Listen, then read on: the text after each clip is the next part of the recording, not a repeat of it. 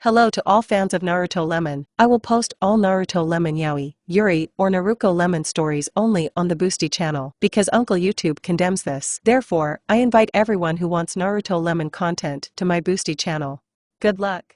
お前はどこまで見えている。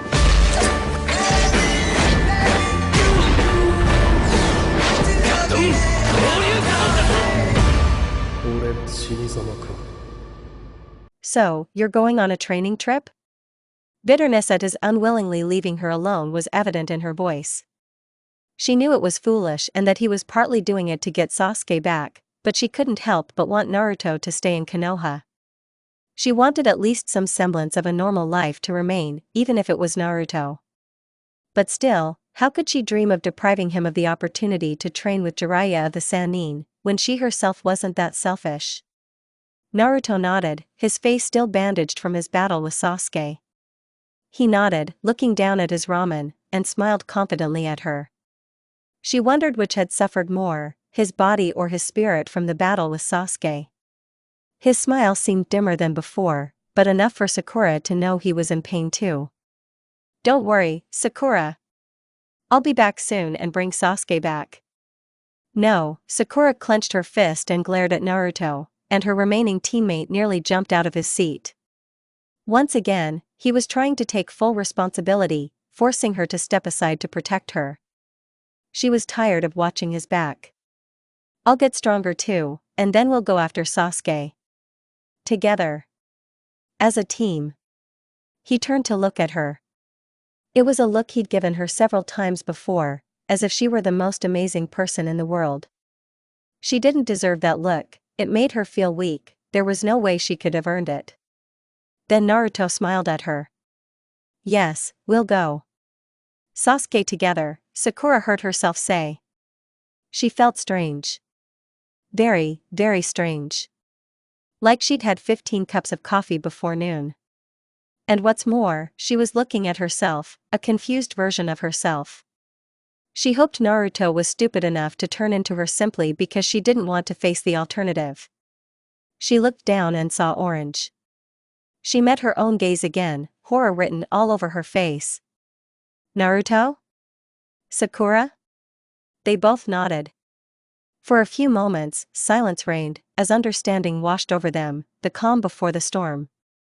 Then, panic. Ah. What are you doing in my body? What am I doing in your body? It was impossible to tell which of them said which, as they both screamed at the same time. Sakura stood up. Naruto's legs were short. And she felt something change. Were boys always like this? She felt like she could run a mile, no wonder Naruto was always so hyper. At that moment, she heard a malicious, painfully familiar chuckle. Sakura spun around and looked at the roof behind them. Ino, choking with laughter, kicked her legs and fell backward. Naruto, if you do anything to my body, if you even think about doing anything to my body, I will destroy you. Like a good boy, Naruto nodded and froze. Ino pig. Sakura shouted, laughing as she ran after her screaming blonde village friend. After the horrific experience Sakura had endured in Naruto's body, she was seeing him off. It felt like something more should have been said between them, something missing from their farewell. But the only thing truly missing was Sasuke. Sakura paused for a moment outside Tsunade's office. If Naruto was training with Jiraiya and Sasuke had gone to Orochimaru, there was only one person she could turn to if she wanted to keep up with them, the last member of the Sannin. She knocked on the door. There was a noise and the clinking of bottles. Yes? Come in. The room smelled of alcohol and ink. Tsunade sat at a desk littered with papers, a curious expression on her face and a raised blonde eyebrow.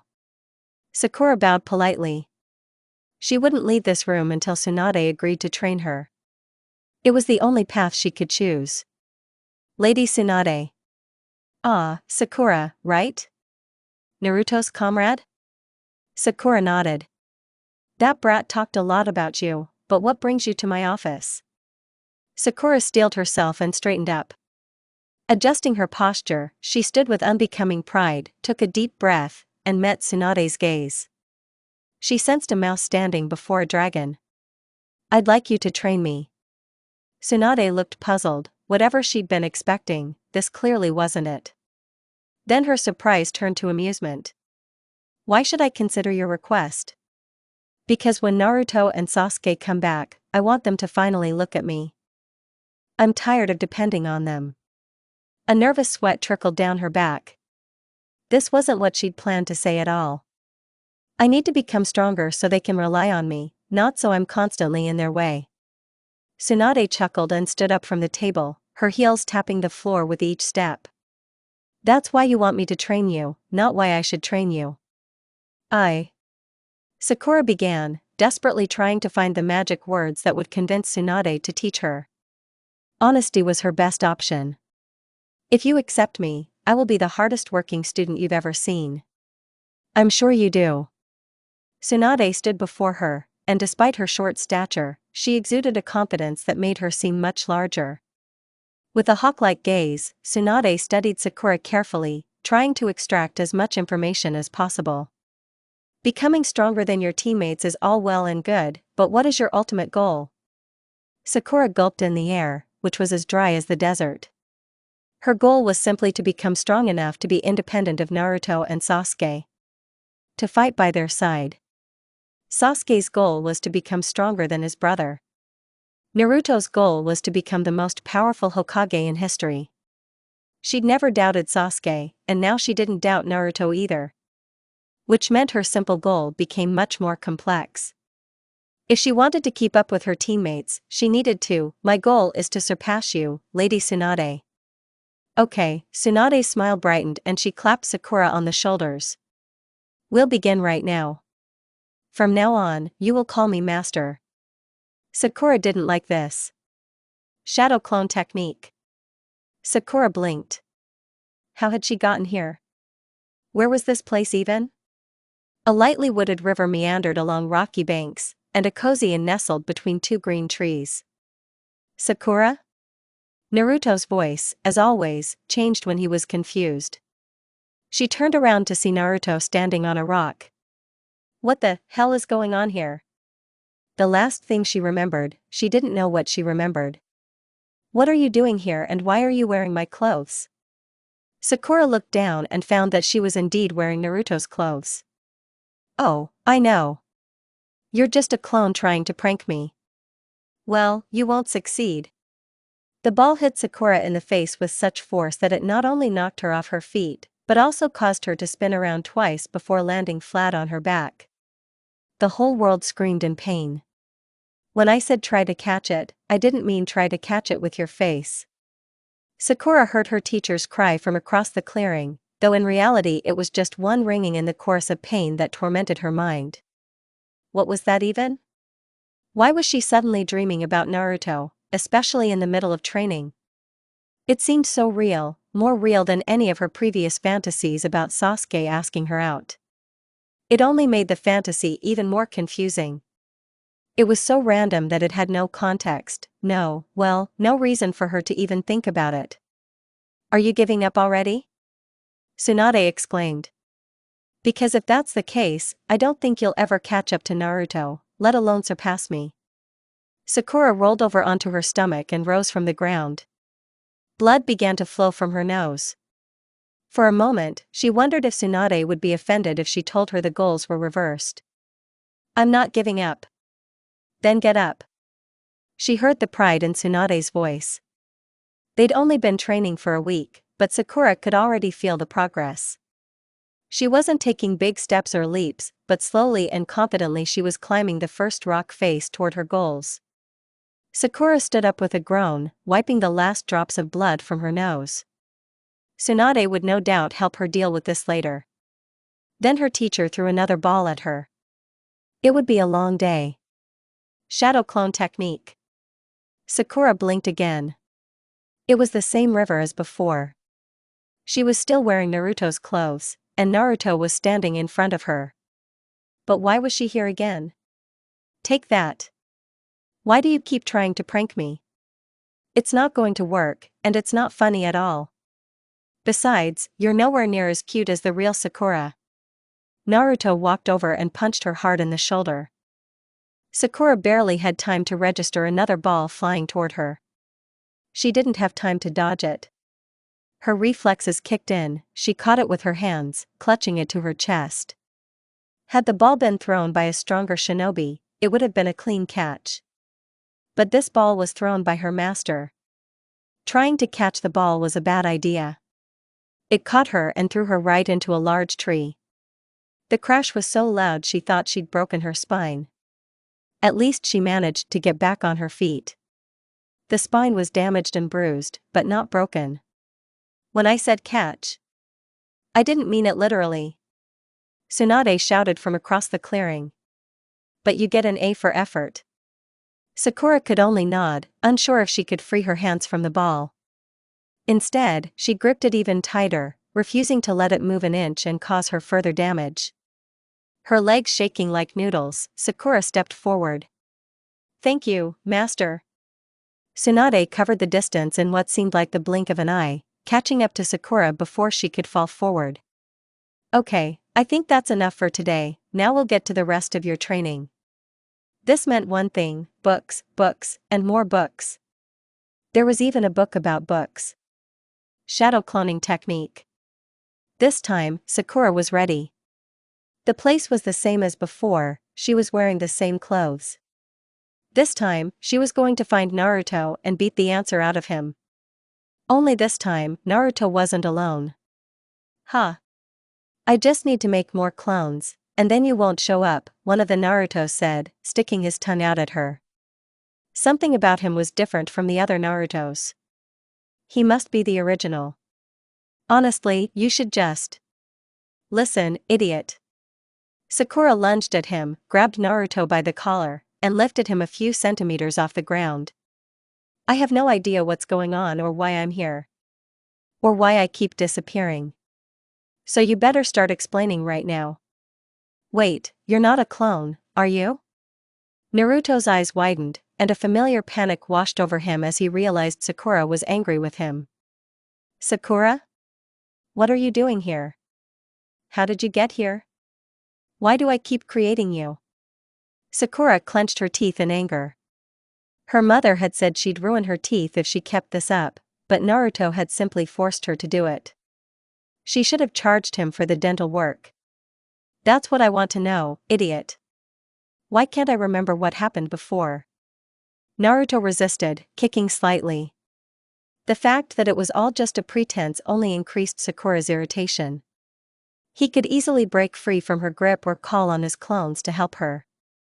And, apparently, he could make her disappear at any moment. With a snarl, she threw him to the ground. "I don't know, okay," Naruto muttered, squatting down and crossing his legs. He scratched the back of his head and narrowed his eyes. "Just when I was creating clones, you kept appearing and disappearing like a clone. So I thought you were a clone playing a trick on me. Why would your clones do this? They're literally you." "Idiot," she barked, clutching her nose in frustration. "What bad luck. Are you sure you're Sakura? You're much angrier than she is." A quick glance interrupted Naruto's thought. "Anyway, I don't know, maybe I thought my clones would do that because I missed you or something?" Sakura groaned and stamped her foot in frustration. She didn't like the sound of it at all. Was she just a figment of Naruto's imagination? No, she wasn't. She had memories of Ino, and of countless other times when Naruto wasn't around. And if she were him, she'd probably be constantly pestering Naruto, like this. "Why do you miss me?" Naruto shrugged and smiled at her, grabbing both legs and leaning slightly to the side. "Well, when I think about Konoha, I can't wait to come back in 3 years to see how strong and amazing you've become. He's much stronger than you, that's for sure." Sakura snorted, looking away from Naruto to hide the slight blush on her face. She turned around and saw a different Naruto smiling at her. It was one of the few times Naruto had ever made her blush. Even knowing she didn't deserve it, she still felt good about the praise. "What are you even doing here?" "Hey, brat," a loud, boisterous voice called from above, and Sakura turned to see Jiraiya walking out of the inn. His expression was curious, a mixture of amusement, joy, and a scowl. This doesn't look anything like the training I assigned you. It's not my fault. Naruto whined loudly from his seat.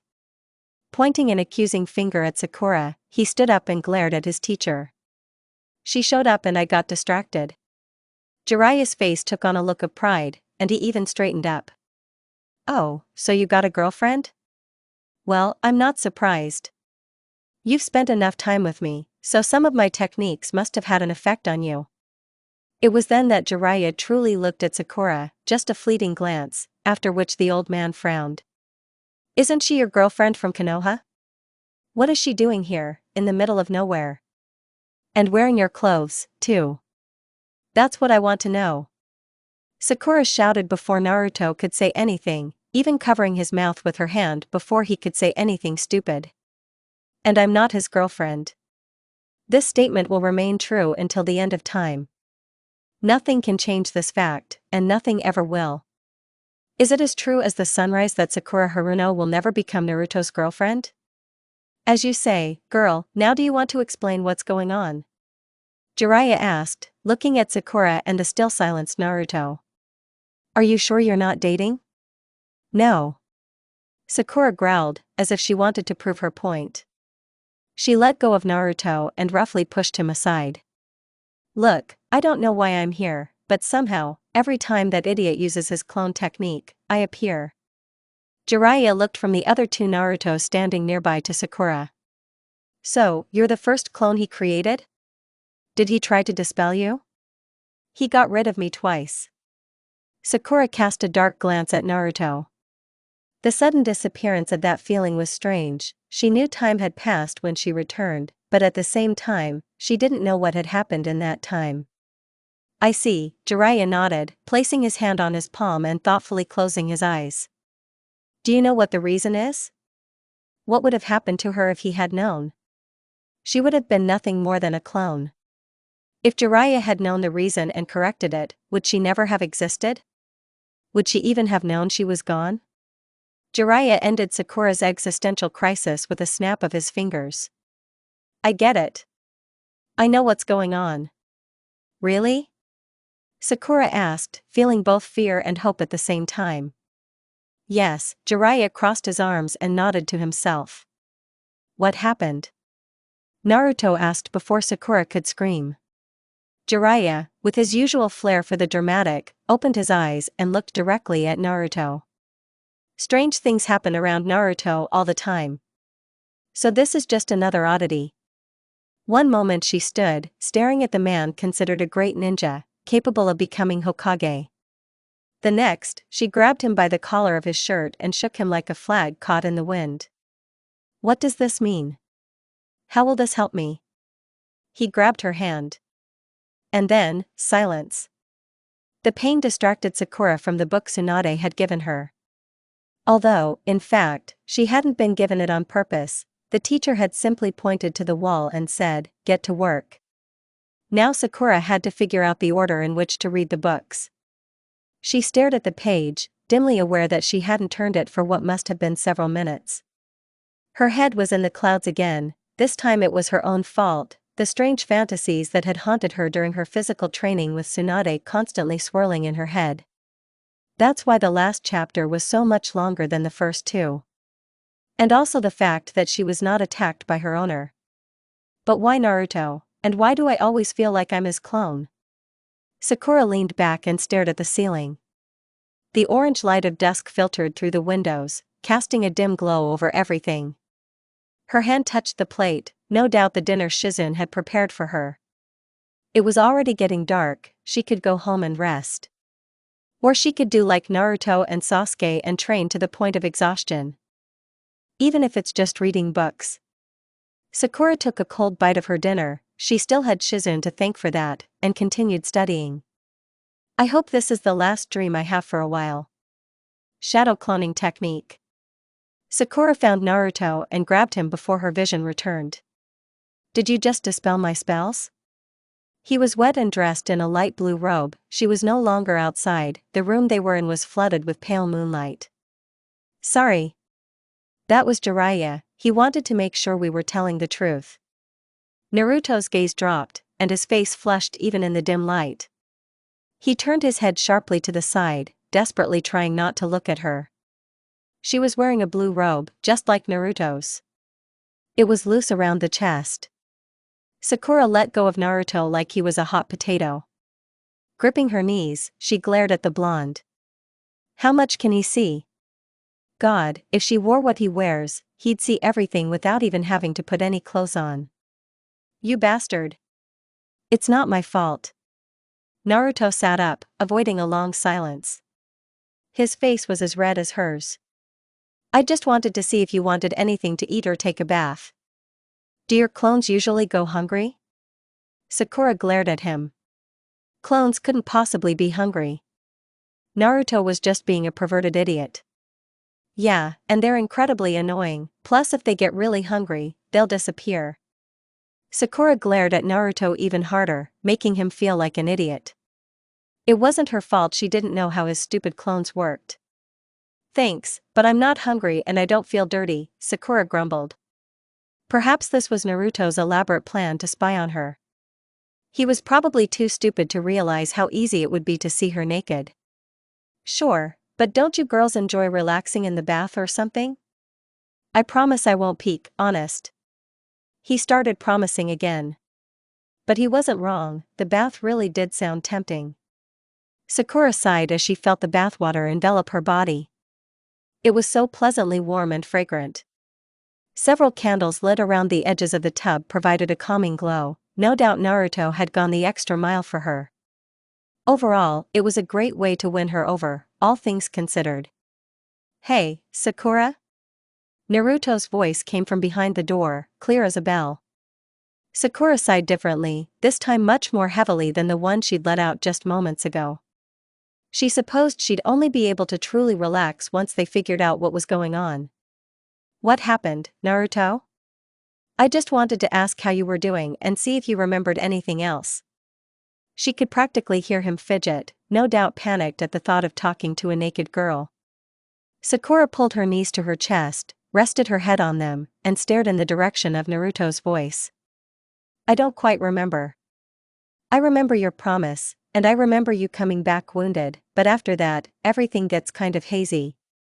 But the further back I go, the clearer the memories become. The only exception was what happened earlier. It seemed as if part of her memory had been encrypted. Well, nothing much happened after that. We went to ramen the day before I left, and then, well, nothing much happened after that either. You said you'd get stronger too, and then we'd go after Sasuke together. I'm glad. Sakura smiled, perhaps for the first time. I suppose if there's one good thing about all this, it's that I can make sure you don't slack off. Hey! I've been training all day today. Naruto exclaimed, jumping up. I'm even covered in mud and wet. Oh, what kind of training was that? Sakura snorted. I thought you were just going to fool around in the river. Hey! Naruto groaned. That perverted sage said I should work on my chakra control, so he made me try casting a Rasengan while standing on water. It wasn't easy, but I finally got the hang of it. Impressive. Sakura wasn't entirely sure. So what other training does Jiraiya give you? It all happens haphazardly, sometimes it's strength training, sometimes it's chakra control, and most of the time we play chess or something like that. He said he wasn't going to teach me any fancy jutsu, just how. She felt the displeasure creep into his voice as he trailed off. How to do this, Sakura suggested. I want it to be a surprise, yeah. Yeah, Sakura rolled her eyes and leaned back against the bathtub. I hope it's not something kinky. Naruto fell silent and left Sakura alone with her thoughts. She relaxed in the bath, feeling much more tired than she should have. The warm water beckoned her to sleep. She closed her eyes. Returning home, Sakura pondered for a long time how to gather the strength to take a warm bath. But when she arrived home after the summer sun had set, she didn't even have the strength to shower, and she simply plopped down on the bed, too tired to undress. She stared at the ceiling for a very long time. After this last fantasy, she felt wonderful, as if she'd actually taken a bath in the bath Naruto had prepared for her. It was a rather sweet gesture, almost so sweet that she forgave him for looking at her breasts. There's no point in getting mad at Naruto for something that never happened, Sakura muttered under her breath, waiting for sleep to creep in so she could do it all over again tomorrow. I hope without these strange fantasies. Ice-cold water rushed over Sakura's still sleeping body. She woke up faster than any cup of tea. Under Tsunade's guidance, she had long since abandoned the idea of a warm bath. She hated going to bed drenched in sweat. But her mind and body were often too weak to even consider the extra effort involved in taking a bath. Warm bath, huh? Sakura frowned as the water splashed onto her face. Either the water was getting warmer, or she was getting used to the temperature. The memory of Naruto filling her bathtub was still fresh in her mind, and she felt as rested as if it had actually happened. She'd already washed herself sufficiently when the water finally became pleasantly warm. She considered staying in the shower for another minute, just to feel the warmth. But she needed every precious minute.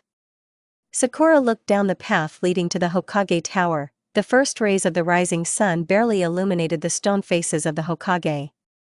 By the end of the month, work would begin on erecting a monument to her teacher. After a light stretch, Sakura began her morning run to the Hokage Tower. Tsunade wouldn't wake for a few hours, and Shizune would be up soon. Besides, she had a lot of reading to do. Early in the morning, Konoha looked completely different. It was just as bustling as it had been during the day, but life there was entirely different. Ninja of all ranks bustled about, preparing for various missions or beginning training. "Good morning, young student Kakashi." Might Guy rushed past her. On his hands. On his back. "Good morning, Sakura. You're as beautiful as ever." Lee followed his beloved teacher's example with equal zeal. Sakura could only shake her head as she watched the pair run down Konoha's main street, now out of earshot. She had to admit, what these two were capable of was impressive. Even if their methods were a bit extreme. "Guys. Wait." Sakura turned around and saw Tenten running up to her, drenched in sweat. The poor girl looked like she was about to faint. Tenten, walking next to Sakura, was breathing deeply and evenly. She was slightly annoyed that Tenten's resting pace matched her training pace. However, she felt it was her own fault for putting off her training every time. "Decided to join them this morning, Tenten?" The girl looked at her incredulously. "I join them every morning. It's just that this is the first time I've managed to keep up with them." "I understand that feeling," Sakura muttered, breathing heavily.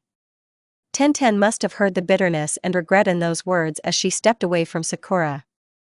"Anyway, I better hurry, or I'll lose them again. Good luck training with Tsunade." Sakura frowned as Tenten rushed past her, desperately trying to keep up with her teammates. The window was perfectly positioned to catch and diffuse the rays of the morning sun, so that its piercing light now transformed into a comfortable glow, perfect for reading. On either side of the massive table were two tranquil ponds. The walls were hung with countless books, brimming with medical knowledge. This was her teacher's sanctuary, a place for study and preparation. Only 3 people had unrestricted access to this room: Tsunade, Shizune, and herself. She had 3 years to read every book in the room. She ran her fingers along the spine of each book until she reached the last one she'd read. It detailed the various poisons found in and around the desert. The next few books likely covered treatments and cures for poisons, as well as their practical uses in small doses.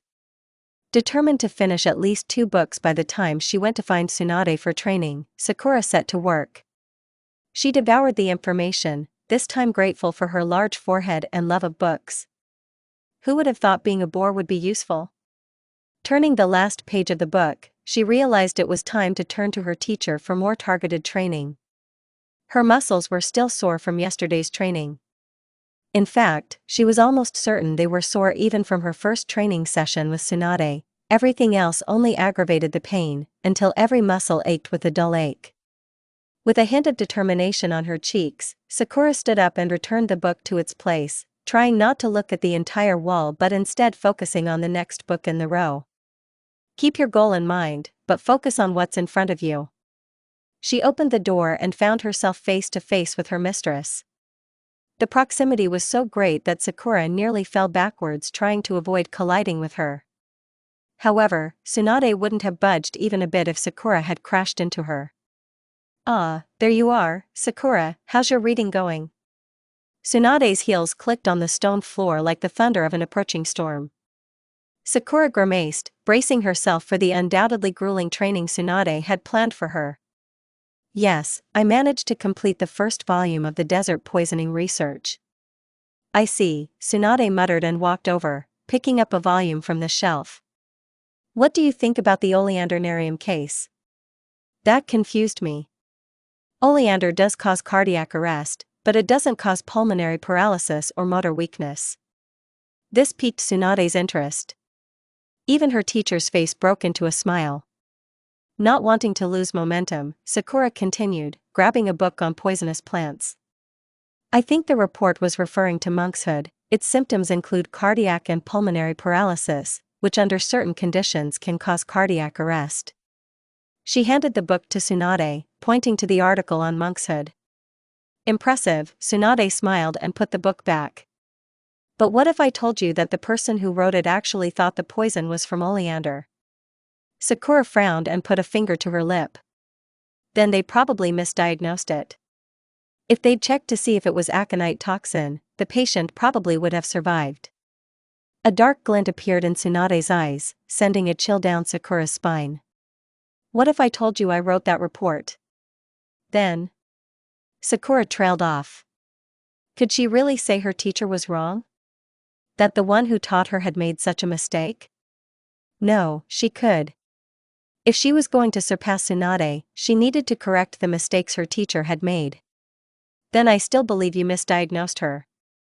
Tsunade laughed good-naturedly and smiled at Sakura. "Okay, you have character, but there would be no point in me teaching you if you can't think for yourself." "Why?" "If you did everything I told you to do without thinking for yourself, you'd be just like me, making the same mistakes." Tsunade walked to her desk, running her hands over the wooden surface. "Good medics do what they're told, the way they're told. Great medics think for themselves."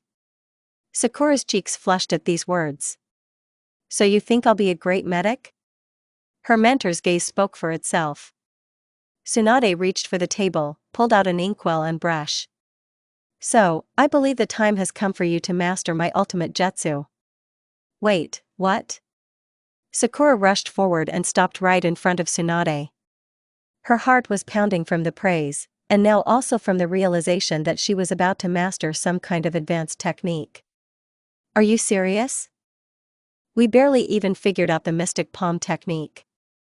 "Oh, that's not true at all," Tsunade smiled, tapping the diamond in the center of her head with the tip of her brush. "Today, you will begin a long journey that requires absolute chakra control, the end result of which will be the strength of 100 technique." Sakura felt her throat go dry.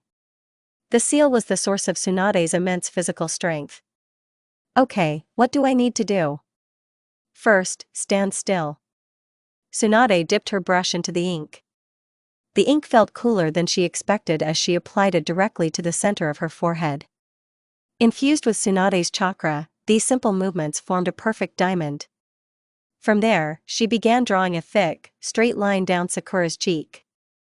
The 3 rules that medical ninjas follow are. The words pierced Sakura's soul, like lines of chakra-infused ink leaving marks on her skin. First rule: no medic nin shall cease providing medical aid until the lives of their team members are extinguished. She finished the first line just above Sakura's collar. Second point: no medic should ever stand on the front lines. Point 3, Tsunade repeated the first line. No medic nin is to die until they are the last one left in their platoon. Sakura felt the brush lift from her skin, and Tsunade's hand landed on her shoulder.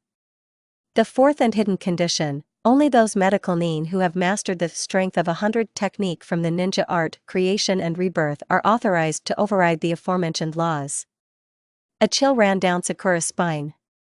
She'd heard the first 3 laws countless times, they were repeated on the first page of almost every medical textbook. They made her doubt the path she'd chosen. She wished Naruto and Sakura were watching her go, not sitting by, waiting for them to get hurt. But this last point gave her a new goal: to master the power of 100 techniques. And now what? The technique for activating the seal was simple. Just a sequence of 3 hand signs to control the flow of chakra. Now, adjust the levels so that 75% of your chakra is directed into the seal, and hold this position, directing your chakra as it regenerates within the seal. It sounded simple enough. Shifting chakra was easy, but being at a quarter of her normal reserves was excruciating. It was like trying to breathe through a straw after a 10-mile run. How long will I have to do this? 3 years. Tsunade's answer was so indifferent that Sakura almost lost her concentration. 3 years? There's a reason Shizune couldn't perform this jutsu just a few days apart. I suggest you meditate here until you can maintain this flow without thinking. After that, her master abandoned her. Sakura couldn't help but whine. How could she have been like this for 3 years? What if something happened and they needed her help? In this state, she could barely breathe, let alone fight. Keep the goal in mind, but focus on what's in front of you. At least she hasn't had any strange waking dreams yet. Shadow clone technique. Sakura suddenly appeared against her will and glared at Naruto. The sun was high in the sky, and they were in the same place he'd summoned her to yesterday. At least, it felt like yesterday. The last thing she remembered was the bath Naruto had prepared for her. Now the blonde smiled at her like a fool. What do you want, Naruto? She let the venom drip from her words so Naruto could hear them. Her constant dependence on Naruto was already wearing on her soul, and it had only been 1 day. She wasn't entirely sure if it was worth existing at all. Hey, Sakura. Naruto either didn't notice her disdain for him or simply chose to ignore it. It was probably about a 50-50 split. Jiraiya told me to take a break while he did his research, so I was wondering if you wanted to go for a walk or something. She had no choice. It was either this or not exist until Naruto needed another clone for something. Sakura looked down at her clothes. She was still wearing Naruto's suit. It was loose in places, tight in others. Do you have money? Yes, Naruto nodded vigorously, quickly pulling out his frog-shaped wallet. It was as plump as she'd ever seen it before. I made sure to take all my savings with me on this trip, just in case I needed anything. Sakura looked at him intently, her gaze landing on his wallet. Sure, but you'll buy me some normal clothes so I don't have to wear yours. Naruto frowned at his wallet, then smiled at Sakura. Yeah, I see. Sakura looked at herself in the mirror. Nothing about her was different from what she remembered. Her hair was the same length, and her entire body, including her enormous forehead, was just as she remembered it. Sure, her muscles might have been a little more defined, but nothing out of the ordinary. Hey, what's taking you so long? Naruto groaned, standing at the locker room door. Slow down. Sakura barked and began putting on the few cute clothes she had in her size, shorts and a red tank top with flowers. It wasn't shinobi gear, of course, but it was still better than anything Naruto wore. To her delight, she actually looked cute in this outfit. Especially with Naruto's green, jeweled necklace around her neck. She'd seen that necklace around Naruto's neck before, but she'd never paid it much attention, thinking it was just a cheap accessory Naruto bought to look cool. But it truly was a beautiful gemstone. And she felt it was significant that the necklace had a rich history. As if she'd learned of it as a great treasure. She left the dressing room, still examining the stone. Hey, Naruto, where are you? She had to stop when Naruto looked at her, his mouth slightly open and his face flushed. Wow. You look great, Sakura. Cha. Tell me something I don't know. Her bravado suppressed the blush that threatened to spread across her cheeks. Naruto, at the very least, was a boon to her battered ego. Naruto's face twisted in confusion as he tried to think about something. Ah, I know, the Rasengan was created by the fourth Hokage. Are you really trying to tell me something I didn't know? Naruto nodded contentedly, pleased by the unexpected fact. I already knew that. Not really. So, Sakura held up the necklace for Naruto to see. What is this? Where did you get it? Naruto smiled and pulled out his own pendant, the original one. The old lady gave it to me. Did Master give you this? Sakura asked, examining the original more closely. Her copy was almost identical to Naruto's original in appearance, but Naruto had something in common, a quality that couldn't be measured or defined. Master? Naruto asked. Who is your master? Sakura froze. Did she really say master? It just happened. What? I didn't say master, I said, Lady Tsunade, you're just imagining things. Naruto frowned as he looked at her. So, Sakura began, letting go of Naruto's necklace and stepping away from him, trying to hide her blush. You said Lady Tsunade gave it to you? Why? Yeah. She gave it to me after I won a bet to master the final stage of the Rasengan in a week. She said she only gives it to people she thinks will one day become Hokage. So I'll wear it until I become Hokage. Sakura smiled as she left the store, crossing her arms behind her back. It seems like there are a lot of people rooting for you to become Hokage. Yes. Naruto scratched the back of his head. Nice. Sakura straightened up and squared her shoulders. Well, if you want to become Hokage, you'll have to go through me. Of course, it was a joke, she would never have become Hokage even if she wanted to. What? You want to become Hokage too? Naruto stepped back and stared at Sakura with wide eyes. Sakura smiled and shrugged. Well, yeah, why not? You remember what Kakashi said, right? Thanks to my chakra control, I was the closest to becoming Hokage. Hey, brat! There you are!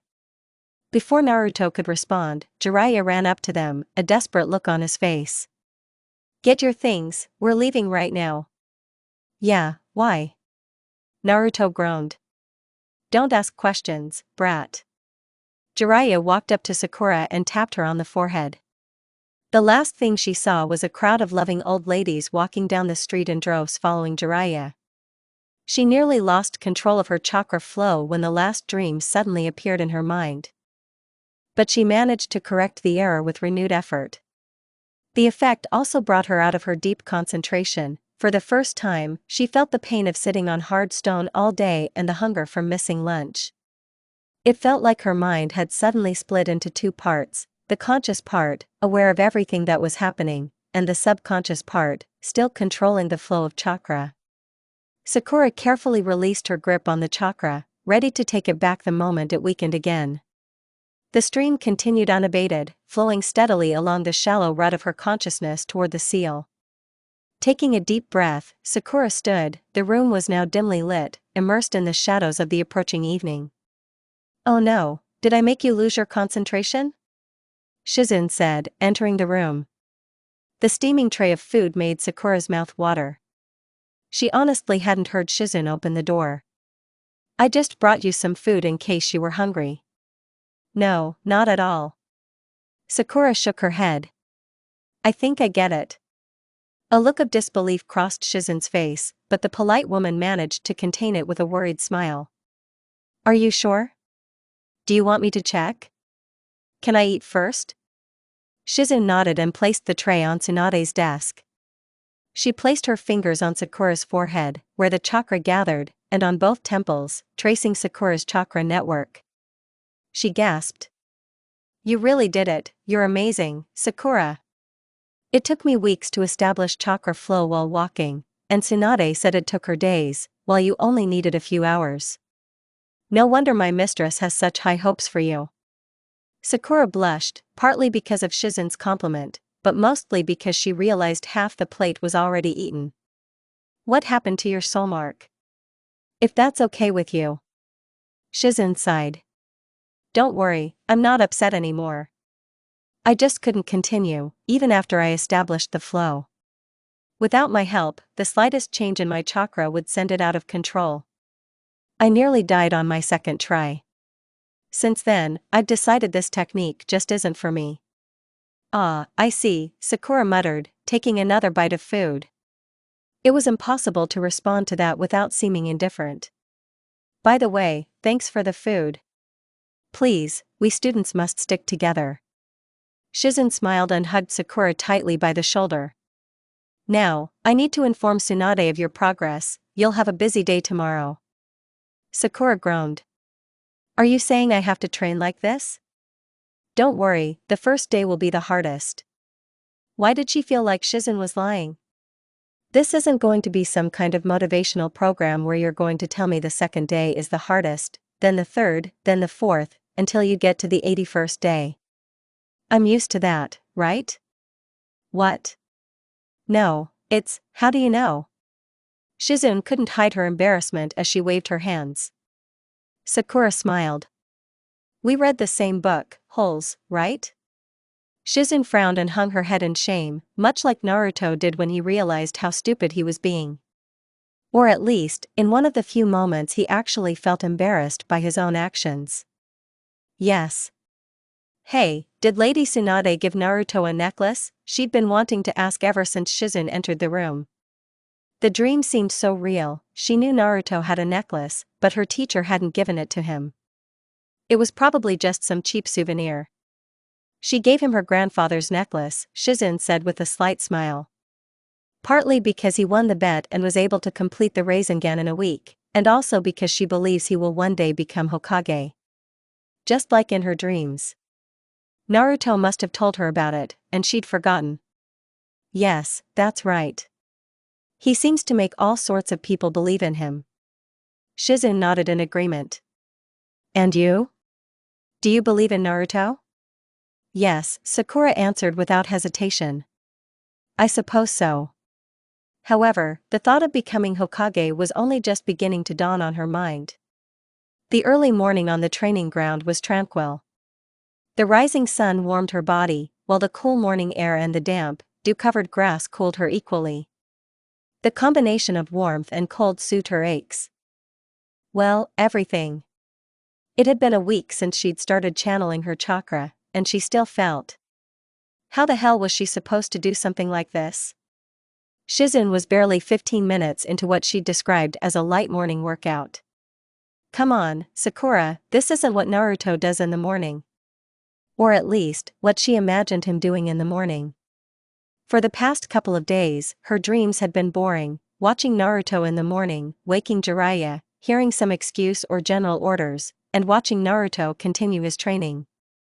It was all rather disappointing. And it was annoying.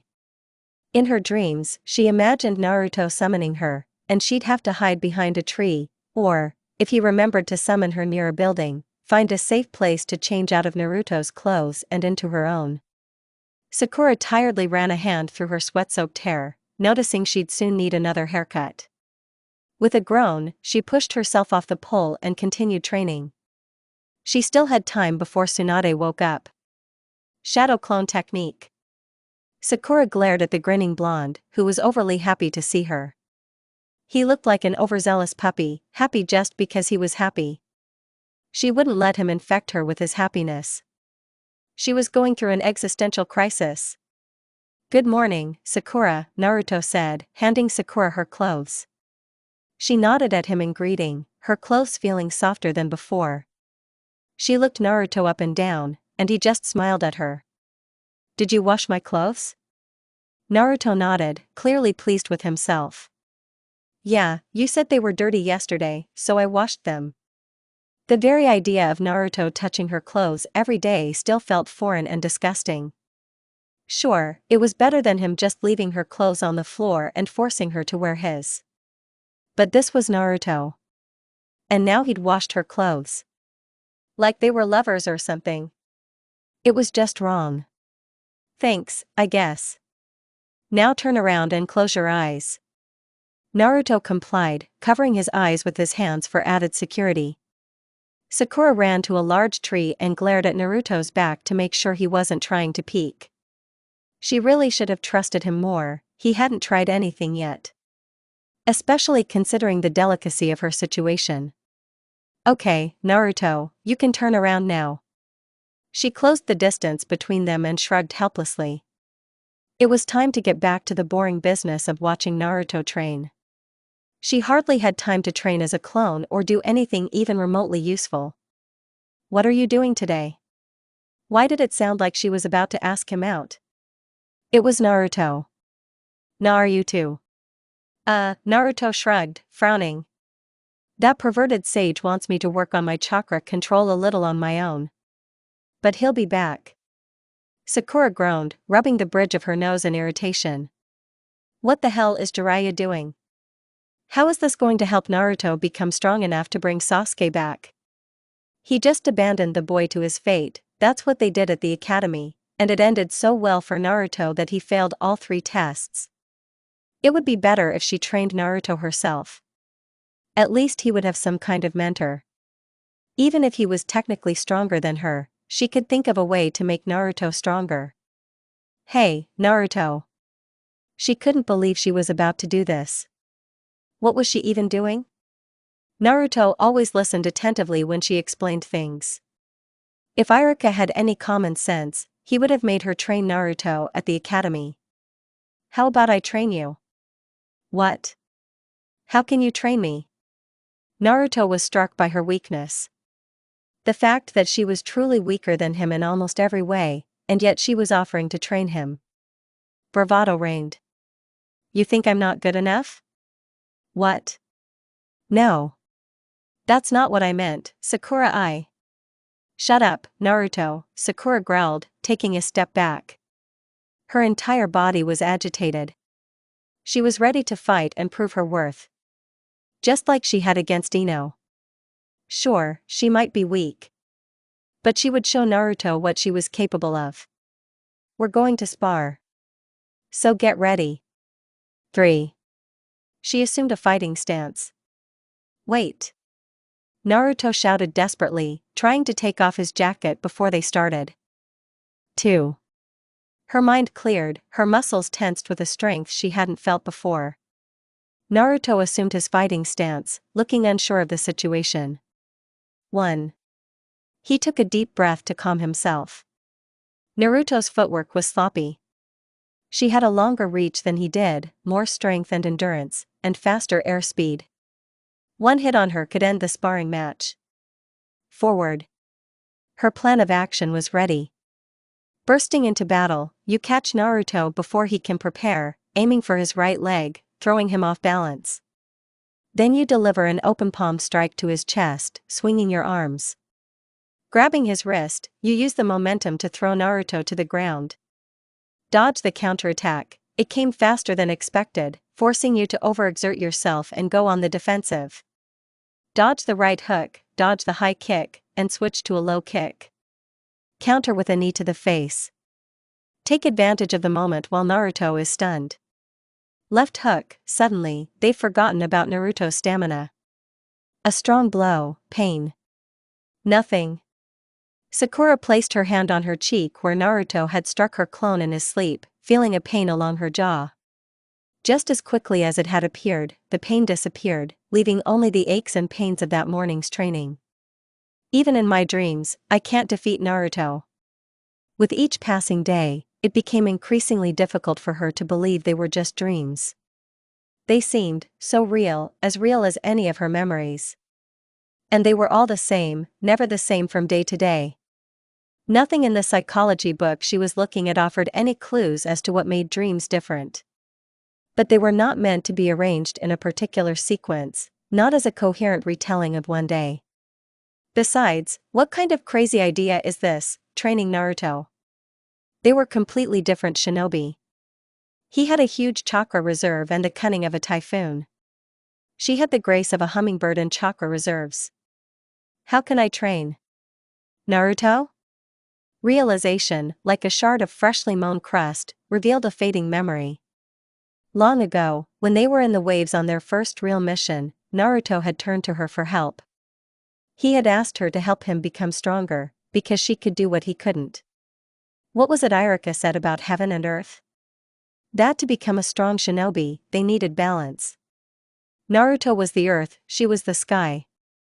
They balanced each other. Together, they could become stronger faster than alone. There's no point in thinking about it. After all, it's just a foolish dream. She found it very hard to believe what she was saying. Something strange was happening with Naruto and his shadow clones, and a part of her was caught up in it. "Hey," Kakashi said casually as they passed each other on the street. Sakura stood up, not even seeing her teacher. What kind of greeting was that? She was his student, member of Team 7. Team Kakashi. And all she got was hey. She pushed aside her anger, she'd be late if she had to deal with her teacher today. Wait, Kakashi knew the shadow clone technique. Come on, he could discard this crazy theory she was starting to believe. Kakashi-sensei. Sakura ran after him, despite the fact that her muscles ached in protest. Her teacher sighed and looked at her with the same worried annoyance he gave her when someone was about to ask him a pesky question.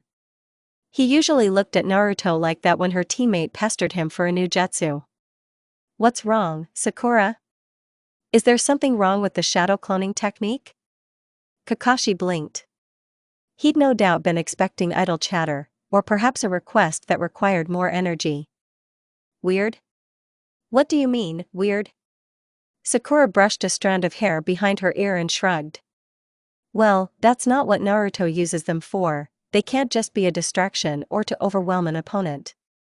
They actually require too much chakra to use them the way Naruto does, Kakashi mused, tapping his chin. Shadow clones were originally created for use as scouts. Spies? But if they're caught, all it takes is one blow, and all this information will disappear. That's not true, you see, when a clone disappears, the original gets its memories. Kakashi's speech slowed towards the end, as if he'd just realized something. Sakura, I think you've given me an idea. Sakura nodded. If the user had accessed the clone's memories, it only reinforced her theory that her dreams weren't dreams. Me too, Kakashi-sensei, thank you. She turned sharply and ran toward the Hokage building, thoughts racing through her head.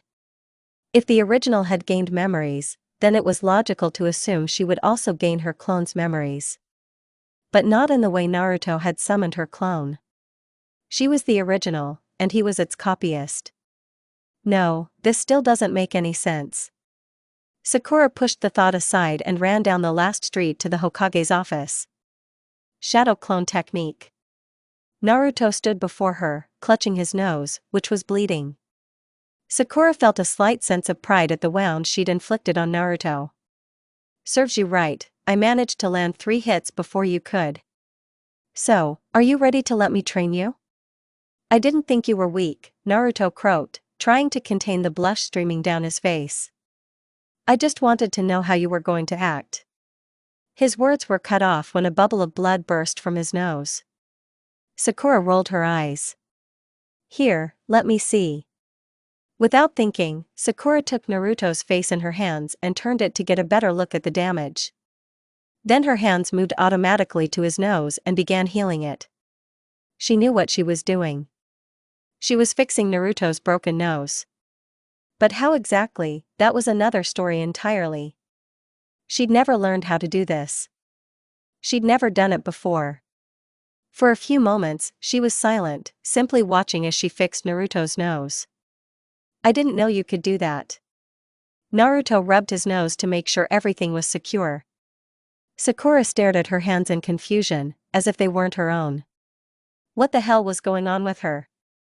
Was she, the real her, learning this?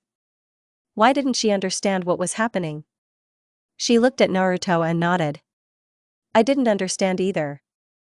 Well, it's still cool.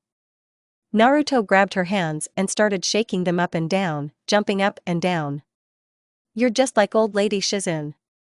Let go of me, idiot. Sakura jerked her hands away from Naruto and glared at him. Somehow, this was all his fault. She just knew it. She hadn't summoned a clone of herself. That would have been normal, but no, this was Naruto. Jiraiya was right. Strange things were just happening around him for no apparent reason. Naruto took a step back and scratched the back of his head, grinning widely. Haha, sorry, Sakura, I just got nervous. I think it's just anticipation of how much cooler you'll be when I get back. When Naruto said those words, Sakura's hair stood on end. Usually, compliments from Naruto seemed trivial to her, hardly worth paying attention to. Or had she simply never noticed their value until now? In any case, it was just Naruto. Sasuke hadn't called her beautiful, after all. Come on, idiot, now get in the water while I get dressed. I have an idea how to train you. The cool water felt refreshing on her feet, just enough to relieve the usual summer heat of the Land of Fire. It was one of the few moments she could truly appreciate the beauty of her homeland. She rarely traveled beyond its borders, but there was something wondrous about the green trees climbing the rolling mountains like waves of earth.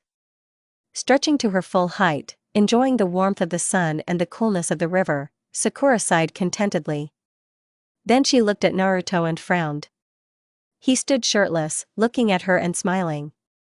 She wasn't even wearing a bikini or anything, she was dressed in regular clothes. Why are you looking at me? Because you're beautiful. It sounded almost flattering, but also a little creepy. Sakura shook her and frowned again. Okay, listen carefully, Naruto, I don't want to repeat myself. Naruto dropped his arms to his sides and stood at attention. Yes, Sakura-sensei. Don't call me that. Sakura growled, feeling old. She was only 13, well, way too young for anyone to call her sensei.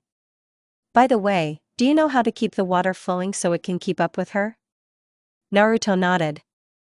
Yeah, it took me a while to get used to it. Well, today we'll do the opposite. Sakura closed her eyes and focused on the water. She pulled the water that touched her up, like a sleeve reaching to her knee, and from there, channeled it into a thin, half-inch thick strip around her leg. Instead of trying to keep the water away from you, I want you to try pulling it toward you. Naruto clapped his hands. Okay, Sakura, here's what you need, I'll do it in a jiffy. Sakura leaned over and touched the bracelet with her hand. Water jumped from her leg to her hand. She clenched it into a fist and threw it toward Naruto. I'm not finished explaining it yet. The water hit Naruto right in the face with such force that he almost fell over. Once you can do that, I want to see how much you can hold on to yourself at once. So give it your all. Okay, I'll do it. For an hour, Sakura watched Naruto struggle to draw the water up to his body. She knew what he was doing wrong, trying to draw the water up in small chunks instead of steadily pushing it upward. Sakura pulled another ball of water over her hand and ran it over her bare arms, watching Naruto struggle. He was getting irritated, pulling too hard, and water splashed around him, soaking his clothes. She could just tell him what he was doing wrong. A smile spread across her face. But where was the fun in that? Naruto was known to be quick-witted, and she was bored. She pulled several water balloons over herself, forming a sleeve of liquid along her left arm. She had plenty of ammunition. She threw out the first, "Hey, Naruto." He raised his head just in time to get a jet of water in his face. "Hey." Another water ball in his face. She always had a habit of hitting Naruto. Come on, Naruto, are you just going to stand there and take it? He glared at her as water poured down his face. Unable to contain himself, he smirked. Fine, Sakura, but remember, you wanted this. In response, she threw another water ball at him. Naruto lunged forward, running across the surface of the water into the deeper parts of the river. He stopped abruptly, skimming across the surface and splashing Sakura with water. She laughed as the cool water splashed over her. Is that all you've got, Naruto? Come on, add more chakra. She dipped her hand into the water, drawing as much chakra into it as she could, and then threw it at Naruto. A miniature tidal wave collided with Naruto, knocking him off his feet. Naruto jumped out of the water like a dolphin, leaving behind a trail of water that shot straight into the air and stuck to his hand. Sakura couldn't help but smile. He understood. But then she realized the water was still following him. There was so much water. An incredible amount of water. It was as if the river was flowing alongside him, like a reverse waterfall. Naruto. Calm down. It was too late. He had already directed a whole river of water at her. The first few drops hit her. Then came the impact. She let out a squeal. It was a good thing she was a clone and couldn't drown. You're thinking about the boss, aren't you? Konohamaru practically shouted in her ear, drowning out the last moments of her dreams. Sakura glared at the boy. He was just as annoying as Naruto, only in a smaller, more compact form. Tsunade had assigned her to be the school nurse today. Apparently, her area of expertise was treating minor issues like scrapes and bruises, even sprained ankles. And there were plenty of such cases at the academy. After all, kids were kids. Konohamaru seemed to be going out of his way to keep her busy. This was his 5th visit to her. He was both her first and last patient of the day. Why do you think that? Sakura muttered, examining his ankle more closely. She already knew it was a minor sprain, nothing that couldn't be fixed with chakra. But at the same time, prolonging Konohamaru's suffering might teach the brat a lesson. Konohamaru rubbed his nose and grinned stupidly. Well, because it's yours. He extended his pinky and waved it meaningfully in front of her face. I'm not Naruto's girlfriend, Sakura groaned in frustration. Every time she saw Konohamaru or any of his friends, she was told the same thing. No matter how clearly she explained it, she was always called Naruto's girlfriend. Why do you always say I'm Naruto's girlfriend? Because you make the boss happy. The simplicity and sincerity of this statement took her by surprise. For a moment, she simply stared at the boy, who no longer had his smug, toothless smile. What makes you say that? It's all about the way he looks at you. Konohamaru looked incredibly serious for a 9-year-old. With a slight smile, he explained, my dad looks at my mom the same way. A fantasy flashed through her mind again, transporting her back to the moment Naruto had looked at her. She felt her cheeks flush, remembering Naruto calling her beautiful. For the sake of fantasy, she had certainly managed to captivate Naruto. And Konohamaru was right, Naruto really was looking at her, well, in a way. Yeah, he's annoying. She twisted his foot sharply to the side, channeling chakra into it. There was a loud pop, followed by a pained cry from Konohamaru. There, your ankles will get better, now go away before I have to treat you again. Konohamaru limped slightly as he ran off the table, the pain still lingering for a while. Just because you're flat and ugly doesn't mean you have to be so mean. Sakura glared at him as he jumped out the window to join his friends in the courtyard. You can run, brat, but you can't hide. Sooner or later she'd get to that girl and show her how mean she could be. That girl wouldn't know a pretty girl from a real one, she said, placing her hand on her chest. Besides, I'm still growing. With a sigh, she turned back to the nurse's office, ready to freshen up. She paused and looked at her glass of water, which had been sitting on the table for a long time. Curiosity got the better of her. Dipping her finger in the water, she remembered what she had seen in her dreams. The water began to rise up her skin, tickling slightly. But even more surprising was how easy it was. Once the entire glass of water was in her hand, she began to play with it, making it flow down her fingers like water, and then back up the back of her hand. Making water stick to it was easy enough, but moving it was much more difficult, and shaping it into a ball was even more difficult. In theory, it was a wonderful and versatile exercise for chakra control. It simply lacked practical application, like climbing trees or walking on water. But it was harmless and might even be enjoyable for younger students. An ideal exercise for chakra development, and for Naruto. Shadow clone technique. Less water next time, Naruto. Sakura smiled as she appeared and surveyed the mud pit that now occupied the spot where she'd been standing. Luckily, Naruto had remembered to put on his shirt before summoning her. Or was it created? Did you find my clothes? Naruto nodded and held up a lump of dirt that might have once been her clothes. They're pretty dirty. Sakura sighed and frowned. Looks like I'll have to carry your things for a while. Oh, it won't take long, girl, Jiraiya's loud voice came from behind him. The old man frowned slightly. Naruto should have been training, and you two are slacking off. As if you're any better, you perverted sage, Naruto quickly replied. I bet you've been up to something perverted. Well, that's obvious, Jiraiya said, pulling out a notebook and pointing at it. I was doing my research, brat. This infuriated Sakura. Naruto's teacher would rather spy on women, which was unforgivable in itself, than train Naruto. She stepped forward, glaring at the enormous man. There's something wrong with you.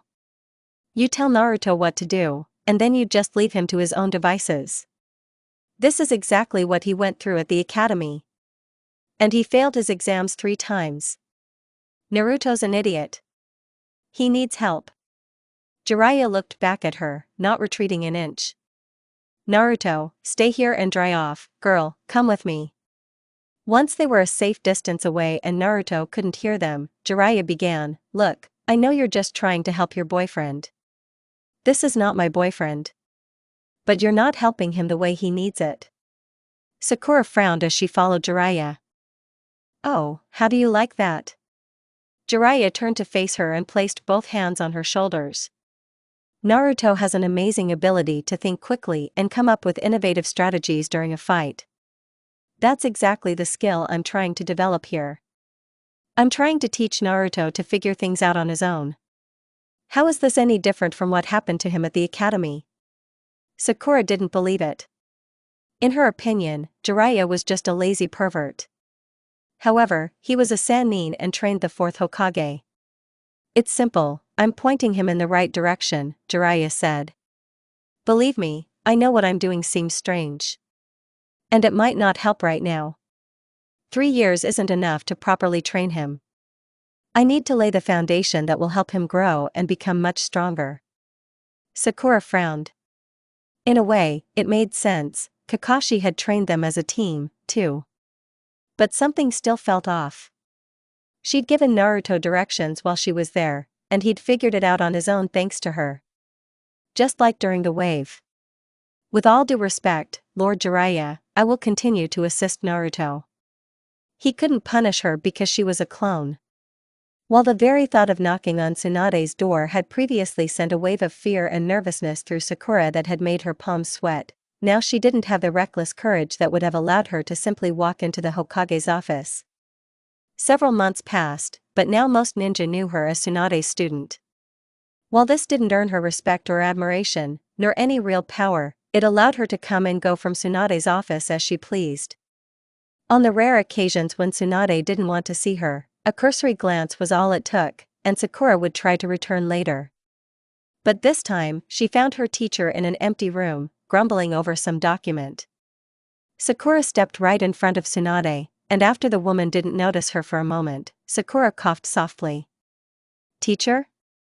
Tsunade waved her hand towards Sakura, who was chewing on the end of her pencil. I know you're here, Sakura, I gave you the day off, so why are you here? She should have been enjoying her day off. Days off were extremely rare. Unfortunately, she had some important matters to attend to, concerning her own sanity. Oh, I just wanted to ask if you have any way to contact Lord Jiraiya and Naruto? This caught Tsunade's attention. Why? How the hell was she supposed to tell her mentor that she thought Naruto was somehow creating a shadow clone of her, and that she was gaining his memories? Her face flushed at the truth. She looked away from Tsunade, trying to hide any lies. Well, I just haven't talked to Naruto in a while and... She trailed off, trying to think of what to say next. Tsunade gasped softly, her sigh turning into a laugh. She crossed her arms over the now-forgotten document. Oh, my Sakura, are you in love with Naruto now? What? No. Sakura shouted defiantly, feeling her cheeks heat up at the accusation. Her teacher merely smiled at her outburst, as if it screamed out loud that she liked Naruto. Mustering up her courage, Sakura squared her shoulders and stood up straight. I don't like Naruto like that. Yeah. Tsunade leaned back in her chair, smiling meaningfully at Sakura. She crossed her legs under the table, her work forgotten. Then why are you talking to Naruto if not to confess your feelings? She leaned forward, resting her elbows on the table, and smiled broadly. Oh, I know. It's like in romance novels, where distance strengthens the feelings, and two people fall in love through the letters they send each other. I just want to talk to him. He's my teammate. Sakura crossed her arms and snorted slightly. Jiraiya is your teammate, do you really never want to talk to him? I'm used to it. Tsunade waved her hand, as if nothing had happened. But as for your question, I have no other way to contact Jiraiya except by sending ninja to find him.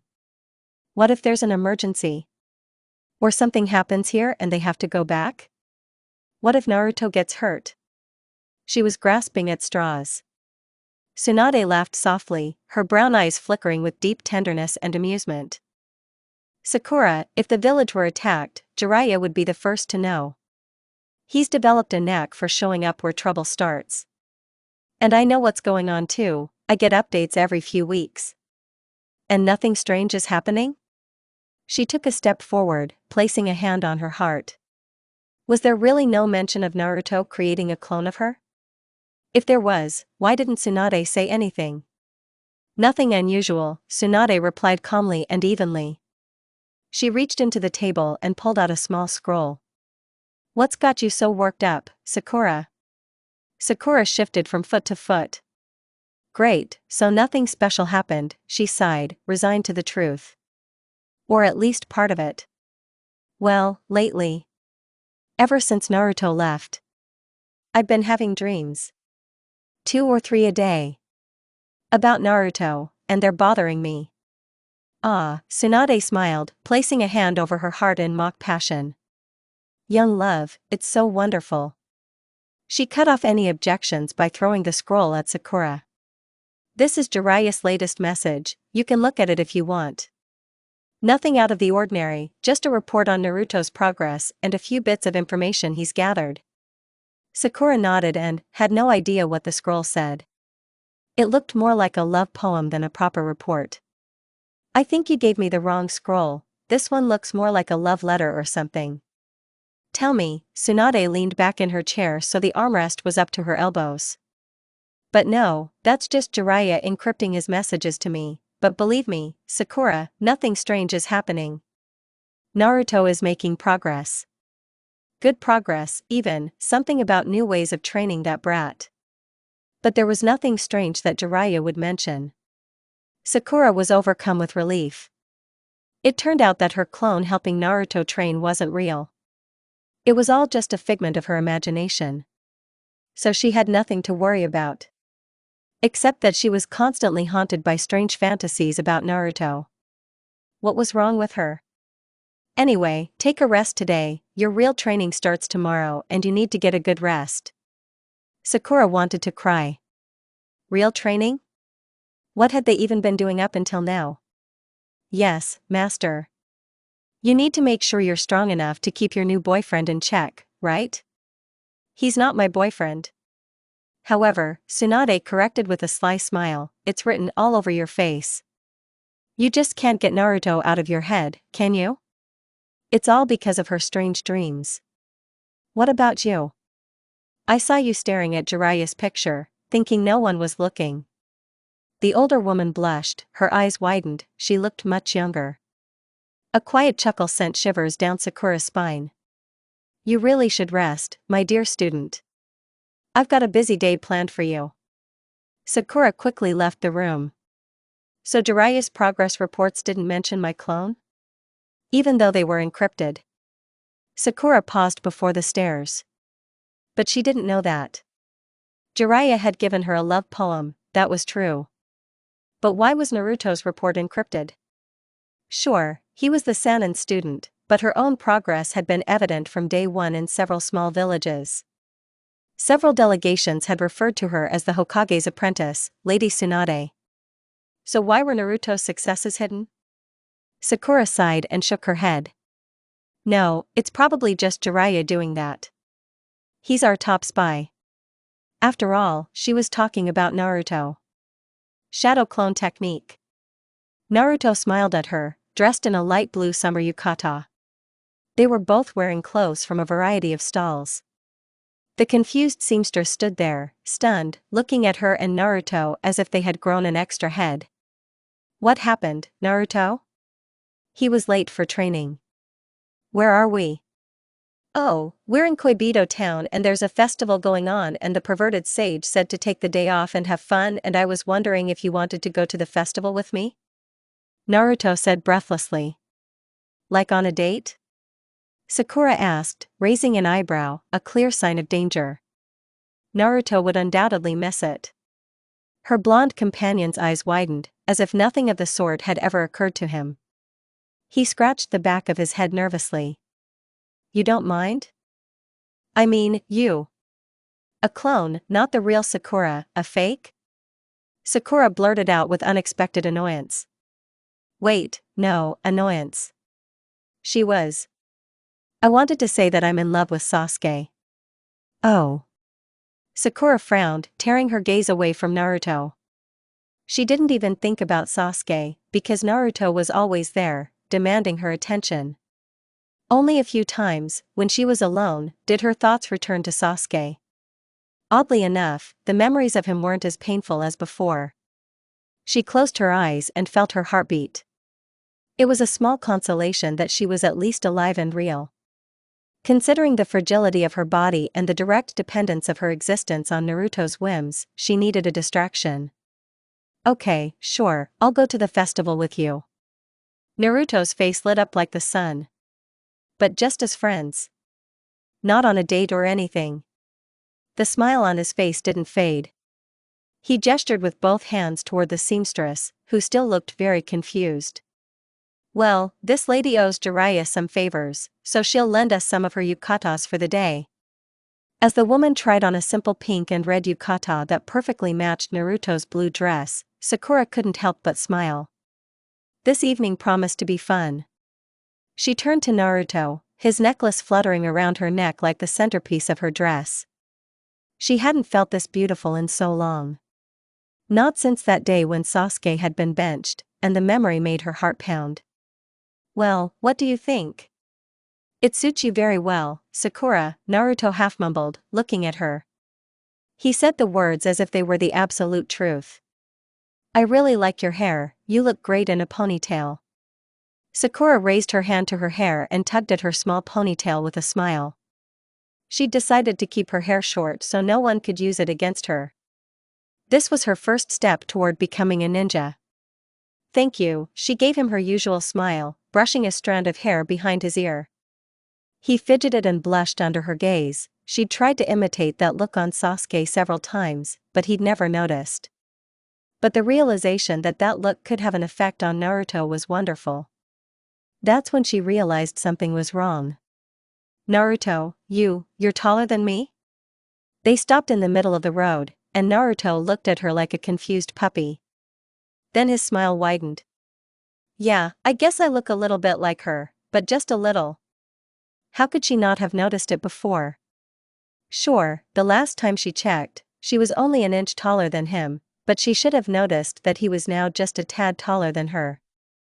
And he was only going to get bigger.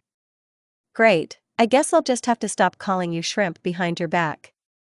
You did the same to my face. Sakura simply smiled at him. Don't be sad, shrimp, we have a festival to attend. Perhaps it was the smells of the street food, the sounds of the festivities, or the lights slowly illuminating the city as the sun set over the sparkling Emerald Bay, but a wave of joy and excitement washed over her as she took Naruto's hand without thinking. They rushed from stall to stall at a frantic pace, collecting a variety of festival treats and trying out various games. Everything was going perfectly. Hey, Naruto, want to try this? Sakura offered him one of the takoyaki balls. If there was one perk to being a clone, it was that she could literally eat whatever she wanted without having to worry about gaining weight or anything like that. The food she ate was probably being converted directly into chakra. Naruto obediently followed the order and opened his mouth for Sakura to place the sauce-covered ball in his mouth. He chewed slowly, making a strange expression as he did so. After an agonizing eternity, he swallowed. That was great, Sakura. Don't lie to me, Naruto. She waved another ball at him before popping it into her mouth. She chewed it with relish. I can see you didn't like it, and besides, this means I get more. Heh, okay, Sakura. Naruto scratched the back of his head with a smile on his face. Maybe we should go get some ramen? If we find a ramen stand, we'll definitely find one. You're much nicer when you eat. Sakura grabbed her head with a toothpick and glared at Naruto. Are you saying I'm not kind? No, that's all. Naruto took a step back and collided with someone. It was a girl, maybe a year or two older than them, and she was on her way to becoming a woman. An inch taller than Naruto, she wasn't exactly tall, but she was Sakura's superior in every way. She was more beautiful than Sakura, her hair was more beautiful than Sakura's, a darker shade of red, she was more feminine than Sakura. Everything this woman was, Sakura wasn't. Well, hello, what's a cutie like you doing here? The overly beautiful girl practically hugged Naruto, gently touching his shoulder, sending shivers down Sakura's spine. The worst part was when she briefly pulled Naruto along with her. Sakura took another bite of takoyaki and glared at Naruto. He was smiling at her as if he'd never spent the evening with his crush for years. No, Naruto was perfectly calmly flirting with another girl while she was standing right in front of him. They'd even had dinner together. And weren't they going to get ramen soon? Naruto is free to do whatever he wants and talk to whoever he wants. It's not like I'm alone here. I'm sure there's a cute guy out there who'll flirt with me. And she reached for another piece of takoyaki, only to discover she'd eaten them all. Had she really eaten them all without even noticing? Naruto's loud laughter echoed through the crowd. She could barely make out what they were saying. She heard something about handsome, attractive. Oh yeah, Naruto was blushing. And he was doing that same motion, rubbing the back of his head. He was here with her, for S sake. Not some random slut he stumbled upon. Sakura clenched her fist and crushed the container with a loud bang. Throwing it in the trash, she headed toward Naruto and that stupid girl. She was probably some airhead who thought Naruto was easy prey. Hello, Naruto. She sweetened her voice even more, walked up to him, and hugged his arm. Naruto was her teammate, take that. And no red-haired, oversexed slut was going to take him away from her. Who are you talking to? She looked at the other girl with a withering gaze, so vile that it could have started a war. The fool's laugh was so sweet, Sakura felt her teeth rotting. Well, looks like you have nothing to worry about, cutie. Naruto laughed nervously as Sakura's grip tightened on his hand. He swallowed hard. Sakura, this is Futaki, she's the daimyo's daughter. Sakura didn't care, she would still stab that bitch. Futaki sighed, either ignoring Sakura's withering gaze or so flippantly that she didn't even notice. Yeah, I was just about to invite Naruto to my father's estate, it has a beautiful view of the bay and the fireworks. That bitch was flirting with Naruto. And that idiot didn't even know about it. Sorry, but Naruto already has plans for me. Turning on her heel, Sakura pulled Naruto down the road, their hands still clasped like lovers. Sakura? Naruto muttered, desperately trying to keep up with Sakura's aggressive pace. Finally, away from the lights and lanterns, they stopped. What happened? It's nothing, Sakura said, though she knew her tone made it clear it wasn't. The more she thought about it, the more it irritated her. And it wasn't just that stupid little fool. It was, she didn't know what it was, and that made her even more upset. Oh, okay, Naruto said slowly, walking up to her. Hey, the fireworks are supposed to start soon. Want to go watch them up there? He pointed to the top of the hill where there was a small shrine overlooking the bay. Sakura just shrugged and pointed to the darkening path ahead of him. Okay. Are you sure everything is okay? Sakura decided not to answer that question. She didn't even know what was wrong with her. Finally, after a long moment, Sakura sighed. She was still angry, but that didn't mean she had to ruin Naruto's evening. What were you and Futaki talking about? Not much. Naruto's cheeks flushed as the last rays of the setting sun disappeared over the horizon. He swallowed, unable to meet her gaze. Then what did she mean when she said, "You have nothing to worry about"? Oh, well, when I ran into her. She asked me if I wanted to go on a date with her. I said, "I'm here with you," and she started asking questions about us. We? Sakura asked, narrowing her eyes at Naruto. A futile attempt in the gathering darkness. She saw Naruto nod his head. Yes. And what did you say? Now it was Naruto's turn to remain silent as they reached the final stretch of the path to the top of the hill. It was completely incomprehensible why Naruto would turn down a date with a girl who was prettier than her. Not only was she the daughter of a daimyo, which was her shortcut to a life of luxury and carefree living. Heck, she probably would have agreed to a date with the daimyo's son if he'd been more attractive than Sasuke. But she had reasons for refusing, didn't she? So why didn't you accept her offer? Sakura finally asked, taking the first step toward the small shrine. She folded her arms on the railing, overlooking the bay, filled with small boats and lanterns, as if a second sun dwelt within its depths. I mean, she's rich, she's beautiful, and she really likes you. I was with you. Naruto sat down next to her on the railing, far enough apart for another person to fit comfortably between them. I'm a clone, you can make me leave at any time. It doesn't matter, you're still Sakura. Sakura laughed, running a hand through her hair. Why do you like me so much? Because you're Sakura. Naruto turned to her, the pale moonlight illuminating his smile. He spoke the words as if they were a simple truth. As if he were saying the sky is blue. When had they become so close? Had she or he moved? Did it matter? Their hands were touching now. But why? I'm mean, I'm rude, I'm not interested in you, I'm not even that pretty. It doesn't matter, Naruto said cheerfully, turning to face her. He hesitated briefly, reaching out to brush a stray strand of hair behind her ear. I just like Sakura because she's Sakura. And you're really pretty too. He paused, biting his lip, his blush practically glowing in the pale moonlight. And also. The lights below dimmed, and a shrill whistle pierced the ocean's silence. A burst of royal purple flared across the bay, turning night to day, distracting their attention from their conversation. But not for long, Sakura lightly nudged Naruto with her elbow. So what?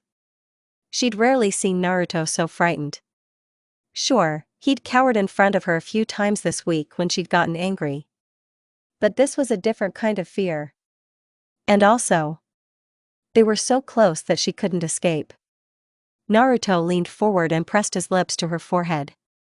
Your forehead is so big and beautiful, I really want to kiss it. What? Sakura laughed, an uncontrollable laugh that brought tears to her eyes. This was him. This wasn't just something Naruto would say. This was what Naruto would say. It was you. Were you sitting on the bench then? She laughed through fits of laughter, tears, and a fireworks display of emotions. Futaki said I should be more honest with you. Naruto scratched the back of his head nervously. But yeah, it was me. I'm sorry I lied to you. No, Sakura laughed, barely holding back her laughter. Her tears were a mixture of laughter and a million other reasons. Now that she thought about it, it all made sense. Sasuke had talked to her, left, and returned from the other side looking for Naruto. Just promise me one thing. What? When we get back to the village, I want to be there when you tell the real me. I want to see the look on my face. She wiped the last tear from her eye as the laughter died down and turned back to the impressive fireworks display. She felt Naruto's gaze on her. It made her reel, as if she couldn't disappear at any moment. Yes, of course.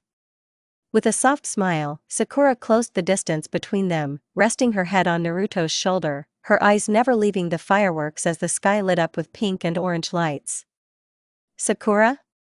Naruto asked after a moment. Shoo, don't ruin the moment. Sakura woke with a start. Her heart was pounding wildly for a multitude of reasons, and her head was frantically trying to comprehend what had just happened.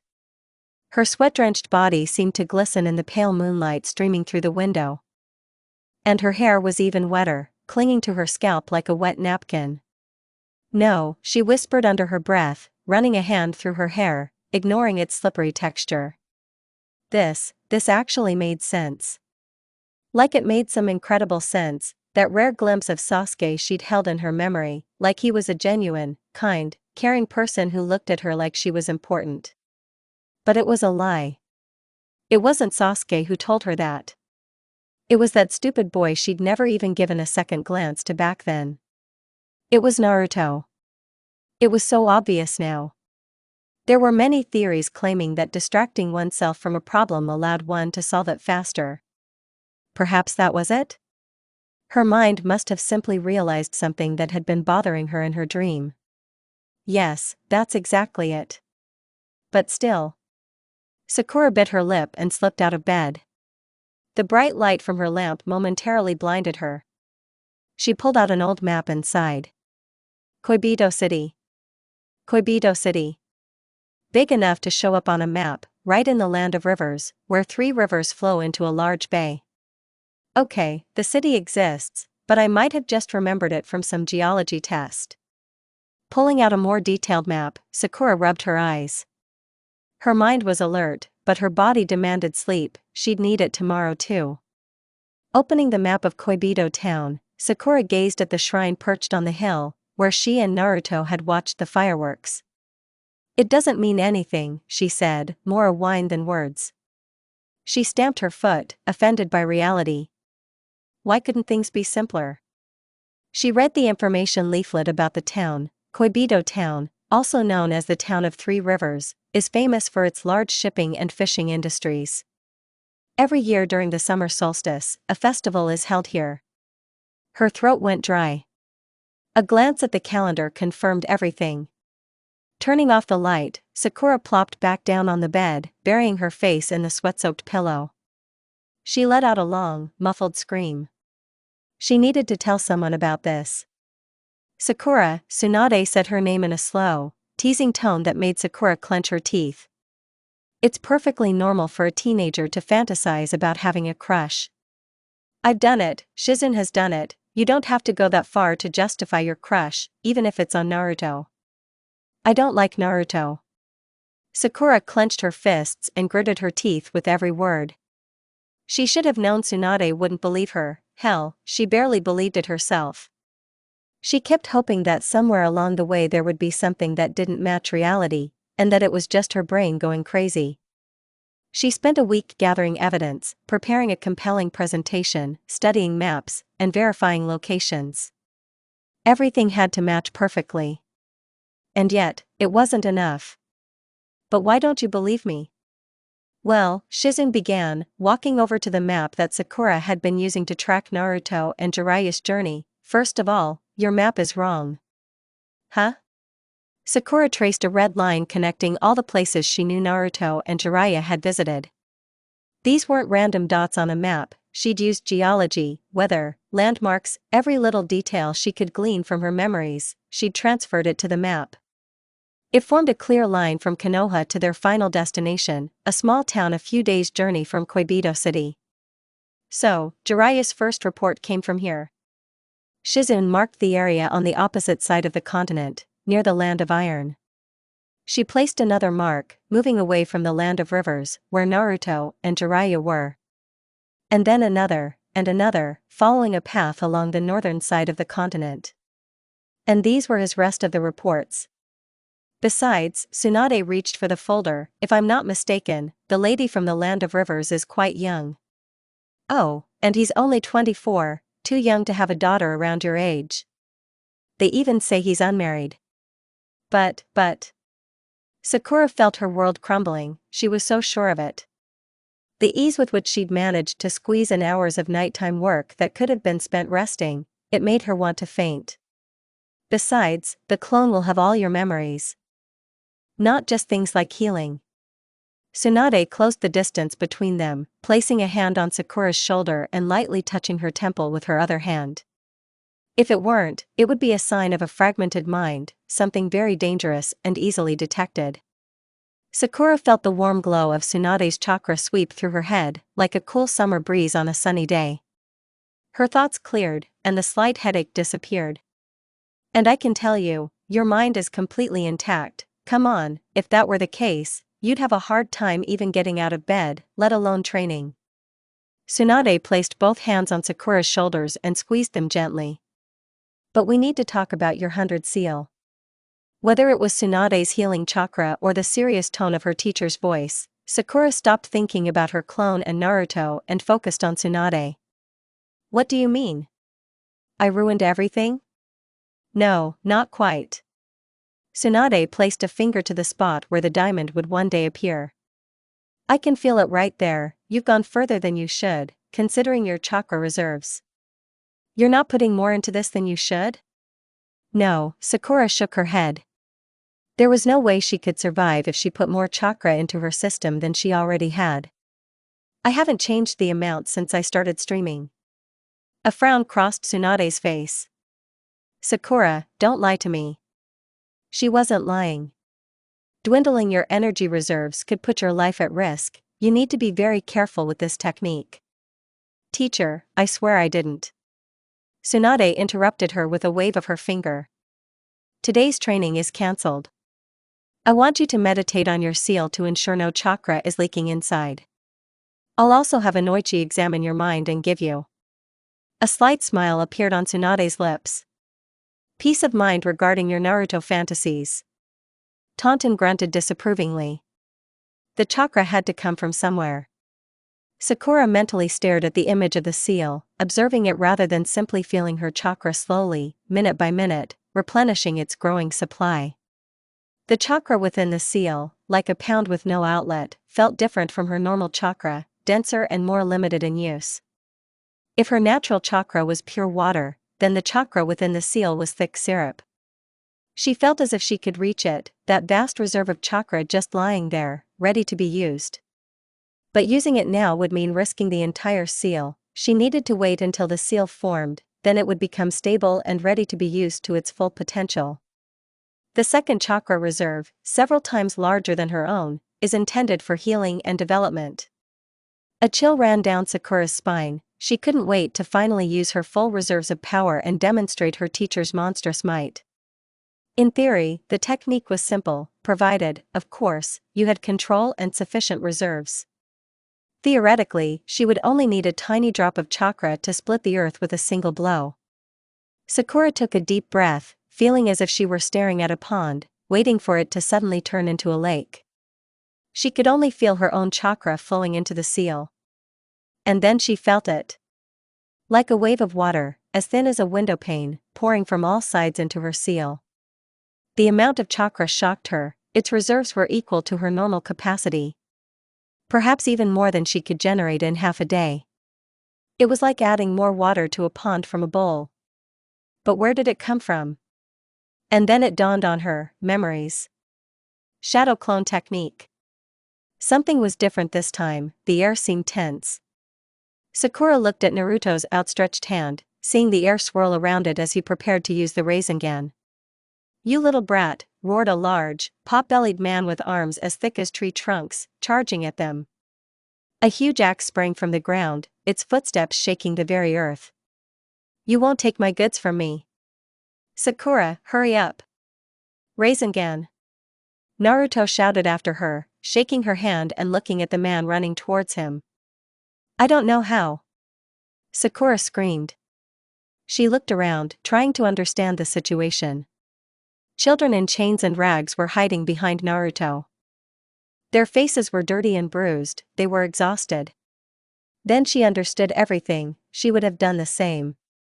I'll distract him. I'll kill you, the pig-faced man growled at them, raising an axe to his head. She was a shadow clone, and if she died, Naruto could simply resurrect her again and again.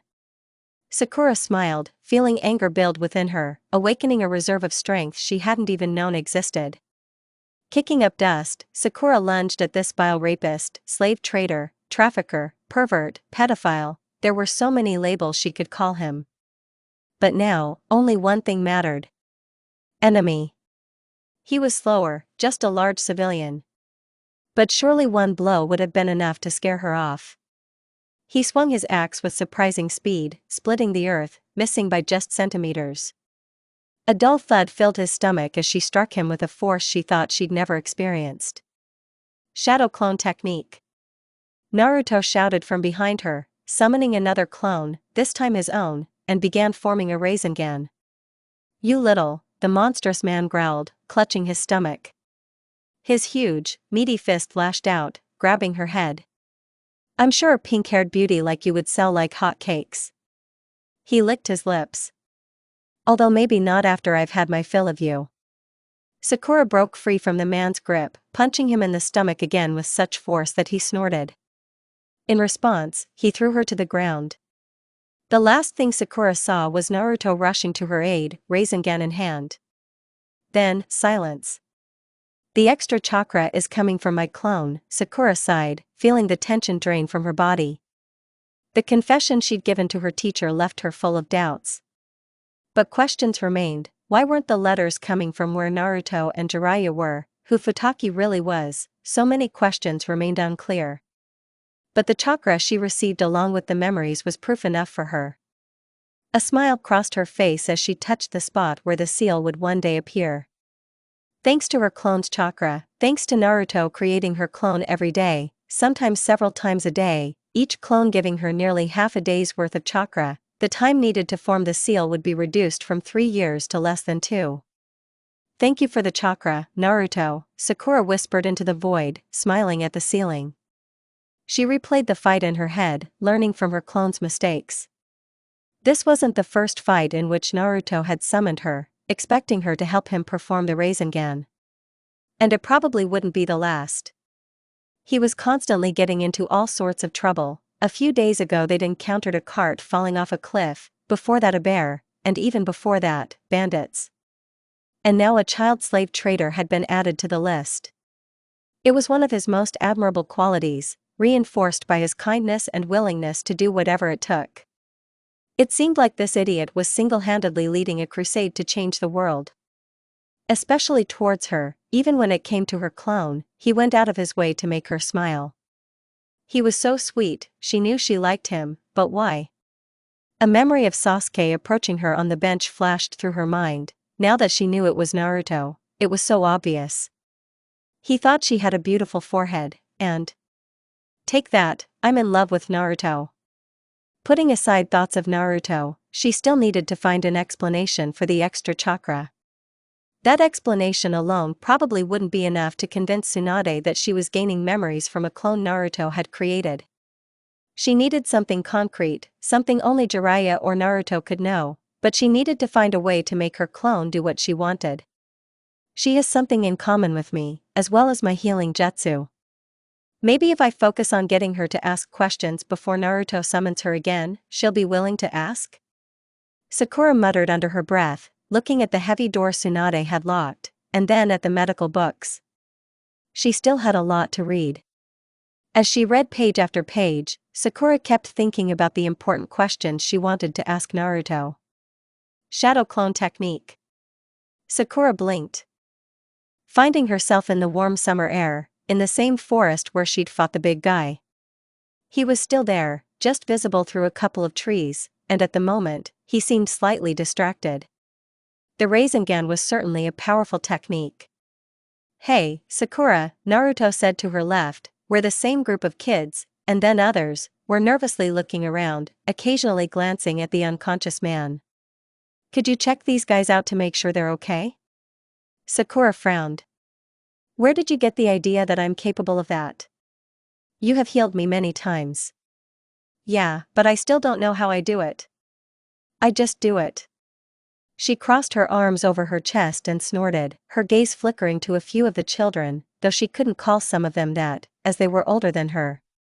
She sighed and lowered her arms. Most of them were simply emaciated, some had scratches or bruises on their wrists from ropes or chains. All of them had been stolen by the pig-faced man as payment for their families' debts incurred due to failure to pay him protection money. By the end of the day, the children were returned to their families, and Jiraiya had dealt with the bastard. He'd said the toad would send him to jail, but Sakura wasn't sure that was what happened when a toad, she'd learned the difference between frogs and toads, ate a person whole. As a result, he and Naruto, looking at another sunset, felt that they had finally achieved something today. "Hey, Naruto?" Sakura asked without thinking, watching the blue ocean slowly turn a vibrant orange as the sun set. The orange sky was dotted with beautiful pink clouds, thinly stretching across the horizon. "Yes?" She felt his gaze on her, as if he had his back to the fire.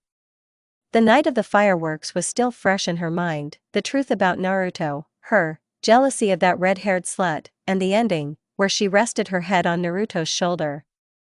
"Why do you like me?" the words blurted out. She hadn't meant to ask, but she really wanted to. Biting her lip, she turned to Naruto, her cheeks flushed for many reasons. "And by that, why do you like the real me?" Naruto frowned, "But you're the real Sakura." "No, it's not me," Sakura barked, feeling tears welling up in her eyes. "I'm just a clone, I don't really exist, and the real Sakura is back in Konoha and knows nothing about this." "Yes, but you're here now, and clone or not, you're still Sakura, so you're still important to me." He placed his hand on her shoulder, and a smile appeared on her face. "But why? Why am I so important to you? You risked your life to bring Sasuke back for me, you fought so desperately against Gaara for me. What did I do to make you love me so much?" His affection for her was completely incomprehensible. She was rude to him, hit him, scolded him, and at best, simply paid attention to him. So why did Naruto go so far for her? "So, why do you like Sasuke?" Naruto lay on his back, looking up at the sky, where the last rays of the sun began to fade, revealing the cold night sky. She liked Sasuke because he was cool, handsome, mysterious, a good ninja, and he set her forehead. No, wait, that was Naruto. There had to be more, right? There had to be more. Something like those love stories where a boy and a girl fall in love.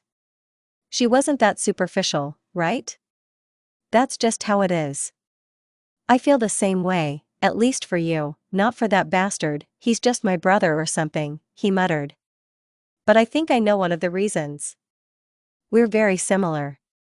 Sakura snorted and plopped down on her back next to Naruto, glaring at him as he stared at the stars. How are we alike? We both want other people to acknowledge us. Naruto turned to her, his smile somehow shining through the gathering darkness that enveloped them like a thick fog. It sounded like it was true. But maybe that's the point? I like you because we're similar in some way.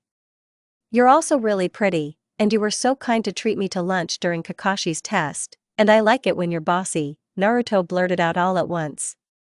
Sakura barely heard the last words. When do I command? Another nervous laugh. Well, I don't know, I guess it makes me feel important? Sakura tore her gaze away from Naruto and looked up at the sky, watching the stars appear one by one. A small idea formed in her mind, which grew into a smile. Okay, Naruto, let's make a deal. Okay? Naruto stood up and offered his hand to Sakura to help her up. Laughing as Naruto pulled her to her feet, Sakura looked at him. The height difference wasn't big, but it was growing. She imagined a tall, muscular Naruto smiling down at her as they tumbled in the sand, water lapping at their feet. He leaned over and Sakura shook her head and tried to imagine the same scene with Sasuke. Sasuke was still tall and thin. But they remained under the umbrella, looking out at the ocean, motionless, without passion, without desire. He was there simply because he had to be. Naruto would be there because he wanted to be there. Yes, Sakura nodded, more to herself, and lightly tapped Naruto on the chest. Listen, I decided to help you make the real me fall in love with you. Really? She nodded at Naruto's excited cry. He wrapped his arms around her and turned around, laughing. That's great, Sakura, thank you. In return, you must teach me the Rasengan. Naruto stopped and lowered her back to the ground. Okay, but why? Since you're always calling on me for help, why not skip the step of summoning another clone? Besides, she needed an ace up her sleeve, something powerful enough to push the enemy back. As it was, she could only distract the enemy while Naruto prepared himself. Ah, now I understand. Naruto scratched the back of his head, smiling at her. So when do you want to start? Tomorrow we'll have training, and tonight we'll try to make you a little more romantic. Sakura took a step back, her lips pressed into a hard line. Okay, I want you to do the most romantic thing you can think of to me right now. Naruto looked confused and a little nervous. What do you mean? Do what you've always wanted to do. I'm ready. She felt her face burn in the cool night air, and the only thing that warmed her was Naruto's gaze. Especially when he gathered his courage and took a step toward her. Her legs were shaking, her palms were sweating, her throat was dry, her lips were chapped. You're the most beautiful girl I know, Naruto muttered at the beginning, but by the end of the conversation, he had gained confidence. And you're also the smartest and kindest person I know. He leaned in, his lips pursed slightly. Oh God, was he really going to kiss her? She wasn't ready for this. She hadn't expected Naruto to be so bold as to take this opportunity to kiss her. Wait, why was she leaning in too? Why were her lips pursed? Oh God, they were going to kiss. She closed her eyes, expecting Naruto's kiss. She felt it not on her lips, but on her forehead. So how did I do? Naruto asked, taking 2 steps back and rubbing the back of his head, his gaze fixed on the ocean. Sakura's hand darted to where his lips had just been. Her heart was pounding. Yes, no, it's... She swallowed to keep her heart from jumping out of her throat. Naruto didn't need her help when it came to tenderness and romance. She just needed the patience to see it. It's practically perfect. I just said what I've always wanted to say. If he'd said something like that to her, whether she'd kissed him on the forehead or not, she probably would have taken his attempts to ask her out seriously. Yeah, well. I'm a little tired, so I'll go, well, see you tomorrow. The last thing she saw was Naruto's smile as she disappeared. Oh my God. Sakura dropped the book she was carrying, and memories and emotions washed over her. Her heart skipped a beat, and her face instantly flushed. She could practically feel the spot on her forehead where Naruto had kissed her glowing with the warmth of the fire. Her clone had gone too far, it was madness, now he was making deals to make Naruto fall in love with her. And he was also toying with her emotions relentlessly. I can't believe it, I'm falling in love with Naruto. It was the first time a boy kissed her, well, technically it was her clone. Now I'm jealous of my own clone. Sakura leaned back in her chair and looked out the small window, the starry night sky beckoning. Her clone, in a sense, had done what she wanted to know Naruto's secret, but most of all, she wanted to know what he thought of her. However, the Rasengan might be just the proof I need. The office was cool, like a room that hadn't been used in a while. Even with the lights on, it was so dark it was hard to see the untidy corners. Sakura had been here a few times, mostly as a curious girl, following a giggling Ino to examine her father's ninja belongings. The mystery of this room had long since vanished, and now it was simply Inoichi's office, filled with various books and memorabilia from past missions. Several photographs of previous Ino Shikacho teams hung on the wall, as well as a photo of Ino's own team, who looked none too pleased with their actions. It's good you've been here before. Inoichi gave her the same kind smile he always gave her. A comfortable environment will make the mind less hostile. Did she find this a comfortable environment? She felt as if she'd been sent to the academy director's office for something she hadn't done. Are minds usually hostile? No, Inoichi scratched his cheek. However, Ino told me about your fight during the Chunin exams. She said your mind, well, let's say you have a strong will, so I want to make this as easy as possible for you. Sakura frowned and glared at the picture of Ino on the wall. That pig probably said her big forehead made her think too much to control, or something like that. By the way, where's Ino? I haven't seen her in a while. Ever since she pranked Naruto during their date that wasn't really a date. Wait, Ino swapped places with Naruto, just for a few minutes, but did that little prank really cause everything? Was it possible that a part of her remained in Naruto's mind? And what about Naruto? Was there even a part of him left in her? Was that even possible? Since Shikamaru became a Chunin, their team was sent on more missions than the rest of your class, and the missions were longer. He picked up a photograph from the table, smiled at it, and then, turning it to Sakura, showed her an old photo of her and Ino playing in the park. She complains a lot, but she says she has to keep going, especially because of you. Me? Sakura shook off the thoughts and stared at the photograph. Ino says that since you're getting stronger and working so hard with Tsunade, she needs to give it her all, she doesn't want to lose to you again. Sakura snorted. Well, yeah, I won't lose to her, and next time it won't be a draw. Inoichi laughed and returned the photograph to its place. Well, let's get to work. With a quick nod, Inoichi got to work. Sakura was eager to find out if she had any mental issues, or perhaps if she could show Inoichi some memories, it would be enough to convince Tsunade. Sakura gasped softly as Inoichi placed his thumbs on her temples, his index fingers behind her ears, and his pinkies on her chin. As she felt his chakra penetrate her mind, it wasn't like Tsunade's, where she felt warm and magnetic, rather, Inoichi's chakra was cold and penetrating. A healing salve against the torture needle.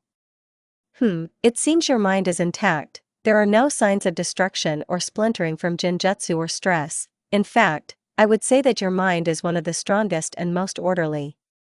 The praise was unexpected, but the blush on Sakura's cheeks faded when she heard the underlying note of worry and anxiety in Inoichi's voice. But Sakura prompted Inoichi to continue. She heard him swallow, a deep frown appearing on his face, accentuating the wrinkles that were forming. It seems there must be something else going on here.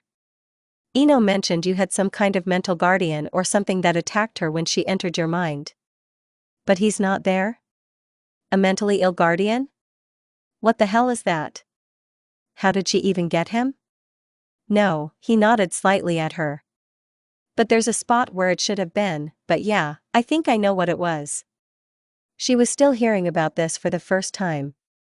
Why hadn't anyone else told her there was something else going on in her head? Wait, was that why she had such a huge forehead? What is it?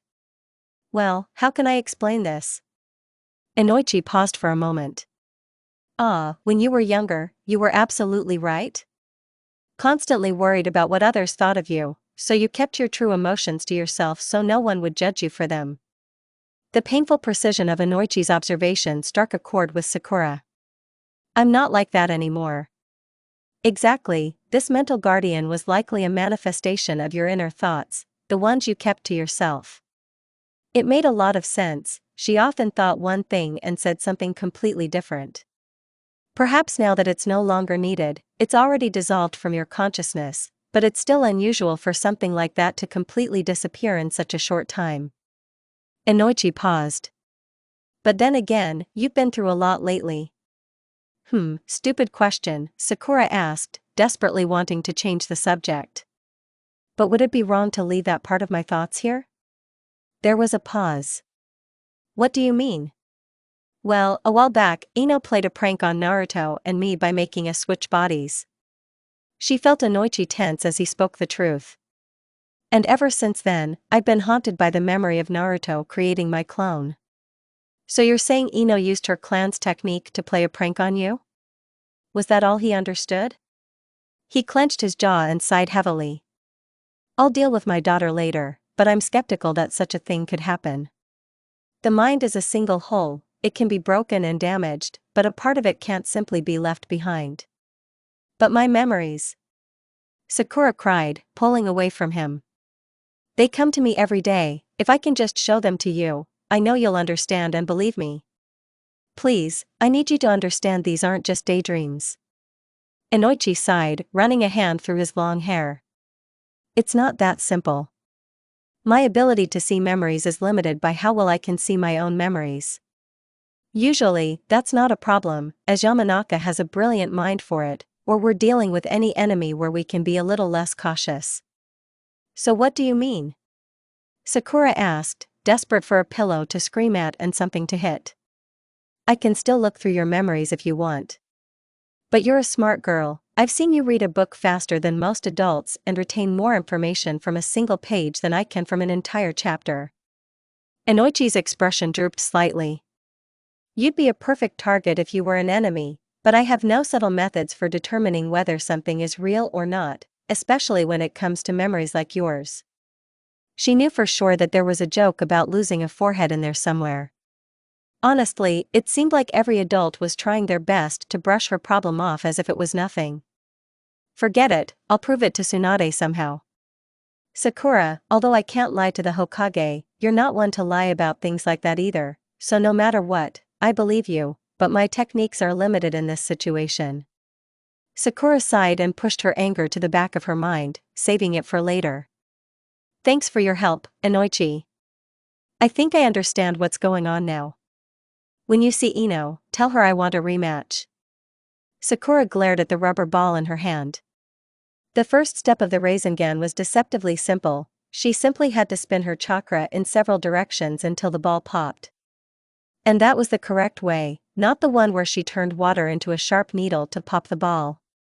But the second step was the hardest. She needed the strength to infuse the rubber ball with enough chakra to make it burst, rather than simply rupture and release the air. With her meager chakra reserves, she could only make a few attempts before having to rest. Rhea, she growled in desperation, pouring as much chakra as she could into the ball and trying to spin it. With her other hand, she gripped the ball tightly, drawing chakra from both sides. The rubber ball remained motionless for only a moment. Nothing happened. You were close that time. Sakura. Naruto replied helpfully, remembering his training. Shirtless training that left his body glistening with sweat. His toned ninja muscles tensed with every movement, and even worse, the way he smiled at her, as if he didn't realize he was the biggest distraction in the world. A few more times, and you'll get it. Over the past month of training and daily contact with Naruto, Sakura was acutely aware that she was very attracted to him. Naruto was as defined as his pectorals. In 6 months, Naruto had gone from being a barely noticeable presence in her field of vision to the captain of her desires, sitting in a chair, sipping wine, and using Sasuke as a footstool. She wasn't sure what had changed, what she wanted, or what Naruto was offering her.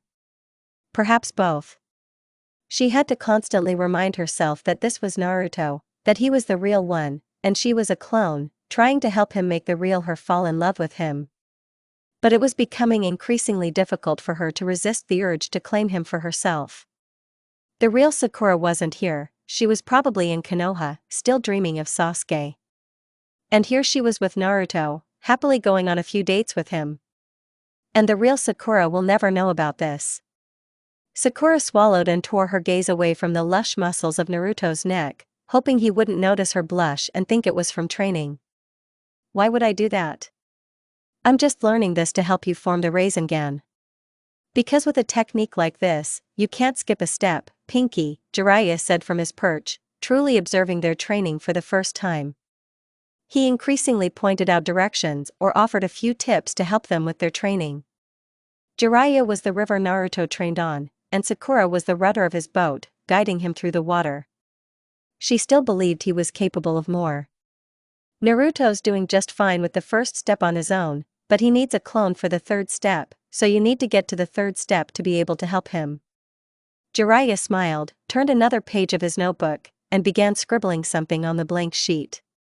I can try to help you, Sakura, Naruto said right in front of her, making her flinch slightly.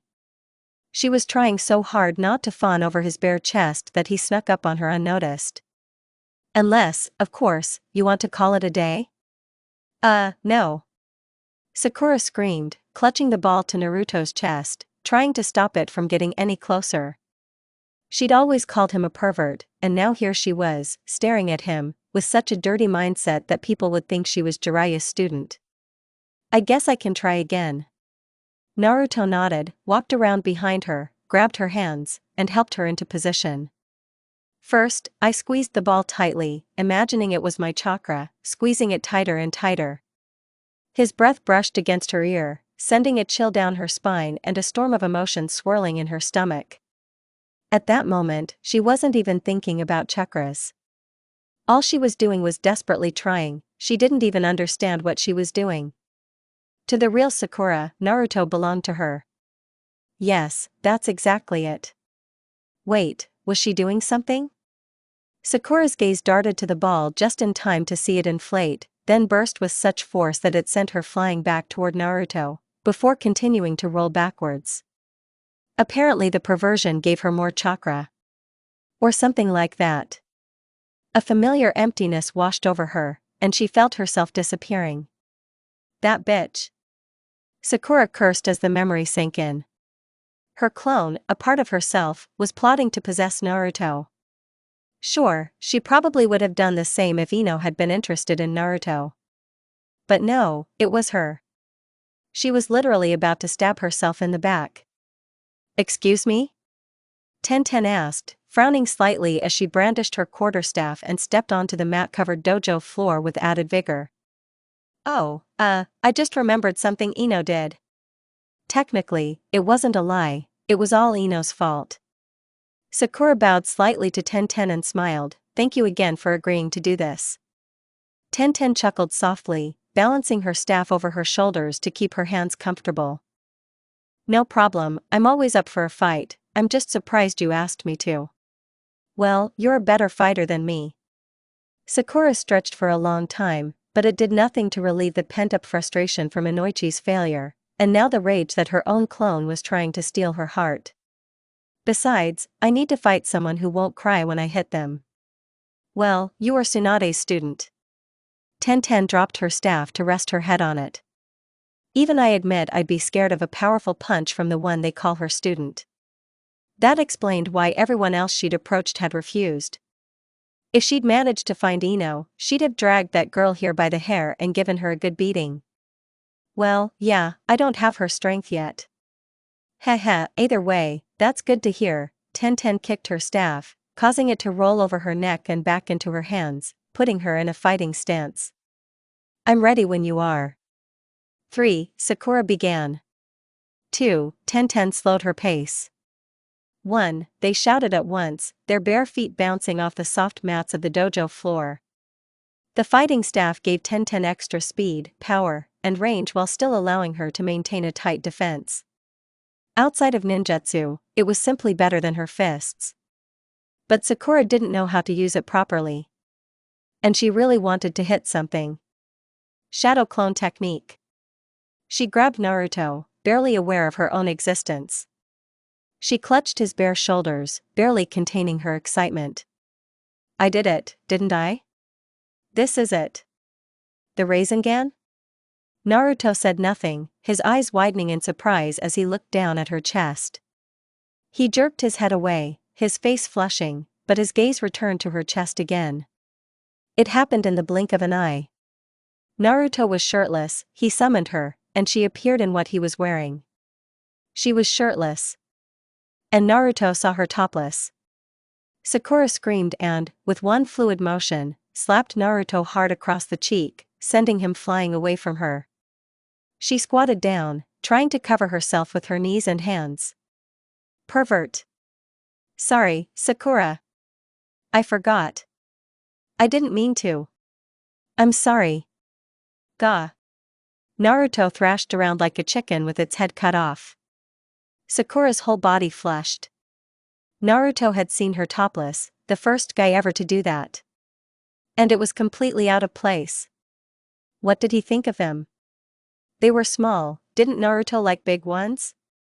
Would he really stop loving her after he saw her breasts? She wanted to disappear. Wait, she's a clone, she could have just disappeared. There. Naruto's voice startled her just as she was about to disappear. She felt Naruto's jacket fall around her shoulders. Had it always felt this warm and cozy? It felt somehow different from when she'd been summoned wearing his jacket. This jacket felt safer, more intimate, as if Naruto were hugging her. Without moving her face, a blushing Sakura pulled Naruto's jacket over her head, zipping it up tightly. Crouching down, she glared at Naruto, her knees still pressed against her bare chest inside the jacket. The edges of her vision were blurred by tears. They're still growing, okay?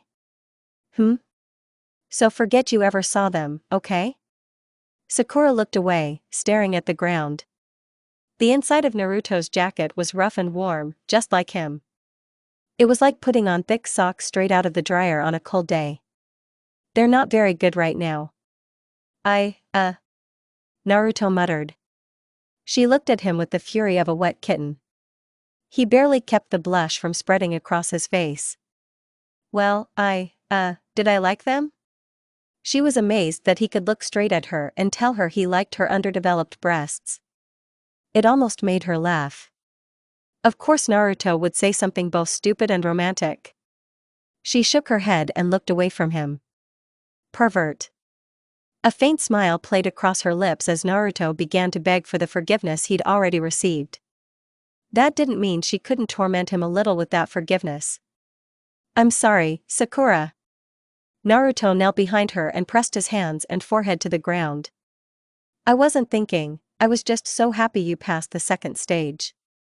So please don't be angry, I'll make it up to you. And how will you do that?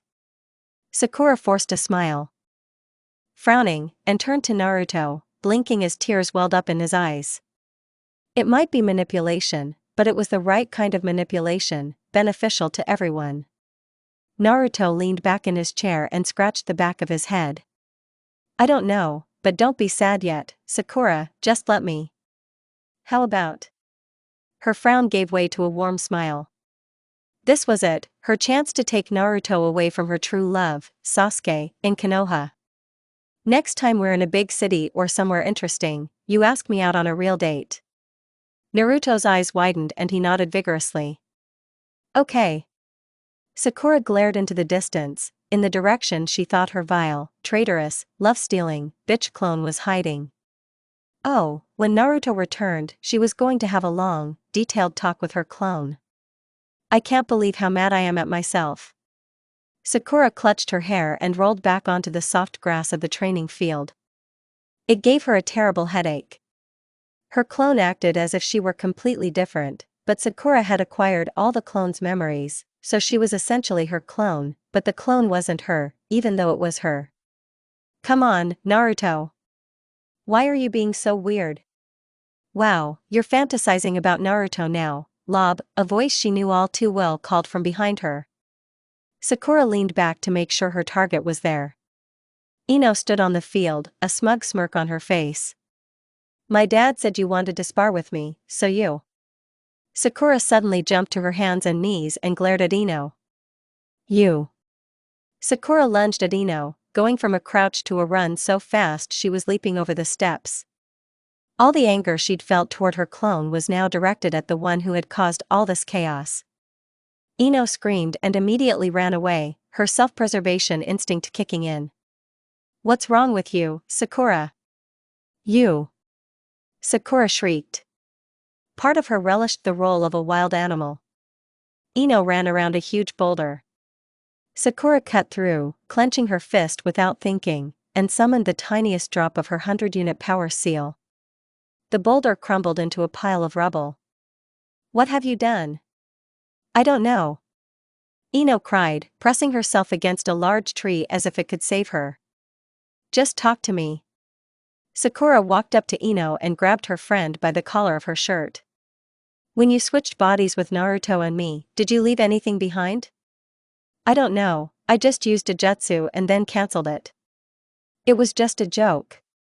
Ino groaned, flinching under the impact of Sakura's fist. Did something happen? Sakura narrowed her eyes as Ino flipped her onto her butt. Ever since you pulled that prank, whenever Naruto uses his shadow clone, it creates a clone of me, and I get flashbacks of my clone running around and having fun with Naruto. Why are you speaking with jealousy? Really, Ino? Is that what you understood? Sakura waved her hands and snorted, turning away from Ino to hide her blush. Because of my clone, I fell in love with Naruto, and now that clone is trying to steal Naruto from me before he gets back to the village. Wow, the blonde just smiled. I guess it's my fault? So are you mad at me or your clone? Ino asked, standing just outside the kill zone.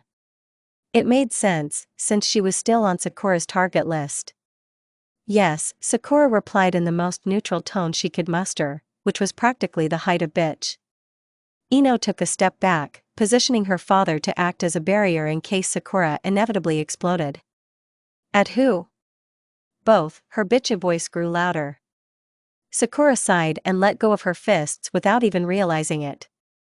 She should be happy, today she was going to prove to Tsunade she wasn't crazy, and hopefully get to the bottom of this. They're going on a date tonight. Your clone, is it you? Inoichi asked, looking both concerned and amused by the whole situation. Sakura had begged him to come with her to tell Tsunade about the part of her consciousness that seemed missing. He agreed, on the condition that Sakura stop sending Ino home half-naked. It wasn't her fault Ino was covered in bruises, after all. Sakura nodded. Yeah, that bitch is trying to steal him from me. When did she become so possessive of Naruto? But it's you, isn't it? They easily climbed to the upper tiers of the Hokage Tower. The office was just a few steps away. Maybe she's part of what makes me me, and we might have the same past. Sakura paused as they approached the Hokage's office. She felt the fear again, a very young ninja who didn't belong in the Hokage's office. But she's not me, she doesn't know I'm being trained by Tsunade, or that I'm even receiving her memories. If she had, she would have sent a letter or something. I see, Inoichi muttered, either oblivious or unaware of Sakura's foul mood. He was Ino's father, after all. Then I understand why you're so obsessed with this. I'll support you as best I can. This year, Inoichi would get a mug with the inscription Best Dad. She hadn't told either of her parents about it yet. She didn't want to die of embarrassment before Naruto returned. Her father would just laugh and joke, and her mother would constantly ask how she was doing, and she wasn't ready for her parents to find out. Her mother was an even bigger gossip than Ino, and half the town knew she was in love with Naruto. Sighing, Sakura pushed open the office door. Apparently, her anger was reflected in her muscles, and she swung the door open with all her might, waking a sleeping and likely hungover Tsunade, causing Shizune to jump in surprise. What's going on? Tsunade lifted her head sharply from the table, a strand of hair pressing against her forehead. Are we under attack? A glimmer of clarity flashed in her eyes as she looked at Sakura. Oh, Sakura, it's just you, please don't slam the door. Teacher, Sakura stepped firmly into the center of the room, her shoulders straight. She let go of her anger and despair with a simple sigh. Remember the goal, but focus on what's in front of me. I need to show you something. Oh? And what is that? Tsunade smiled curiously and rested her chin on her palm. Sakura tried to ignore the condescending tone of her mistress's voice, which made her nose wrinkle in disgust. She could smell the alcohol on her mistress's breath, like a puppy's, only without the cuteness that would make it less unpleasant. Do you understand exactly what I do every day and what I'm capable of? Yes? Tsunade's answer sounded like a question. The amusement vanished from Tsunade's face, replaced by confusion. You're one of the hardest working students I've ever met, you practically live by my instructions, but what does all this mean? So there's no way I can learn the Rasengan, right? It takes months to master the Rasengan properly, Shizune said instead of Tsunade. And only Kakashi, Jiraiya, and Naruto can know it. And they haven't been around the village for months, Tsunade continued, looking more bored and less sober with each passing second. Besides, the Rasengan wouldn't work with the style you're developing. Sakura smiled and held out her hands. This was her first time using the Rasengan. Her clone had already mastered the technique, so theoretically, she could do it too. For a few moments, she held her breath. Nothing happened. A whirlwind erupted from her hand, then another, and then another. Spinning and controlling it was child's play, but she had trouble with the strength. The whirlwind subsided for a moment, then she activated her seal, gathering her resolve and chakra in equal measure. A perfect ball of spiraling energy appeared in her hands, and a smile appeared on her face. Sakura froze for only a moment, she'd seen Naruto do this countless times, she had memories of her clone doing it. But holding such a ball in her own hand was something else. Then how do you explain it? Sweat poured down her forehead, and her breathing became ragged.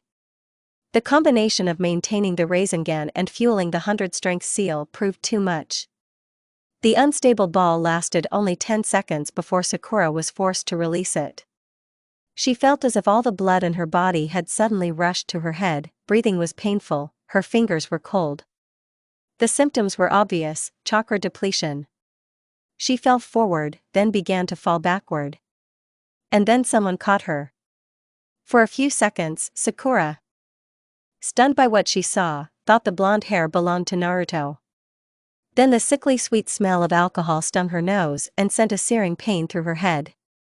Sakura? Tsunade asked worriedly. What was that? How did you do it? When? Why? In reality, it was more complicated than that, something about her being a stupid girl with a head like a mule, a few medical terms, but nothing really stuck until Tsunade's healing chakra reached her ears. Sakura swallowed, her mouth feeling both wet and dry. Naruto taught my clone. Satisfaction broke through her incoherent state. Do you believe me now? Tsunade gave a soft laugh, tinged with disgust. About your clone? I don't know what to think, but I'd rather hear you out so you don't kill yourself next time. Okay, Sakura muttered, her eyes heavy. At some point, she was moved to a chair, where Taunton became her loyal guardian. Let Ino and her father talk. For about half an hour, Sakura sat, recovering, and listened to Ino and her father explain what had happened. They listed everything from probable causes to possible solutions. Tsunade nodded, crossing her arms and leaning back against the table, her brown eyes fixed on Ino as she chose her punishment. So, to be perfectly clear, Tsunade pressed her palms to the table. Ino used a modified version of the mind-switching technique to switch bodies between Naruto and Sakura. Ino nodded, looking meek and wary. And since Sakura had a part of her consciousness that was becoming unnecessary, you believe it simply fell away while Sakura's mind was in Naruto's body? Tsunade looked to Inoichi for confirmation. Or something grabbed him. Silence fell over the room, and all the adults seemed to understand something. Sakura sat up, the last vestiges of fatigue leaving her consciousness. What got this, me? Oh, Inoichi snapped out of his thoughts. I have no idea. The mind tends to stay in the body, and it's just a theory, nothing to worry about. Anyway, Tsunade said before any other questions could be asked, I'll send a team to retrieve Jiraiya and Naruto and find out exactly what's going on. And hopefully get an explanation as to why Jiraiya didn't mention Sakura's clone following them. Sakura, do you have any idea where they might be? Tsunade walked over to her desk and pulled out a map. I honestly haven't been keeping track of their movements lately. She was too consumed by jealousy of her clone and the desire to beat up Ino to even consider what she considered a futile undertaking. I've been rather absent-minded lately, but I know they're near a port city in the land of tea. What's got you so distracted? Tsunade glanced at the map, marking the coastline. When Sakura didn't respond, Tsunade looked up at her. Well? Her clone has a date with Naruto. Ino helpfully interjected. It really upset her and made her even more aggressive. Sakura leaned back in her chair, feeling Tsunade's puzzled gaze on her, as if she were standing next to the sun, but her cheeks burned twice as brightly, and her back was covered in icy sweat. Tsunade learning about her crush on Naruto was, in many ways, worse than hearing from her parents. Thank you, Ino, thank you so much. Frankly, aside from sharing meals, talking, and maybe taking walks, Sakura had no idea what to do on a real date. Sure, she fantasized about Sasuke kissing her on a romantic beach by candlelight and a full moon, declaring his love, and then immediately envisioned a lavish wedding. But that was in the past, she was on a date with Naruto. And by some incredible miracle, he knew how to act on a date, or at least pretended to, and he was just incredibly lucky, entertaining her. Sakura smiled, resting her hand on the curtain and examining the replica of Naruto's necklace she'd taken to wearing. It matched the color of her eyes, but beyond that, it was something Naruto had allowed her to wear. It was important to him. Sure, it was just a fake, but it showed who she was. Sakura swung open the dressing room curtain and stepped out in front of Naruto, who, upon seeing her, went from bored to astonished. His reaction made her regret not having noticed him sooner. He looked at her the way she always wanted to be looked at, as if she were the only person in the world. "Well?" she asked, twirling in a pink sundress adorned with strawberries and other red berries. The dress left most of her arms, shoulders, and décolletage exposed, perfect for the pleasantly warm climate for which the tea country was renowned. "What do you think?" "Oh, it suits you very well, Sakura." Asking a guy who liked her if she thought she was pretty felt like cheating and didn't give an objective answer. But it did wonders for her self-esteem. Plus, she was getting it for him. She bowed slightly to him. "Thank you, Naruto. Now, what's the plan?" He took her hand as if it were the most natural thing in the world, paid for the clothes, and walked out of the store to venture into the bustling streets of the noisy city.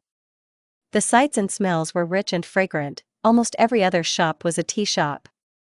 But Sakura couldn't focus on any of it, her entire attention was riveted on Naruto's hand. It wasn't that it was the perfect size, or that it was too rough, or that his palm was sweaty. No, it was the confidence with which he took her hand, without hesitation. He simply took her hand, as if it were the most natural thing in the world. As if they'd been dating forever. She bit her lip involuntarily, tightening her grip on Naruto's hand as she made her way between the stalls on the bustling promenade overlooking the white beach. She'd expected to pause briefly when she first took his hand. To ask permission so quietly he could hear. Not that it would feel like their 1000th backstage encounter. And yet, despite it feeling like the most natural thing in the world, there was still a sense of excitement. It felt like they were doing this for the 1000th time. Was this what their relationship with Naruto would be like? At once familiar and exciting. And here we are. Naruto stopped abruptly, allowing Sakura to catch up with him, intertwining her fingers with his. For the first time, she noticed how nervous Naruto was, his face was flushed, his smile trembling. She squeezed his hand, drawing his attention to her. "No need to be nervous, Naruto, I want to be here." Each word sounded like a chuckle. The nervousness vanished from his face, his shoulders straightening with pride. "Thanks, Sakura, anyway, let's go eat." A few minutes later, Sakura bit into the most delicious strawberry she'd ever tasted.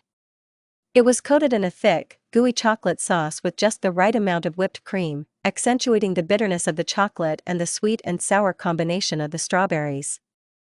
And the best part was, it was Naruto who was feeding it to her. Sakura squealed, removing the delicate berry from Naruto's fork. Her lips barely touched the metal. She covered her mouth with her hand, continuing to chew the strawberry, her eyes never leaving Naruto's. "It's so delicious." "Cute," Naruto muttered, half-conscious. Without thinking or paying attention to anything, he picked up a strawberry with his fork and placed one in his mouth. His lips brushed the metal part of the fork where hers had just touched it. An indirect kiss. Their first indirect kiss. Sakura's heart was pounding. Her gaze darted from Naruto's lips, savoring a berry, to her fork, lowering itself to another berry. Her lips were already tingling from the slightly sour taste of the berries, and she was encouraged by the prospect of another indirect kiss with Naruto. Swallowing, she leaned forward, opening her mouth just enough for the strawberry to slip inside, and closed her eyes. Any second now, Naruto would romantically place a delicious strawberry in her mouth. She would wrap her lips around the fork, licking it slowly, and finally remove the strawberry to enjoy their second indirect kiss as much as possible. Right now. Any second now. He was just choosing the most delicious strawberries for her. Oh my god, the second one is even better. Sakura opened her eyes to see Naruto enjoying his second strawberry. He held out his fork like a kunai. "Here, don't take it all for yourself." Humph. Sakura grabbed a fork, stabbed a strawberry into it, and popped it into her mouth in one smooth motion. It was just as delicious as the first time, but her irritable mood ruined everything. It seemed Naruto still had a lot of work to do when it came to romance. She had some serious dating lessons to teach him. Sakura? Naruto turned his attention back to her. The fork was still in her mouth as she turned to face him. His face was so close. You have something on your cheek. Was that cream? It was cream, wasn't it? Maybe that's why Naruto's face was so close? Was he going to lick it off her? It was too sudden, how could she even handle it? Naruto was about to go from kissing her indirectly to licking his lips to remove the cream. The fork. The fork was in the way. If it weren't there, she might kiss him or something. Oh God, wasn't it too soon? Sure, she'd only been in love for a few months, but she'd liked Naruto long before that, so it would be fair if he wanted to kiss her, but did she want to kiss him? The question went unanswered when Naruto's finger touched her lips, removing a bit of the cream. He put his finger in his mouth and smiled at her. Got it. He was teasing her. That's it. Naruto was doing it on purpose. He was definitely doing it, there was no other reason why he could be so considerate one moment and completely oblivious the next. Worse, it worked. Idiot, Sakura smiled despite her blush and helped herself to another strawberry. Despite his romantic missteps, Naruto proved to be a true gentleman when they dined at the bakery. He was polite, well-mannered, and only a little sloppy. The best part was that, despite hours of conversation at the dinner table and countless days spent hanging out with him, they never ran out of things to talk about. Even when they went to the beach to watch the sunset, Naruto was able to make her laugh with the same tired joke. How do you do it so well? Sakura asked, her feet partially buried in the warm beach sand. She was amused that they managed to spend a day at the beach without actually being on the beach. The summer fun of running in the sea and splashing Naruto while he watched her was a wonderful idea. What are you good at? Naruto asked, placing his hand on top of hers. Dates? Sakura smiled, looking up at the night sky, where orange hues were turning to blue, and the brightest stars were beginning to appear in the dark corners of the sky, far from the setting sun and full moon. Did anyone ever give you advice on being sweet, kind, and, most importantly, romantic? Yes, Naruto admitted easily, without thinking. I am from Ichiraku taught me a thing or two, and that perverted sage's advice isn't all that bad. He was the one who told me about the strawberry place. And something about how it sets the right mood. What's your mood? Naruto just shrugged and sank into a comfortable silence, watching the last rays of the sun sink below the horizon. How many times would she look at the stars with Naruto and feel that everything was perfect? She'd never looked at the stars before, they'd never shone as brightly as when she was with him. They'd never been interesting. They were just stars. But with Naruto, they were something else. The cool breeze made her smile. Hey, Naruto, I'm cold. Oh, yeah, it's late. Naruto stood up and picked her up. I guess we should head back. Sakura frowned, even though Naruto had already hugged her. She didn't want the date to end yet. Naruto, what are you supposed to do when the girl you're on a date with tells you she's cold? Take them inside? Sakura groaned and rubbed her forehead with her palm. No, you have to give them your jacket. But then I'll be cold. Just give me your jacket. A few moments later, Sakura was smiling, her face buried in Naruto's warm jacket. His real jacket was very different from the replica she often wore. It was heavier, warmer. And it was Naruto's jacket. You know, this date was absolutely wonderful. Sakura paused on the sandy beach to look at Naruto, his blush visible thanks to the moon. You were sweet, smart, funny, and I really want to go on another date with you. Naruto's expression told her everything she needed to know. It was incredibly satisfying to be able to make someone happy like that. Now she wanted to see him smile at every opportunity. Thank you, Sakura, I really want to go on another adventure with you. His smile lit up her night. How happy would he be if she kissed him? Oh well, everything is to hell. Naruto, I'm going to kiss you. It wasn't the romantic first kiss she'd been looking for. But that didn't matter. She wanted to see what the kiss would do to him. What it would do to her. She closed her eyes and leaned forward, trusting Naruto to stay still and let her do it. He stopped her, pushing her shoulders away from him. I'm sorry, I can't. Why? She herself didn't understand why her voice sounded so broken at that moment. Then it all came flooding back. Was she really just a clone? Was he really in love with the real her, not the fake one? Because I still have to keep my promise to you. Naruto smiled at her, leaned forward, and pressed his lips to her forehead. I'm sorry, but I just won't feel right until I bring Sasuke home. You're a dumbass. Sakura stared at the stars with a furious grin on her face. She was annoyed that her clone was still trying to claim Naruto for herself. She was annoyed that she wasn't the one who actually went on a date with Naruto. She was annoyed that she was cold and didn't have Naruto's jacket, and that it was her clone who got the forehead kiss. Even the small amount of satisfaction she'd gotten from Naruto's refusal to kiss her clone vanished as Naruto's words sank into her soul. Yes, she might be annoyed with her clone. But Naruto infuriated her. Here she was, throwing herself at him, and he was still worried about Sasuke's return, and on his own, at that.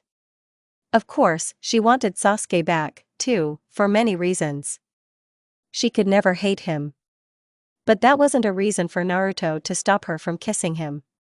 Gazing at the stars, Sakura spotted a shooting star streaking across the sky. She smiled, knowing exactly what to make. A wish she would strive to fulfill tomorrow. To be strong enough to bring Sasuke back. The thought of bringing Sasuke back before Naruto returned made her smile. This definitely shouldn't have happened. After all, she'd told Naruto they'd do this together. But the thought of seeing Naruto's reaction was too good. Raising her fist to the sky, Sakura felt the sense of purpose pushing her forward once again. Become strong, bring back Sasuke, and give Naruto a run for his money as the next Hokage. And if Naruto thinks I'm going to wait for Sasuke to come back before I kiss his ass, he's sorely mistaken. Repeat after me, I'm a mean bitch who's trying to steal her own boyfriend at all costs. Sakura glared at the ceiling fan, which spun too slowly to do anything but stir up years of accumulated dust from its blades. Her chair was too hard, her cushion too soft. She had a lot of things she should be doing right now, and instead, here she was. She simply looked at him with disdain. I'm not saying that. Sakura glanced at her friend, there was enough ice on her shoulder to start a second ice age. She really didn't want to be here right now. Especially not with Ino. And you, a psychiatrist. Why am I here? And why is this happening to you? Ino just smiled and wrote something down in the notebook Sakura planned to burn later. Well, Lady Tsunade said that as punishment, I need to make sure you don't go crazy. More likely, Ino would be the one driving her crazy. She said you were too much for a regular therapist and that you needed someone who could force you to speak your mind and anger you enough to do so. This was spot on. Fine, but I'm not going to like it. Sakura huffed, crossing her arms and legs and glaring at the stupid fan. That thing was probably trying to hypnotize her or something. Maybe it would catch fire. But I still won't say that. Okay, then repeat after me. I'm jealous that I get to go on dates with my boyfriend all the time. This doesn't make any sense. Sakura growled. I can't be jealous of myself. But that's true. She shouldn't have acted so smug. No, it's not me, it's my bitch clone. And they're not boyfriend and girlfriend yet. Of course. Her clone was very pushy. Look, she pined for Naruto almost as much as she did for Sasuke. Only Naruto reciprocated, and they'd already gone on a few dates. They haven't kissed yet. A kiss is the key to success. Ino groaned. Okay, fine, it looks like I can't just get you to confess. So tell me how you and Naruto train. There's nothing to admit, Sakura sank deeper into the chair, into that little sofa. She was almost certain the chair was trying to give her back problems.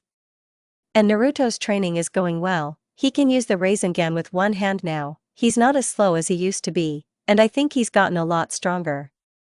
I feel some kind of But, Sakura continued, telling Ino to shut up and not look at the world, I think he could become a lot stronger if Jiraiya actually trained him.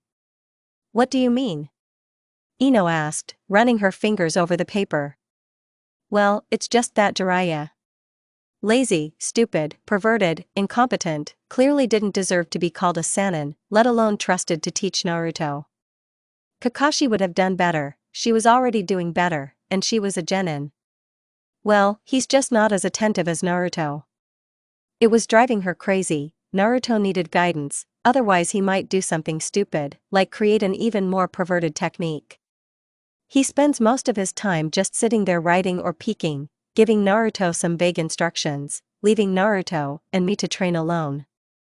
Okay, Jiraiya isn't the best teacher, but what about Kakashi? How do you think Kakashi did? Why are they on Kakashi now? Ino, like a therapist. Kakashi-sensei was great, I mean, it was thanks to him that I almost beat you in the Chunin exams. He also got along great with Naruto and Sasuke. And how did he teach? What is Ino getting at? Sakura sighed and pinched her nose. Well, at first it was mostly teamwork, but he always knew what to teach us later. For example, before the Chunin exams, he taught me traps and worked on my taijutsu. And before the fight with Zabuza and Haku, he was able to overpower Sasuke and Naruto enough for them to defeat Haku. And how did he do it? She wanted to punch Ino and shove that stupid notebook down her throat so hard she'd start launching paper airplanes.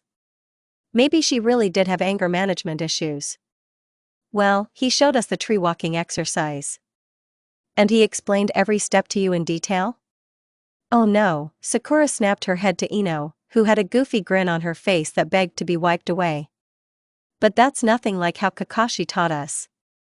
And Kakashi's training was really helpful. I still use the tree walking exercise. I used to think Shikamaru and Asuma playing shogi was the most stupid and pointless thing in the world. But it turns out it actually helped develop Shikamaru's strengths. Ino leaned back in her chair, staring at her notepad, pen in mouth. So maybe Jiraiya's trying to do the same? What are Naruto's strengths, you know, the ones that aren't immediately obvious? Are you trying to insert some kind of life lesson here? You only have 15 minutes left before our lesson ends. No, I'm just trying to help you deal with the anger issues that stem from your inability to accept the truth of the situation. She could practically feel Ino's smug smirk on her. What is it? She'd never been so grateful for training with Tsunade. She really needed to take out her stress on something. Rocks would do, maybe wood, anything she could hit and break would be fine. Ah, Ino said, playing the old man, you'll have to answer that question yourself. But really, I'm just here to point you in the right direction, and the rest is up to your grumpy ass. You're a psychiatrist, you know that, right? Who wastes time? Just tell me what you want me to learn. Sakura stood up, clenching her fists. She was now screaming and very angry. Then it won't make such a strong impression. Ino stood up as well, throwing her notebook on the floor. Honestly, Sakura, you seem smart. It should be easy for you to understand, but you're so fixated on something you don't understand that you can't accept the truth. What's the truth? Time's up. Ino smiled sweetly. Great work today, Sakura, I'm sure we'll have a breakthrough next week. She wanted to hit Ino in the face. Hard. Konoha's hot springs were meant to be a place of relaxation, healing, and enjoyment. Medicinal herbs were often added to the baths to help heal scars and relax muscles. Rumor has it that the first Hokage built these springs for his wife, Mito Uzumaki, and she, in turn, placed seals on them to preserve them in pristine condition. But for Sakura, it was just a puddle of hot water. She didn't relax, she didn't find peace. All she did was further increase the stress of doing nothing. Several months had passed since Tsunade had placed the ninja teams on high alert regarding Naruto, and yet none of them had been able to find even a trace of their presence or training. Jiraiya seemed to be avoiding the Konoha ninja at all costs. The worst part was, Naruto had been summoning her much less often lately. It bothered her that Naruto could get irritated with her, just like Sasuke. If Naruto had stopped loving her because of her stupid clone before returning to Konoha, she would have. Honestly, I don't know what I would have done. Sakura sank slowly into the water, her hair billowing around her head like a pink curtain. She closed her eyes and tried to relax. Everyone said she was too stressed, too stressed. But it wasn't her fault. She was 14, or was it 15, her teammate had betrayed her, she was working shifts as a nurse at the hospital, and on top of that, she was constantly haunted by the memory of her clone, who was trying to steal her love because she was a shallow, mean bitch. It was perfectly natural for her to feel stressed. I hope Naruto liked bald women. What made the situation worse was that Ino's therapy sessions were getting nowhere. Her blonde friend was constantly trying to make her see things that weren't there, or some other stupid thing. Wasn't therapy supposed to reduce her stress? Ino took up the task. Ino, with all her might. The only therapy she needed was punching. "Hey, Sakura," a voice shouted from behind the fence, male and slightly familiar. "Get out of the water before you turn into a current." The loud bark was more of a calling card. "Kiba, what do you want?" Sakura yelled back, water dripping off her body as she headed for the exit. Kiba didn't really interrupt, but she would have been angry if she'd let anyone yell at her while she was taking a bath. "I received a message from the Hokage for you." A message from Tsunade? She's supposed to have the day off, right? She didn't miss training or anything. "I'll be right out." When she came out and saw Kiba and Akamaru, who looked about the size of a full-grown dog, her hair was still wet. An ordinary dog, of course, to a ninja dog, he was still a puppy. "What do you want, Kiba?" Kiba smiled and pinched the bridge of his nose. She said Naruto was back. If there was more to the message, Sakura didn't hear it. Her legs began to move before she could recover from the shock. It didn't make sense, judging by what she'd learned from her clone. The Land of Fire was only a few days away, not to mention Konoha. But it was entirely possible, she could have misjudged the terrain, or the distance, or something else. But if Tsunade had written that Naruto was here, then Naruto was here. And if Kiba had pulled some stupid prank, she would have broken his nose. Her heart pounded like a drumbeat as she raced toward the Hokage Tower, her wet hair slapping her neck with every step. She should have put on makeup or done her hair, because this was the first time she'd seen Naruto in a while, and she needed to impress him. Slay him and hang his portraits on her wall. But there was no time. Naruto was here. And he was just the therapy she needed. A date with him seemed so wonderful right now. Heck, she'd even be willing to treat him to dinner at Ichiraku. And then there was this clone of her. She was going to enjoy torturing this vile creature while kissing Naruto. After a little torture, they'd find a way to get rid of the clone. "Naruto!" Sakura shouted as she entered the Hokage Tower. She quickly climbed the familiar stairs and burst into the office. Time stood still as she entered. Jiraiya was there, looking like Jiraiya. But then Naruto appeared. "Hey, Sakura, long time no see," Naruto said with a slight smile. But something was wrong. This Naruto hadn't changed. He was nothing like the Naruto she'd spent every day with for the past year. It seemed he hadn't changed or matured at all since the day he left. "Ah, so this is the same little brat that got you calling us back?" Jiraiya turned to Sakura with a frown on his face. "Yes, it is." Tsunade frowned slightly, looking at Sakura. She provided some concrete evidence, but with you here, everything is up in the air.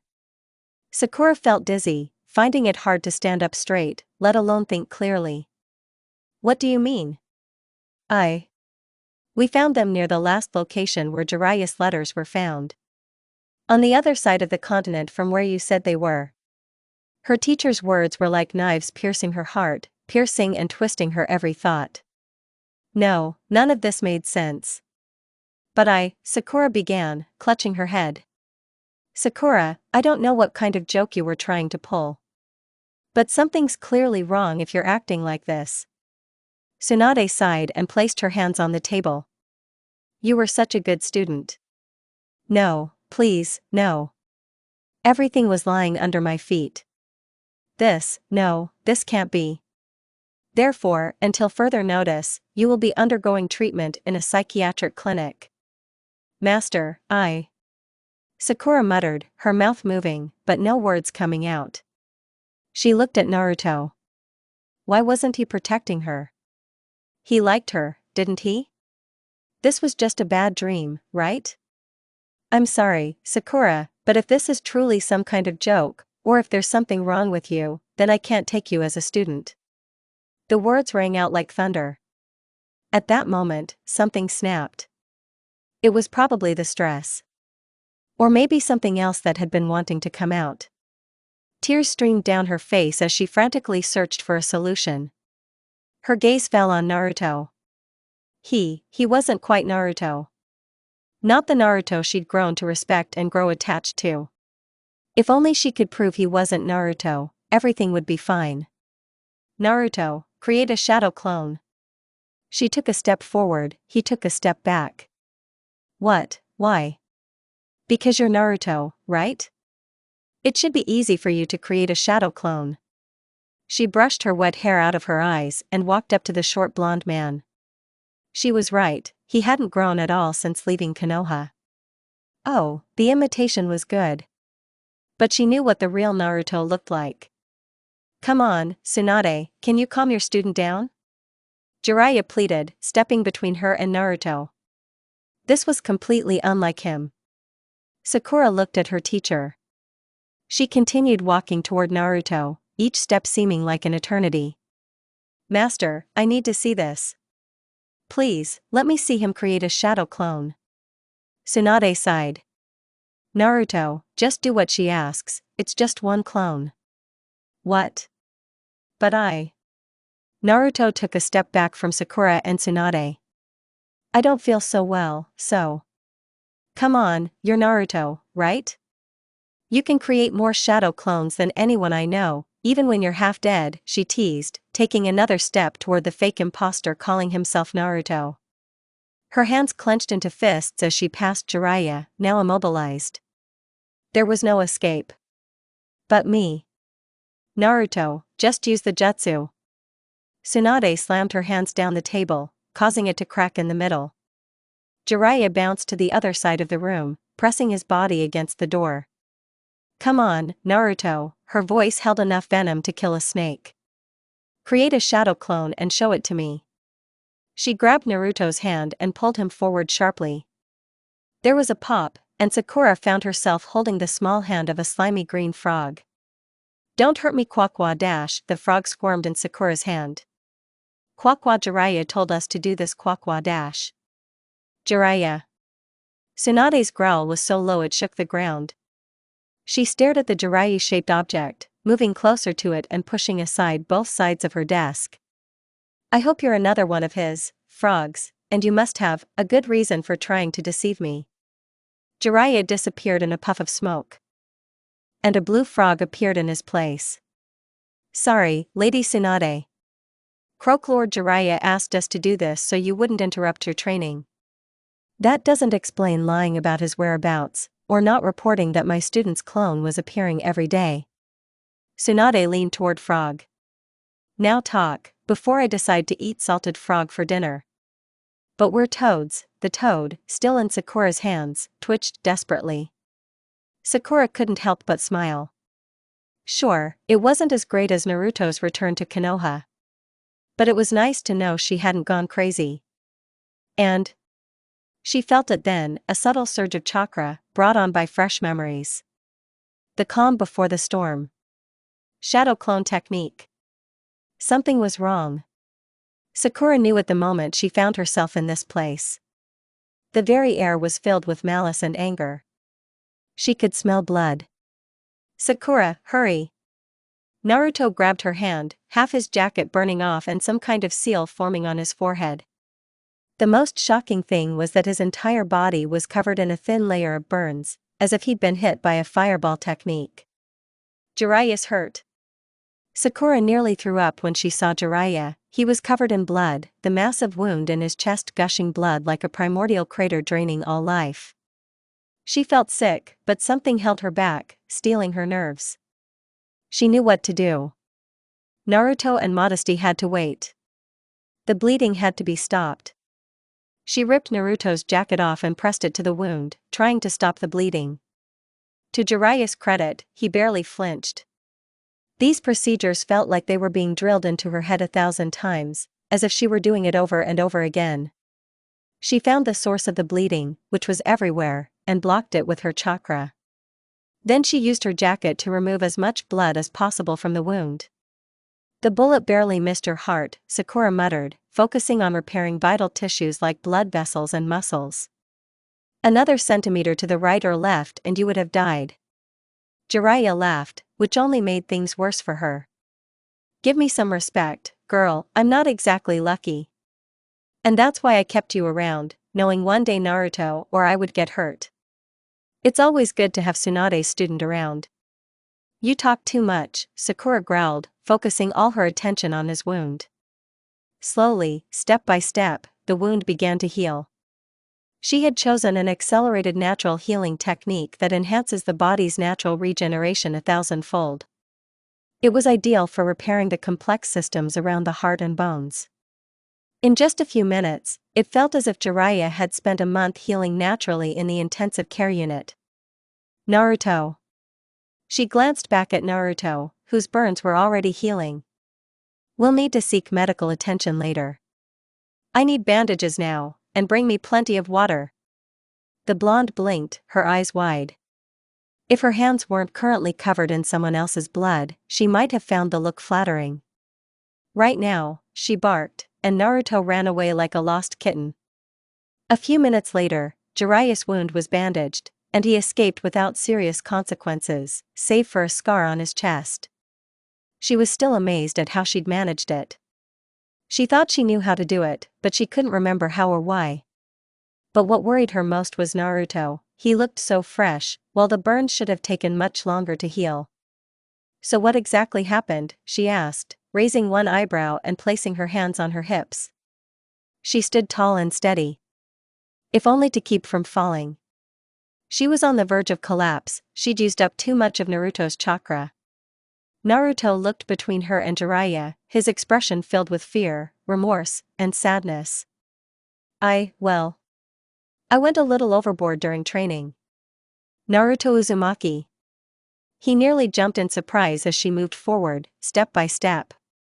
You're hiding something from me, and I want to know what it is. I don't want you to be afraid of me, Naruto muttered, taking a small step back. He continued to flinch from her gaze.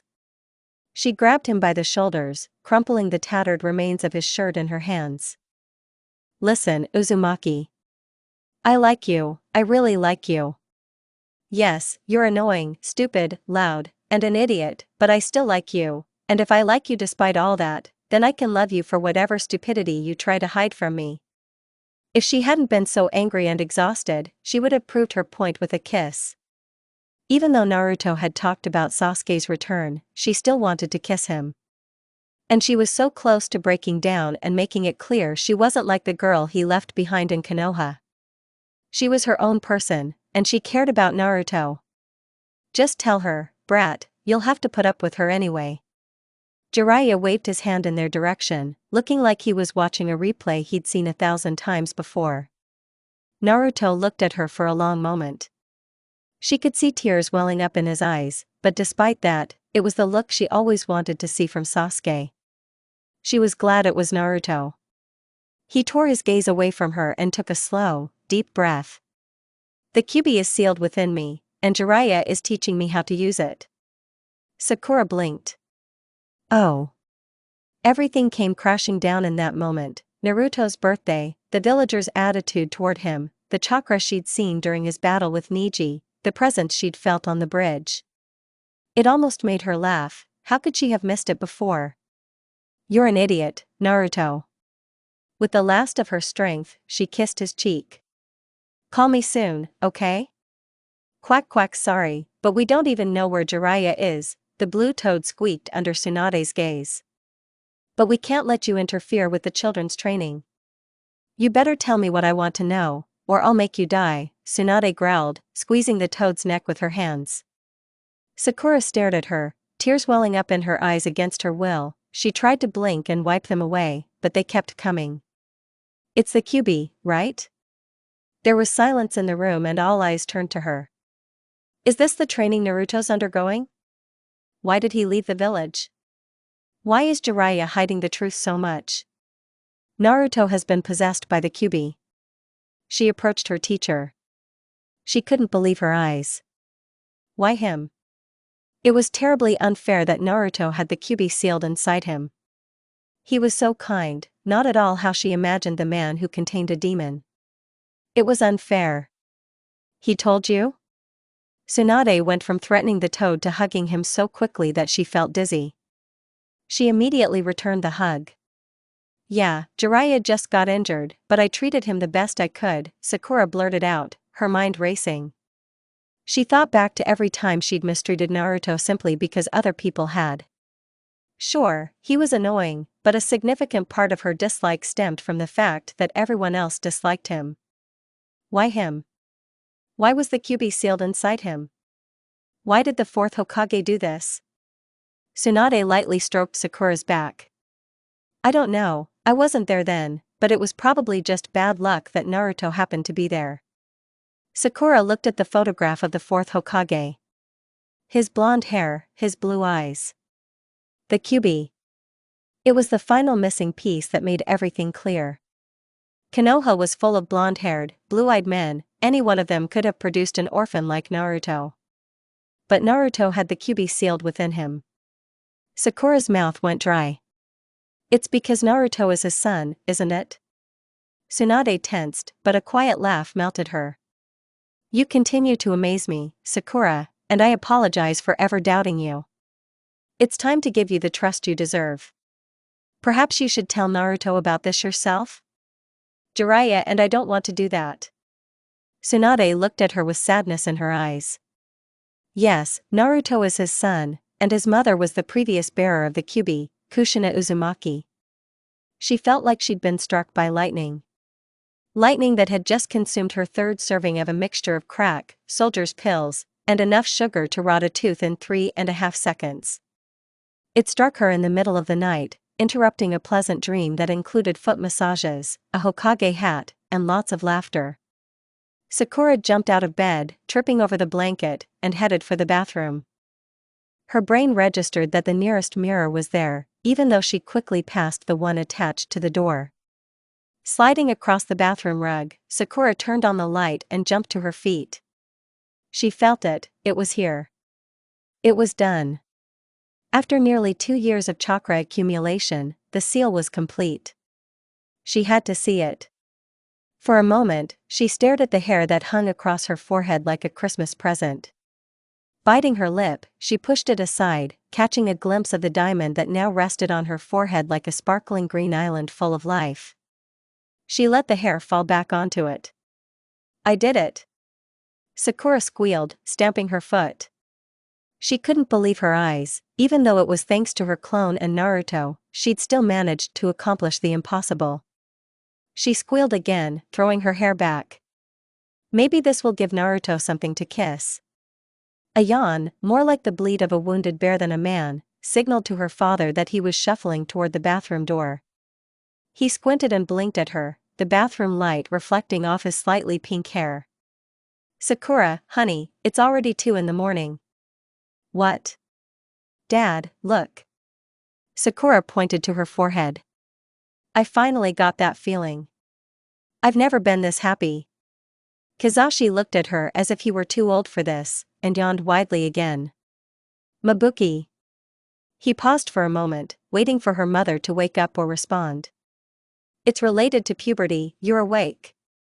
Sakura wasn't surprised by her father's complete lack of enthusiasm, attention to detail, or understanding. "Dad, it's ninja magic. I just completed the strength of 100 seal." At 2 in the morning, my father asked, leaning against the doorframe in utter apathy. Despite his energy during the day, he was completely exhausted by nightfall. "Couldn't you have finished this during some grand battle?" "That doesn't work, Dad." Sakura rolled her eyes and tried to part her hair to better display her seal. It was odd that she'd spent most of her youth trying to hide her forehead, but after Naruto's words, she'd started showing it more often. With her new seal, she wanted the whole world to see her enormous forehead. It was proof that she'd surpassed Tsunade before anyone even realized what had happened. She screamed again and smiled, looking in the mirror. "Why is your daughter so nervous today?" Mabuki, as often happened, pushed her husband away, looking much more collected than her father. She quickly looked her daughter over from head to toe, then nudged Kizashi hard in the ribs with her elbow. "Oh, what have I done?" Kizashi groaned, rubbing his side. "We said, no tattoos. Why does our daughter have a tattoo? Why did you let our daughter get a tattoo?" Her mother had the ability to go from inaction to screaming in an instant. Kizashi laughed and stepped back from his wife. "Listen, it's not what you think it is, it's a seal or something?" "Sakura, what is this? Why can't I get a tattoo?" Sakura asked, adding another point to the list of rules she hadn't heard of. "And don't worry, it's just a seal." While her father managed to build a successful career as a genin, he had absolutely no leadership skills. Her mother's attempts to become a ninja lasted only 2 years at the academy, after which she decided it wasn't her calling. Because of this, she was somewhat ignorant of matters pertaining to shinobi. "A seal?" Mabuki took a step back behind her husband, staring intently at the diamond on her daughter's head. "Why do you need a seal? Why is it sealed inside you? What is sealed inside you?" Chakra, and Tsunade taught me that. It'll help me in battle or when I need to heal a whole group of people." Sakura tried her best to explain as calmly as possible. She could guess where her mother's aversion to seals came from. The woman was cursed with only enough information to draw her own conclusions. "I thought you became a medical ninja so you wouldn't have to fight." Mabuki walked away from her husband and walked over to her daughter. She placed her hands on her shoulders. "I was so grateful that my daughter would become a successful doctor. But now I find out you still intend to fight." Sakura gave her mother an uncompromising smile. "I never wanted to stop fighting, if I ever became Hokage." Sakura froze, watching as horror appeared on her parents' faces. Though, likely for different reasons. Her father's face was the same as when she told him she was going to participate in the Chunin exams. And her mother's expression was one of pure terror. "Yeah, did I say that out loud?" She knew what she said. Kizashi acted first, rushing into his bedroom as if he had just drunk an entire mug of coffee. Mabuki, at a loss, exclaimed, "Sakura, you can't become Hokage. None of them have ever retired. I forbid you from becoming Hokage, it's unacceptable." Sakura could only bite her lip and try to hold her tongue, preventing her mother from speaking. "Mom, I'm sorry, but I don't think you can stop me." "But I..." Mabuki turned around and saw her husband trying to run away, pulling up his pants. "Kizashi, where are you going? Come back here and help me. I'm going to train. If our daughter wants to be Hokage, I need to at least become a jonin." Kizashi shouted, either running down the stairs with a crash or falling off them. "What? I thought we agreed you'd stay." She was interrupted by the slam of the front door. Sakura only smiled warmly at her mother. It seemed she had now become the carrier of Naruto's contagious dream, which seemed to make everyone want to become stronger. "What do you think, Sakura?" Sakura had a lot on her mind. Mainly, she was thinking about how she and Naruto were unofficially a couple. Officially, they were a couple in the sense that they were constantly going on dates, hugging, and doing all sorts of fun things. But they never kissed. Sure, she kissed Naruto on the cheek when she felt like it, even sneaking a kiss from the side, and Naruto's forehead kisses made her heart soar. But it wasn't the same. She wanted Naruto to pin her against the wall while they kissed, her hands gripping his greasy blonde hair, his knee between her legs holding her down, his hand sliding down the inside of her shirt, caressing her soft skin with his calloused fingers, sending shivers through her body. She sighed wistfully and looked Naruto up and down. His outfit was simple enough, similar to his old one, which made his style more modern without changing his individuality. But it wasn't just that, she simply liked looking at him. He was so Naruto, and that was the most amazing thing in the world to her. Then the weight of the world fell upon her. Her crush on Naruto had grown into something truly incredible. It was the same as she had once felt for Sasuke, or at least what she thought she felt. Of course, she still loved Sasuke, just as she loved her parents or Kakashi. But she was in love with Naruto, she was madly in love with him. In 2 years, they went from barely knowing each other to falling in love. And it was amazing. "Sakura? Are you okay?" Naruto asked, not moving to pose for her in his new outfit. But his expression was worried.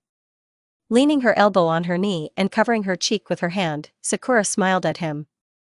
"I really like this, Naruto." Unlike Sasuke, she wasn't going to blurt it out every time she saw him. No, Naruto was an idiot, he'd probably think she was lying if she told him right now. Besides, she was practically above confessing her love to him in a clothing store. She didn't want it to be a surprise, because by the time she told Naruto she loved him, it wouldn't be a surprise or a revelation, just a confirmation. She stood up and straightened the collar of his jacket. "I can't wait to steal it from you." "Okay, you can take this one if you want." She stopped him before he could unzip it. "Naruto, you're missing the point." "I want to wear this jacket because it's yours," she said in her most flirtatious voice. "But can't you wear the dress you wear in public?" "He's so lucky he's cute." "But then I wouldn't be wearing your jacket, just a copy." "Honestly, Naruto, show some tact, don't I look cute when I wear your jacket?" Naruto froze, a blush spreading across his face. Well, I always thought Sakura was cute and all." "Okay, now take your jacket and—" "Sir," a voice came from behind the door. "Is there anyone else with you? May I remind you that there is only one fitting room per customer?" The handle turned. I'm not quite dressed yet," Naruto yelled, trying to make it sound like he was getting dressed in a hurry. "You only brought a jacket with you, sir. I do hope you're still decently dressed." The door opened. Sakura shrugged and waved it off. The advantage of cloning was that she could follow her boyfriend anywhere. "Sakura, are you there?" Ino hit her on the head with that notebook she felt like she'd burned at least 3 times already. Ino's face immediately lit up like a light bulb, and she opened the notebook, writing something down with the pen the blonde seemed to always carry with her. "Oh, I know you've made new memories, right? Well, what are they?" "Seriously, Ino? You want to teach a lesson while we're on our way to the Chunin exams?" Sakura glared at her friend as they walked along the dirt road leading to the village hidden in the grass. The city was already visible in all its glory, with its tall, modern buildings. Even the tallest building in Konoha, the Hokage building, was tiny in comparison. "Hey, were you the one who came and begged Choji and me to put you on the Chunin exams team? You could have at least been more cooperative." Agitated Ino was almost as unbearable as agitated Naruto. Sure, Naruto was more energetic and vocal, but Ino was manipulative and possessed questionable moral compass to get her way. "I'm afraid without this information, I simply won't be able to take the exams, you understand?" "Fine, I'll tell you," Sakura grumbled, taking a step closer to Ino so the others wouldn't hear. Ino wasn't supposed to hear, but the others, especially Rock Lee and her father, didn't need to know. She was still surprised that her father was participating in the Chunin exams, the first since she was born. He was even joined by a group of other repeatedly failed candidates. As bad as it sounded, Sakura didn't believe they had a chance of passing. The third team from Konoha to join them was Lee, Tenten, and Niji. Naruto finally got a new jacket and wanted to know my clone's opinion on whether it would suit him. Sakura glanced around to make sure no one was eavesdropping. Until now, she had successfully managed to hide everything from her parents, including her crush on Naruto. Although she could no longer call it a crush. "Oh, so your boyfriend gave you a reverse striptease?" Ino said, almost too loudly. "Shoo, if you must know, keep it down." Sakura covered Ino's mouth with her hands, trying to catch any extra sounds. "And he's not my boyfriend, he's my clone's boyfriend." Ino rolled her eyes and let out a long, exaggerated sigh that dragged on longer than necessary. Okay, so what did Naruto look like then?" "For example, Naruto," Sakura said, feeling over the moon, remembering how clearly and distinctly she'd seen his feelings. "But here's the thing, he really did look good in that jacket." But my clone realized she was in love with Naruto. "What about you?" Ino asked. "What about me?" Sakura retorted, crossing her arms in a defensive pose. "Do you love Naruto?" Ino asked, and the answer seemed to her to be the most obvious in the world. Yes. The word didn't surprise her, nor did the revelation that she was in love with Naruto. What surprised her was how easy it was to admit it. The word flew from her lips as easily as breathing. There was no hesitation, no embarrassment, no tension. Only warmth spreading throughout her body. "I basically love him." "But why do you love him?" Ino asked, writing something down in that stupid notebook. "You haven't seen him for, 2 years? You don't even correspond, so how could you possibly be in love with him?" Why did she love Naruto? Well, he was Naruto, he was sweet, kind, loyal, crazy about her, always treated her like the most important person in the world. And then there were his eyes. That's exactly how she wanted to be looked at. "Well, I see him every day, Anne." "Are you seeing him or your clone?" Ino's words cut like a scalp, destroying the last remnants of Sakura's sanity. Sakura bit her lip. She'd just realized she was in love with him. How the hell was she supposed to defend that thought? She had so many memories of him being sweet, taking her on dates, making her laugh without thinking, making her feel special, falling in love. That was it. What difference does it make? Memories are all the same. That's how I fell in love with him, my memories. Ino, making several exaggerated movements, placed her hand to her forehead. "Finally, we've reached the point. Honestly, I thought you were smarter than that." "What are you talking about now?" "What were we talking about?" Ino's voice sounded like a quiet cry. Their eyes met for a moment. "Well, about you, about myself, and about my boyfriend. As much as I wish he was mine." Sakura was interrupted by Ino grabbing her shoulders and shaking them violently, causing them to stop. "Yes, it is. I've been trying to get that into your head for a whole year." Ino screamed. "Honestly, I thought it would be easy, heck, you even said so yourself when you dragged me to the Hokage. Your clone doesn't think she's you, but she's a part of you. So yes, Naruto is your boyfriend." It made sense, more sense than she was willing to admit. If she considered her clone a part of herself, then that meant she really was doing all this. She was the one dating Naruto, she was the one spending so much time with him, it was always her. But was it really that easy to rid herself of this festering lump of jealousy that had haunted her for the past few months? To her delight, those feelings dissolved, giving way to joy and happiness. "Naruto is my boyfriend." The words were sweet as honey and orange, leaving a tingling sensation on her lips, as if she'd just kissed a fairy, and then spreading throughout her body, warming her as if she were being hugged. It was addictive. "Naruto is my boyfriend." "Excuse me," came their father's voice from behind them. "What's all this talk about a guy?" "That's all the secret we tried to hide from her parents." There was blood on her hands. The Chunin exam went relatively well. They managed to solve the riddle in the first round and clear the grass labyrinth.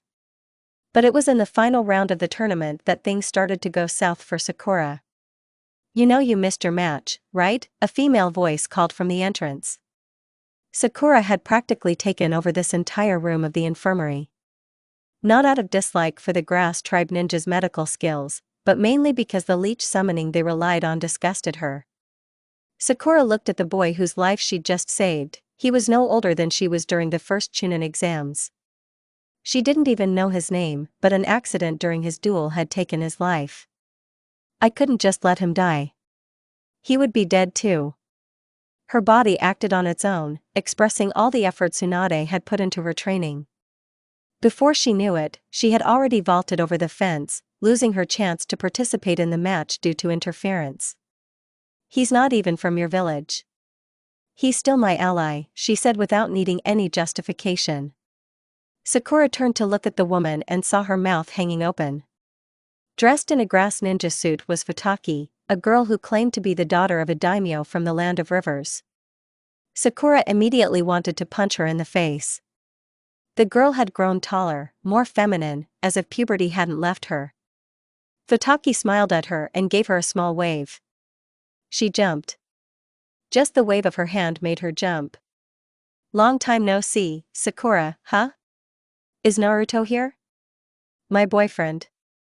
It felt so good to say it to that stupid girl who was practically throwing herself at Naruto. "He's not here right now. What about you? I thought you were the daughter of a daimyo from the Land of Rivers, not a grass ninja." Even her laugh exuded feminine charm. A broken nose might have fixed it, turning it into something like a wombat's snort. "Oh, no, not from the Land of Rivers, although I suppose I never introduced myself properly." She gave a perfectly practiced bow. "My name is Futaki Osara, youngest daughter of Lord Ikki Osara, daimyo of the Land of Grass. I am also a Chunin from the Hidden Grass Village." She returned from her bow with that silly, perfect smile of hers that could make any man swoon. "Then what were you doing in the Land of Rivers?" Sakura tried to speak as neutrally as possible, almost growling through clenched teeth. This woman irritated her to the core. "Oh, my father sent me there to seduce the young daimyo of this land and offer him as a trophy wife." The girl's every word lurked with hidden malice. Needless to say, that plan failed, and now the Lord of Rivers is betrothed to the love of his life, who, by coincidence, happens to be a servant girl. I wonder how that happened. Sakura straightened her shoulders, feeling the touch of feminine friendliness.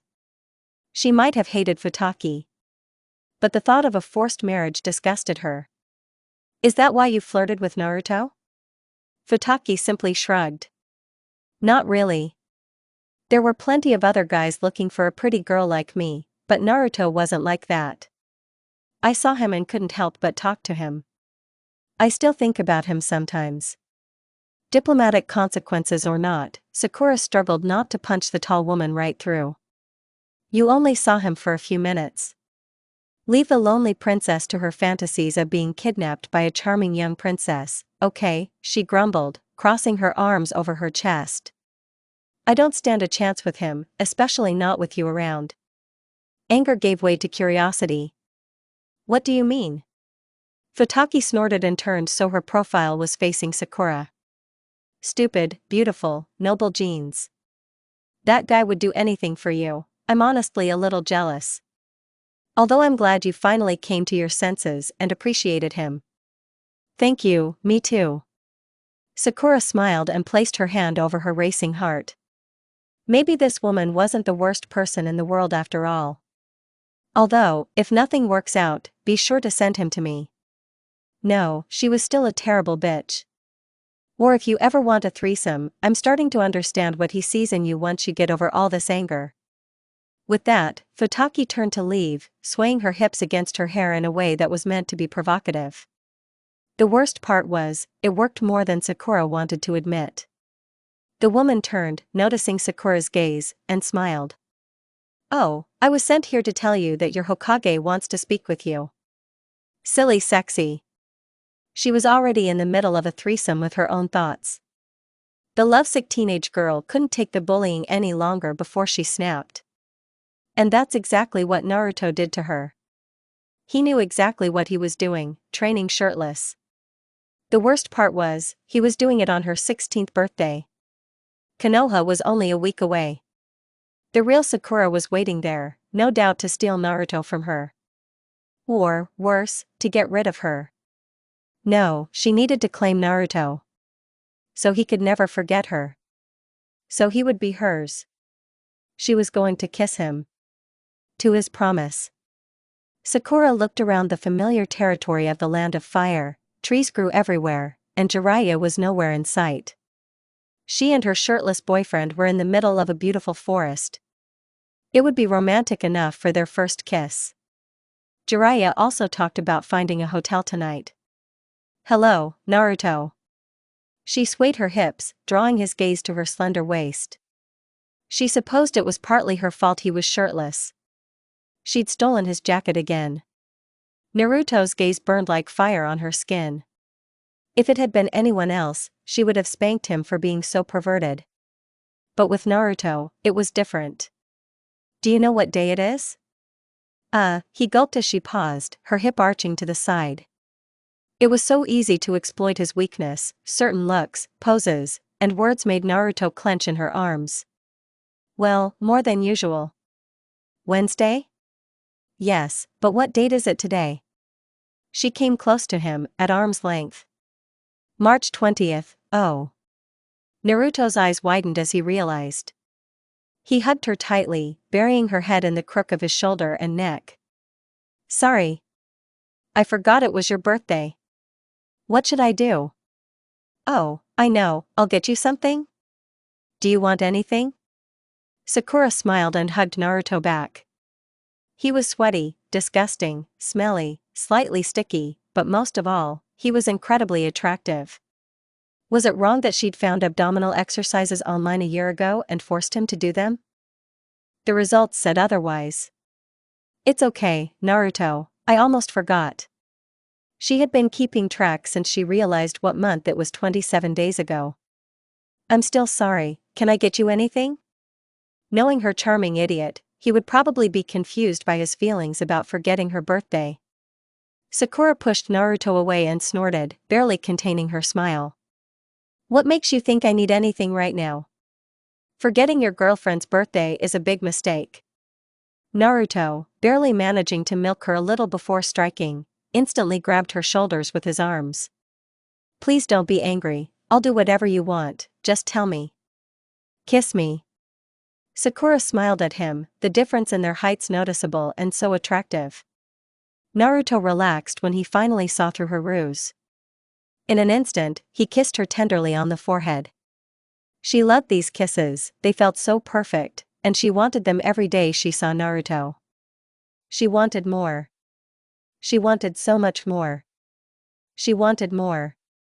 And much more. Here, Sakura, happy birthday. Naruto spread his arms wide, as if wanting to give her the world. I'm so sorry I forgot about that. You missed. Sakura glared at him, her cunning plan going exactly as she expected. She grabbed Naruto's face and pulled him towards her. It's my birthday, and when I said I wanted a kiss, I meant a real kiss. She didn't give Naruto the slightest reason to protest. She didn't give him time to think, kissing him with 2 years' worth of pent-up frustration. Who was she kidding? It was just sexual frustration. Naruto was nothing but a foolish seducer. At first, he didn't react, her lips merely pressing against his. There was no gradual buildup of feeling, no signal for the flood of emotions that overwhelmed their kiss. The dam separating their desires disappeared, allowing warring rivers to battle for supremacy in the fertile soil of their love. Neither of them were good kissers. But the learning process was no less exciting. With every breath, with every second spent in each other's eyes, they became better, understanding what worked and what didn't. Experimentation was key. And every kiss only fueled her desire. The desire was overwhelming. Hey, forehead. Ino called from the other end of the sofa they were carrying through the doorway. Are you okay? Sakura shook her head, her eyes wide and completely confused, looking at her blonde friend. Memories of what had just happened rushed through her mind and body, causing a deep flush to her face and an unusual tingling sensation in her lower body. In an instant, she went from feeling normal and mildly annoyed at having spent her birthday rearranging furniture to feeling unbearably aroused and overwhelmingly frustrated. And yet, those kisses, those sounds, that taste, she could do without them. Take it, I think I'm going to have sex with Naruto tonight. Yes, that was it. Her clone had been dreaming of kissing Naruto for months. And now that she had finally kissed him, she wanted more. And Sakura completely agreed. If her clone hadn't managed to get Naruto to kiss her before returning to Konoha, she would have greeted him with a searing kiss before he'd even said hello. But now her beloved would have many ways to greet him. Ino abandoned the couch and climbed onto it, her face inches from Sakura's. Details, girl, I need details. Tell me everything. Why did she blurt that out? Oh yeah, she was aroused and having trouble concentrating due to raging hormones screaming at her body, go find your hottie and take drugs while you ride his pumped-up chest. Blurting out that she was going to have sex with him was probably putting it mildly. Sakura sighed and ran a hand through her long ponytail, tossing it over her shoulder. I guess you can't help me anymore if I don't tell you. Ino rolled over onto the sofa and began to pretend she was dying in a really bad play. Alas, I cannot, for I thirst for knowledge more than for food. If I do not obtain it, I will wither and die. At the end of her magnificent performance, Ino made a hoarse sound and went limp. Okay, I'll tell you as we go. Maybe letting go of her emotions would be a great way to relieve sexual tension. Who was she kidding? Naruto was probably the only one who could do that. Why shouldn't she just have a Naruto clone? Ino rolled off the couch and returned to her duties, taking on at least some of the load. So what's the matter? Is this birthday sex? Remember how upset I was because Naruto wouldn't let me kiss him? Sakura asked, moving the sofa to the spot she'd chosen. Yes, Ino nodded, trying to do as little work as possible. Oh, Naruto finally snapped and succumbed to your feminine charms? No, I snapped. I asked him for a birthday kiss, and he just kissed me on the forehead. Sakura felt the phantom tingle of the kiss on her lips, the first kiss forever imprinted in her memory.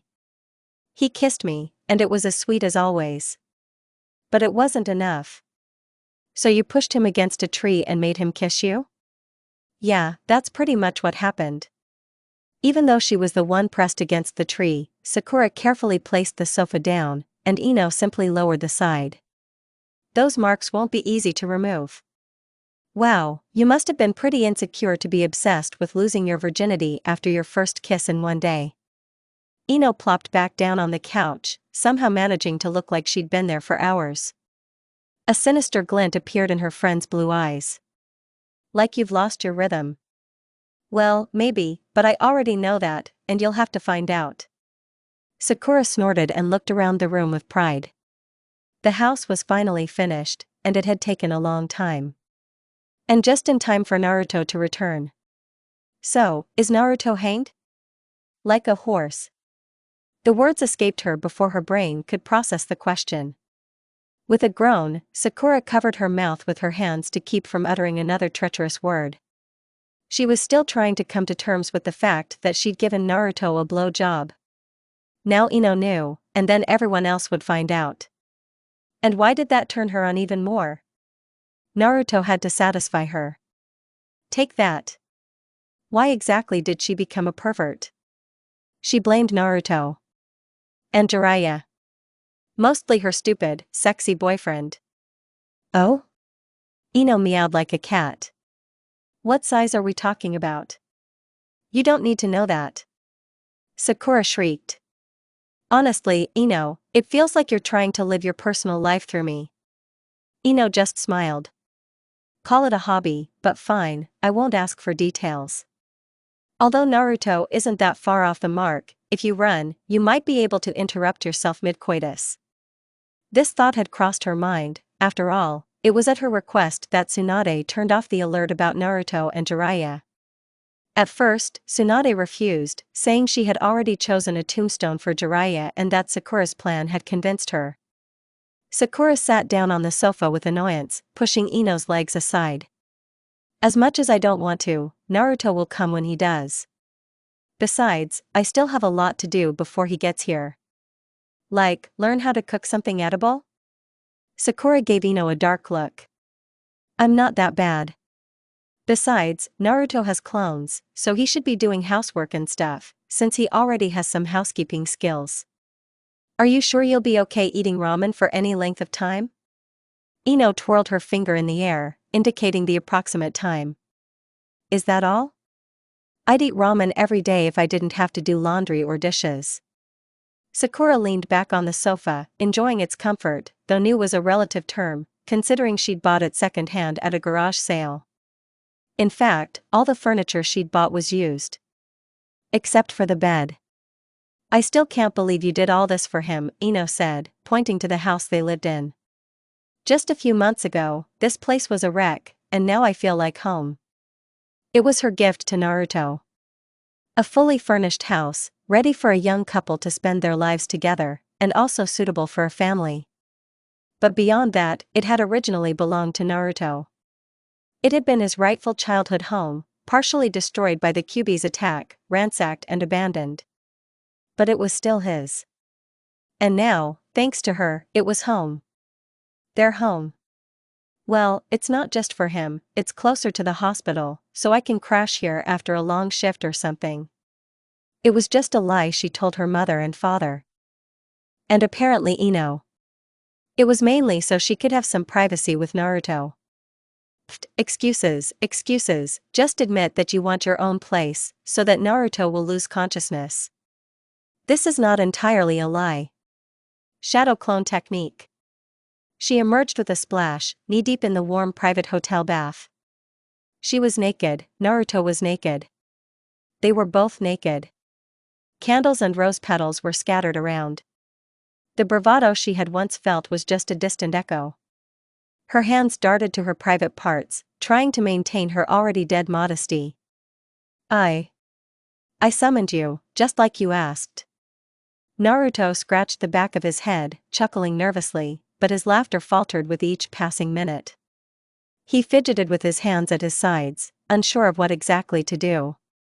Sakura bit her lip and stared at Naruto, taking in his naked body, memorizing every detail.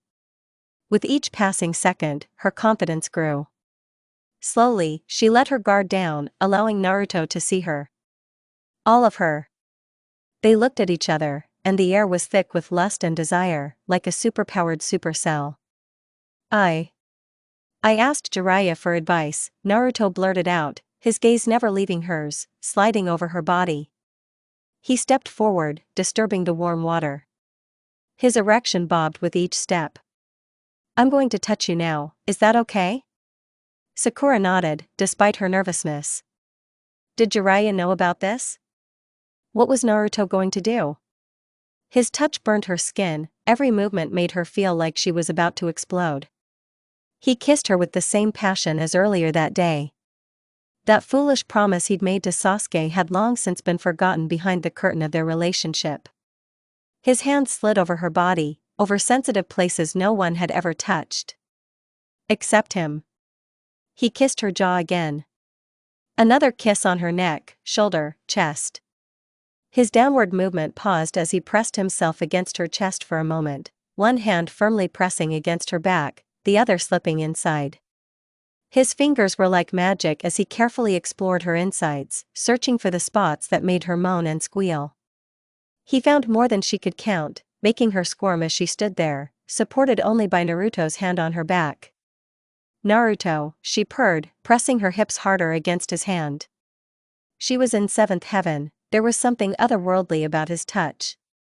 Was he using chakra? Was Jiraiya such a master that he could transfer this skill to Naruto in just a few hours? Was Naruto simply a natural-born master? Maybe it was only her love that made everything in his relationship better? Naruto stopped caressing her breasts and continued his pilgrimage of kisses down to her navel, sending shivers through her body that mingled with the spasms his fingers evoked. Something was building. Something big, powerful, ready to explode as soon as it was over. She was close to orgasm when she felt Naruto's fingers leave her, both of his hands now firmly on her buttocks. Please don't stop, she begged, feeling his kisses trail down to her. Wait, really? He kissed her right at her entrance, teasing her in the most perverse way. Fingers were one thing, but a tongue was quite another. Supple muscles swirled inside her. His hot breath fanned the flames of a growing sense of pure pleasure. Her mind was already starting to go blank as more and more attention was drawn to the sensitive spot Naruto was working on. And then she reached orgasm. Naruto, she called his name, desperately clutching his hair and trying to push Naruto deeper inside her. Take it, Naruto. Her knees buckled and she fell forward into his arms as the waves of her first orgasm continued to rock her world. Happy birthday, Sakura, Naruto whispered, kissing her forehead. She might have felt disgusted thinking about what he'd just done. But she didn't care. All she wanted was more of Naruto. She kissed him again and again. Did Jiraiya give us separate rooms? He used his connections. Sakura smiled as Naruto carried her to their room for the night. She wore only a loose robe, barely covering her naked body. Her hair was still damp as her noble steed carried her to the bed. It was a small room with one bed, giving the impression of being a somewhat cheap establishment. It wasn't a luxury suite. It was just a room with a bed. This will do. She pulled away from Naruto's embrace and fell onto the bed, her robe revealing nothing. Please, Naruto, I want you. No, that was wrong, she needed him like water. She wanted to drink his pleasure, to ease the pain that grew with her desires. Any other motives were cast aside by the need to make love to Naruto. Nothing could spoil their first time. He pounced on her, showering her naked body with kisses and his wandering hands exploring every inch of her. Her own hands found his hair, returning his kisses with equal passion, sucking and nibbling his lip until she tasted blood. The pain only increased his arousal, and he let out a stunning groan that sent shivers down her spine. You're so beautiful. It's sweet, but she doesn't need it right now. Please, Naruto. I want to have sex with you. I want this to be my first time. Please, I need you. Sakura, Naruto swallowed and looked down at her. She silenced him with a kiss. Her hand guided his monumental shaft of sexuality to her insatiable entrance. The thought of something so large inside her crossed her mind again, and the thought almost made her tremble. Naruto, you'll feel good. I promise. Don't you want to feel good? With me? He nodded, any hesitation or doubt he had been having was dispelled by desire. Her world shook as she felt his bulbous head begin to enter her. She didn't think Naruto could ever do anything so slowly, but every second was an agonizing storm of pleasure. He reached a breaking point. An agonizing moment when he became too much for her. She let out a cry of pain and ecstasy before vanishing. Today was that day. Naruto was supposed to arrive in Konoha today. This sent Sakura through a storm of emotions, from terror to absolute bliss and everything in between. Okay, calm down, Sakura said, shaking her hands as she walked proudly down the streets of Konoha. She hadn't even been nervous until the morning, and then it all came flooding back. Truthfully, she had nothing to worry about. She'd only seen Naruto yesterday, and they'd even kissed a couple of times. Naruto was her boyfriend, and he loved her just as much as she loved him. So she had absolutely nothing to worry about. Not a bit. Oh my god, was that Naruto walking down the street right in front of her? Too early, did he even run here? Okay, deep breath, Sakura, deep breath. It was Naruto, of course, so excited he ran back to Konoha, leaving Jiraiya far behind. Or maybe Jiraiya sent him ahead as a buffer, making it harder for Tsunade to kill him, or at least quickly. Where's her clone? Didn't he summon her today? She definitely wasn't dispelled today. Hello everyone, Naruto Uzumaki is back. That idiot. Of course he would have climbed a random telephone pole 10 feet away, completely oblivious to her presence. Taking a deep breath, Sakura let go of her anger and smiled at her boyfriend. Seeing him, she was freed from all the worries and negative emotions associated with his return. All that remained was the familiar, racing heartbeat she experienced with every memory of her clone. Only this time, it was real, not a faint echo. A powerful rhythm that made her lips tingle at the thought of kissing him. Okay, just stay calm and stick to the plan. Let him guess, and then give him a good whack. Sometimes, listening to Ino was a good idea. If she stayed calm and stuck to the plan, she could deal with her clone, arrange a date tonight, and make Naruto think more of her than he already did. Naruto? She tried her best to hide her joy with a neutral tone. Is it you? Sakura. Naruto jumped down in front of her. Right next to her. She could easily reach out and kiss him right now. Really kiss him, not just feel the tingling sensation left by the memory. She wanted him to squeeze her toes. Your forehead is so beautiful, I just want to kiss it. Oh, by the way, when did you get that thing like your grandmother's? Of course Naruto wouldn't forget to tell her, and of course he'd get distracted and ruin everything in the best possible way. Thank you, Naruto, that's very kind of you. Even though she wanted to hide her blush, it was irresistible. Even knowing Naruto had told her this countless times, her heart fluttered. She was really crazy about him. She took a step closer to him, leaving barely a space between them. She pulled him toward her. I want you to show her to me. I'll, show you who? He was cute when he tried to play dumb. You're not in trouble, Naruto. I'm even glad you spent all this time with my clone, now show her to me. She honestly didn't know what she would do when she faced herself.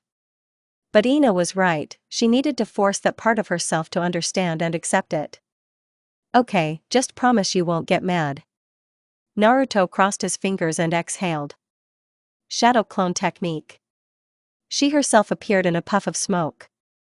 A near-perfect replica, save for her disheveled hair, the missing strength seal, and her wearing Naruto's clothes. Her clone glared at the space between her and Naruto, then at herself. She wasn't about to give Naruto up without a fight. She grabbed Naruto's arm and pouted. What do you want? Sakura smiled, resisting the urge to punch herself. Naruto might be stupid enough to fight his own clones. But she had a little more tact. I just want to talk to you.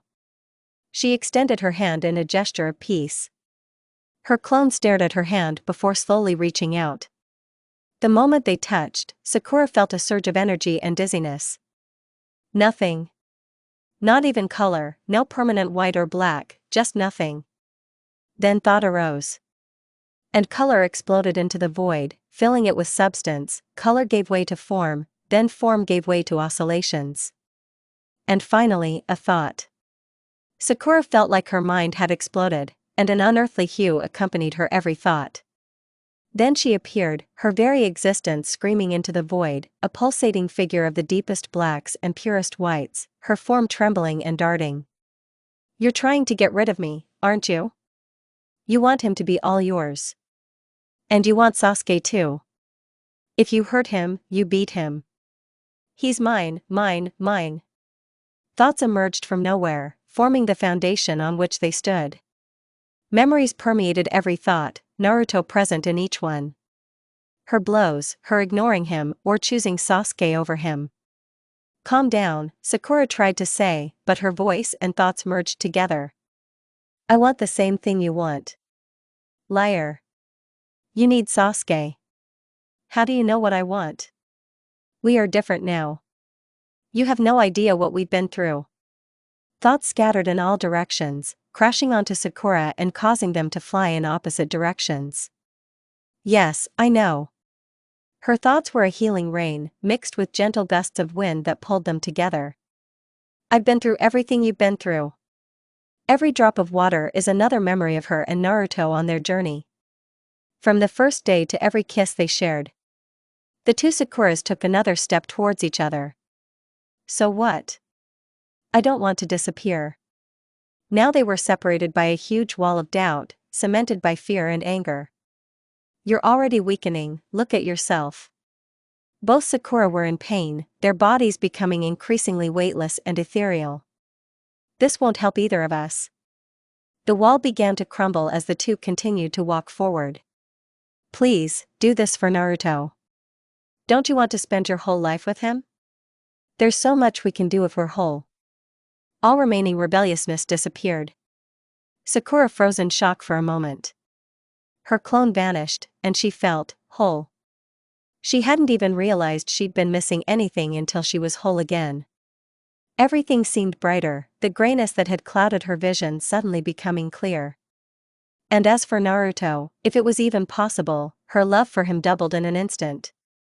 Cha! What are we waiting for? Let's pin him to the wall and nail him. How nice it is to feel whole again. Naruto looked so confused. And so incredibly kissable. Wait, where did Sakura go? Of course, he didn't consider them separate individuals, either he was too stupid to perceive her clone as anything different from her, or he knew that Sakura would always remain Sakura. She preferred to think of it as the latter. Don't worry, Naruto. His name fell from her lips like honey. I'm exactly where I'm supposed to be. She began to slowly unzip his jacket, pulling it down, and brought her face close to his again. It took all her strength to thwart the plan and take him home right now. But no, Tsunade needed to talk to him first, and then he would be entirely hers for the next 24 hours. She so wanted to tell him then and there that she loved him twice as much. And how could she not? She spent 3 years as a clone with him, 3 years smiling at the memories that came to her every day. And 3 years missing him every day. 9 years of longing, and all in one heart. But she had to be careful, her love was just one of many things she needed him to hear that evening. She hoped it would be the highlight of his evening. First, I'll take your jacket, then you'll go talk to Tsunade. After that, I want you to meet me at your apartment for a second surprise, and then we'll have something else to talk about. What was the first surprise for me? He hesitantly pressed his hand to the small of her back. This, she said, pulling his jacket off in one motion and wrapping it around their heads, hiding them from prying eyes and turning their first real kiss into a secret, discreet affair. It was quick, barely noticeable, enough to leave him speechless. She stumbled back, feeling lighter than a feather, her heart pounding with the fury of an enraged elephant. She threw his jacket over him and stepped back, enjoying the stunned smile on her boyfriend's face. Remember, Naruto, I'll meet you at your apartment when we're done with Lady Tsunade. Cha. Then we'll shoot him. I should have gone with him, Sakura said, pacing back and forth in front of Naruto's old apartment for the umpteenth time. The last bag of his things lay within reach. Was it too soon to move all his things into a new house? Wouldn't he panic and not want to live there? What if he doesn't want to live with her? What if he decides it's too early for them to share a bed? She might as well sleep on the couch, but with him so close, she'll never be able to respect that. She'll have to go back to her parents. And transporting everything back will be such a hassle. What's the difference? One blowjob and he'll tie us up and make sure we never leave. Sakura groaned and leaned her head against the railing. What bad luck, she'd absorbed her clone and was now twice as perverted as before. It was all Jiraiya's fault. And especially Naruto's. Smiling, she sniffed his jacket again. It smelled terribly and needed washing. But it smelled like Naruto, and that was the most important thing at that moment. Sakura. Naruto ran up the stairs, his loose dark blue shirt bouncing with every step, his toned abs showing off seductively. Sorry to keep you waiting, Grandma kept talking about killing the perverted sage. Oh, here's one more important thing. Make him take off his shirt quickly. Sakura couldn't help but smile as Naruto leaned on the railing next to her. The only advantage this apartment had over their new home was the view. But even that was a minor issue, easily remedied with a quick walk. And she needed to pay attention to something more important. It was like a dream, being so close to Naruto after 3 years of separation. In many ways, he was the same as the Naruto who had left the village, and in other ways, he was something new and exciting. His formerly round and boyish face was now stern, manly, and handsome. Oh, what a handsome man he was. Just one look at him made her wonder why she'd never noticed how beautiful he truly was. She was lucky he'd fallen for her at all, let alone that he'd continued to pursue her despite her stubbornness, but now he'd finally gotten his way. "Why are you looking at me?" Naruto scratched the back of his head, his smile wide and reflected on his pink cheeks. "Why not?"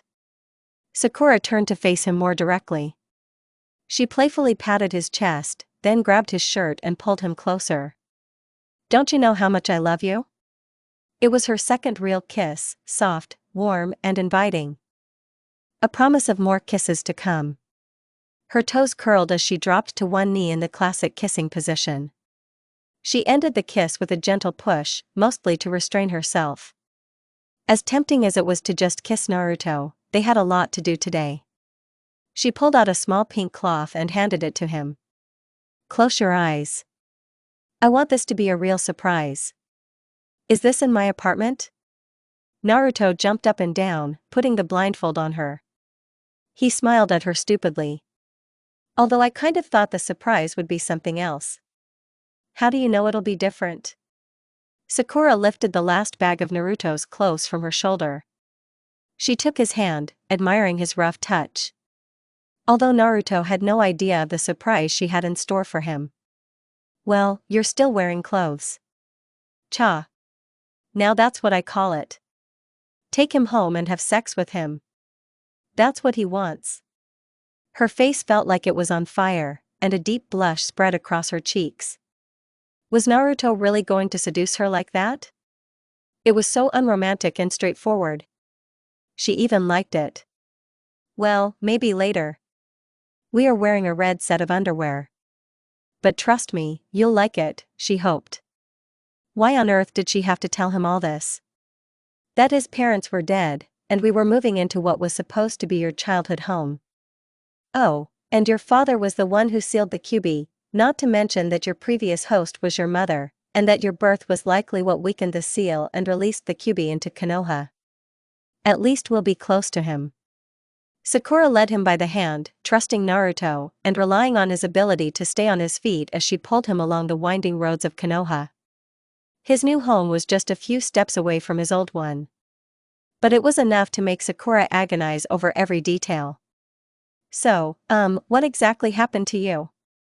Naruto asked, his smile finally fading from her kiss and the promise of something more, allowing him to speak again.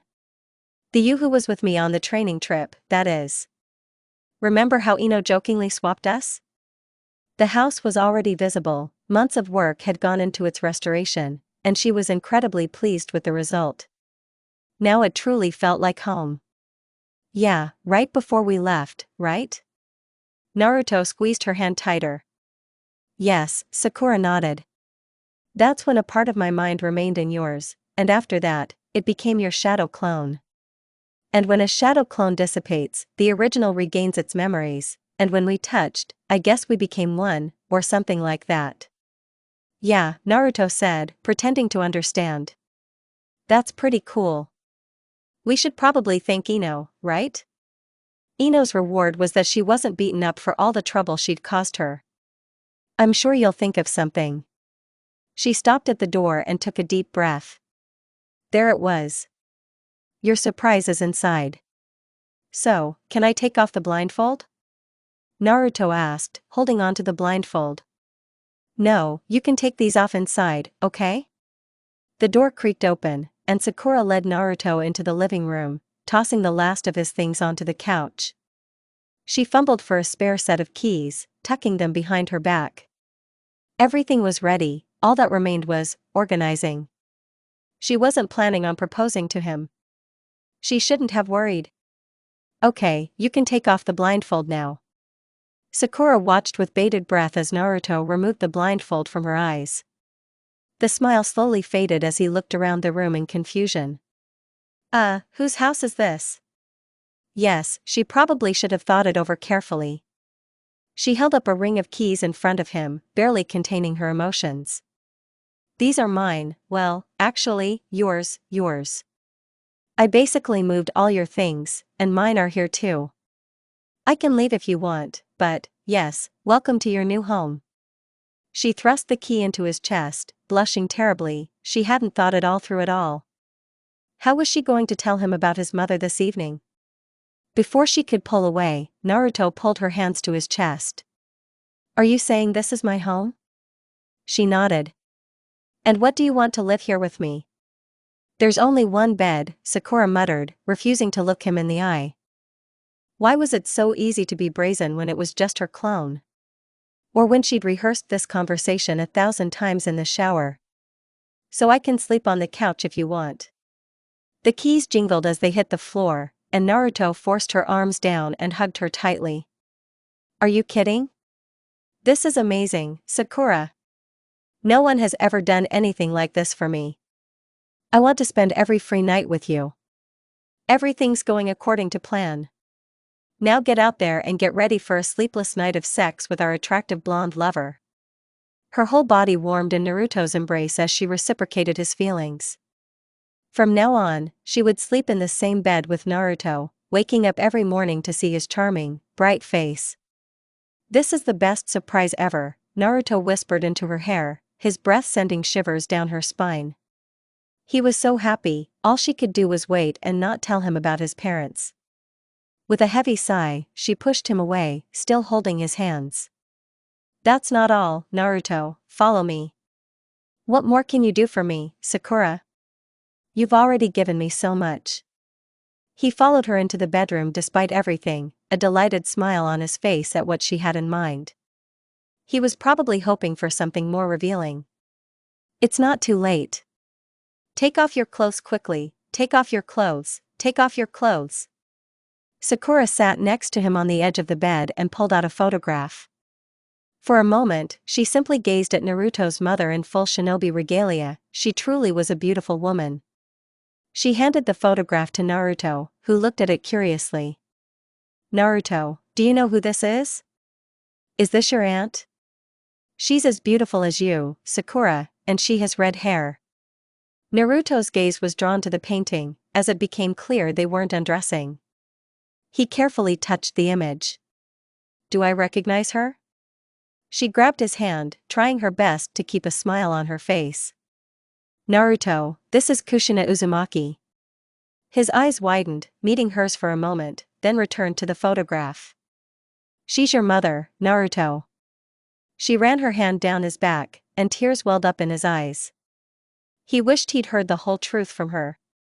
Before you, she was the host of the Kyuubi. Is this her? Naruto squeezed out, the last remnants of his will breaking him, and tears streamed from his eyes. Do you know what happened that night? The night of my birth? Don't blame yourself, Naruto, she said, hugging him tighter. And that wasn't the worst of it, she'd tried again and again to understand what had happened that night. But without being there, without speaking to those involved, she could only speculate. The seal placed on your mother weakened during childbirth. He froze. His words were barely audible, she died because of me. No, she was crying now. Listen, I don't know what happened that night, but the seal couldn't have been broken if your father had been there. Something had to have happened. Sakura pulled out a second photo and handed it to Naruto, this time of Minato Namikaze. See him? That's your father, the man who sealed the Kyuubi inside you. He was a master of seals. Everything I've read about the seal says that, although it's weak, your father controlled it. Something was bound to happen. So please, don't blame yourself, okay? It hurt her to see him like this. But it was for the best, he needed to know that, and Tsunade was right, she was the best person for this job. Sakura?